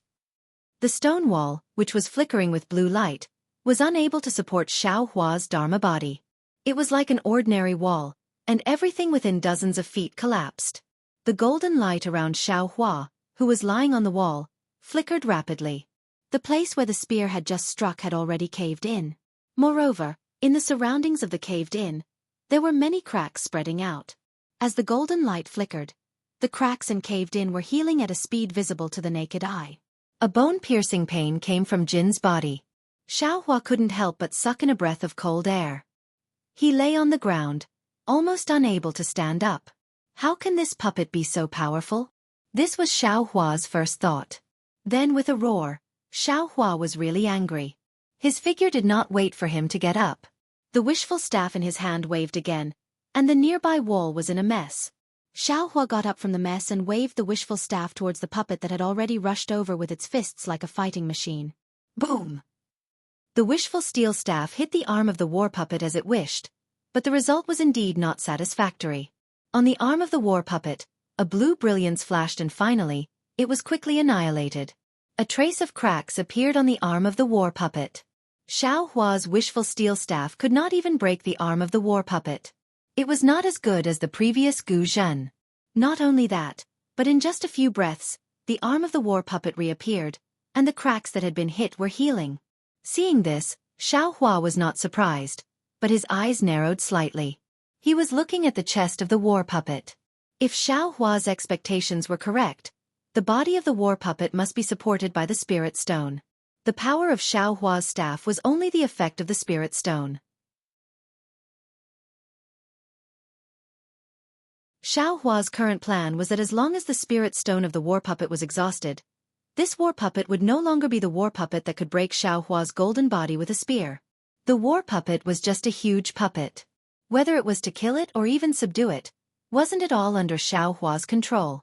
Thinking about the words Xiao Hua on the forehead of this huge war puppet, Xiao Hua could not help but be excited. He unconsciously laughed strangely and said, "Little darling, don't struggle. Quickly come into the arms of this young master. This young master will love you." As he spoke, the wishful staff was raised again, and without waiting for the cracks on the arm of the war puppet to heal, he hit it again. How could the war puppet understand? Next to him, Xian also understood, and her slightly pale golden skin instantly had goosebumps. However, in a moment, Xian was shocked again. In her eyes, this war puppet definitely had the strength of a 5th-level elemental force.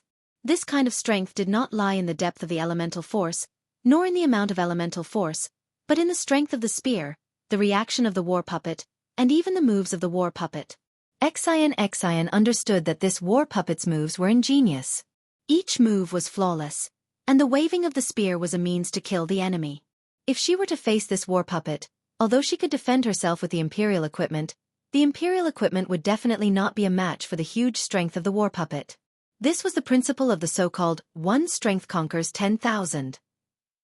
Xian knew that it was impossible for her to be a match for the war puppet, but the Xiao Hua in front of her was unusually brave. He was definitely not the little monk who only knew how to bicker with Xian before. Not to mention the fierceness of the moves, not to mention the elegance of the wishful staff, but the bravery of the war puppet spear made Xian convinced. The battle between Xiao Hua and the war puppet was tragic, and it was almost like the staff was touching the flesh. Xiao Hua and the war puppet were evenly matched. Not to mention that you were knocked down by the spear. Even I was swept down by the wishful staff. In half a cup of tea's time, the entire passage was a mess. Within 100 feet of space, there were ruins, and it was really ugly. The body of the man and the war puppet was also full of scars. Not only were there thick cracks all over the war puppet's body, even Xiaohua's golden skin was black and missing a few pieces. It should be because of the war puppet's attack. But the more it was like this, the more Xian was shocked. She really couldn't understand. How could a little monk of the Buddhist sect be so vulgar with the war puppet of the Tao sect? Where did those profound Buddhist techniques and even the previous Tao techniques go? Little monk, after watching for a moment, Xian was frightened and couldn't help but send a voice transmission. Can you beat the war puppet? Where did all your Buddhist divine abilities go? Grandma, Xiaohua roared. I am a Buddhist Vajra. Is it possible that I am afraid of this war puppet? Xiaohua was once again caught off guard and was hit on the head by the spear. With a loud bang, the ground of the passage also sank a few feet deep hole. Why are you competing with a war puppet? Xian also unconsciously roared. What do you know? Xiaohua stood up from the wall and shook the dust off his body. He raised the wishful staff and rushed to the war puppet. At the same time, he shouted, this war puppet is not a human. It can only persist because of the spirit stones. This little monk is fighting with it. Isn't it just to consume its spirit stones? In an instant, Xian immediately understood the greedy Xiaohua's thoughts. She raised her trembling finger and shouted, you still want this war puppet? Why not? Xiaohua didn't seem to be embarrassed that his abacus had been exposed and asked back. In just a moment, Xiaohua and the war puppet fought for several rounds. Xian's guess was right. A single force conquers all methods. This war puppet relied on this huge force to kill countless cultivators who coveted the profound water palace. And today, it encountered Xiaohua, who excelled in brute force. It could be said that it met a good talent. In the time it took to eat a meal, Xiaohua actually didn't have the upper hand at all. He didn't find this strange, because during this meal, the battle puppet didn't show any signs of energy exhaustion at all. Even the flaws in the spear's moves were becoming increasingly fewer. How was this the appearance of spirit stones being depleted? What's going on? Xiaohua felt that his arm was a little sore and numb. He was slightly puzzled. At this time, Xian also felt that something was wrong. Seeing Xian urge her genuine qi, the golden light above her eyes shone brightly. It was not an exaggeration to say that it was the fiery golden eyes. Little monk. Suddenly Xian, who seemed to have seen something, turned pale with fright again and exclaimed, don't you have any ideas? This war puppet doesn't have any spirit stones. The space between its feet and the ground is a little strange. Every time it moves, the world's spirit energy will be sent into the passage. In this passage? No, in the profound water palace, you are definitely not the war puppet's opponent. Ha! I see. Xiaohua understood and immediately laughed. Then it's even easier. As he spoke, he patted his forehead. A huge hand emerged from the top of Xiaohua's head and grabbed at the war puppet. The hand of a nascent soul? Xian bit her lips. Her eyes revealed an indescribable look. Even Xian herself didn't know what this meant. Boom! The nascent soul's hand grabbed the war puppet and threw it into the air. Buzz! At this time, the war puppet's body shone with a blue brilliance. Rays of light sharper than flying swords pierced the nascent soul's hand. Even the war puppet's spear pierced the nascent soul's hand with a pang sound. Pop! Like the sound of a bubble bursting, the nascent soul's hand was instantly destroyed by the light of the war puppet. Xiaohua's body shone with a golden light. Moreover, the innate divine restriction on his Naiwen palace emitted a faint golden light again. Obviously, the blue thorn could also attack divine sense. Xiaohua frowned and fell into deep thought. He had always thought that the war puppet only relied on its fists and feet and couldn't use magic arts. But now, it seemed that it was just as Xian said. The war puppet was part of a magic array. Not only could it borrow the magic power of the magic array and exchange it for energy, the magic array could also use the war puppet to attack. If this was the case, even if Xiaohua captured the war puppet, he might not be able to use it. Thinking of this, Xiaohua's eyes turned. Behind Xian's back, his left hand formed a spell that Xiaohua had comprehended long ago, but he had never used it. Following the activation of Xiaohua's Fa Li, an earthy yellow brilliance flashed around the body of the battle puppet. This brilliance instantly turned into tens of thousands of thin threads, completely covering the battle puppet. When the threads of light disappeared, the entire battle puppet seemed to have sunk into a deep pool. Not only was it unable to wave its spear, even its hands and feet seemed to be bound and unable to move. You're tuning in to the Wisdom Diary YouTube channel. Don't forget to subscribe and join us on this journey to catch the most captivating stories.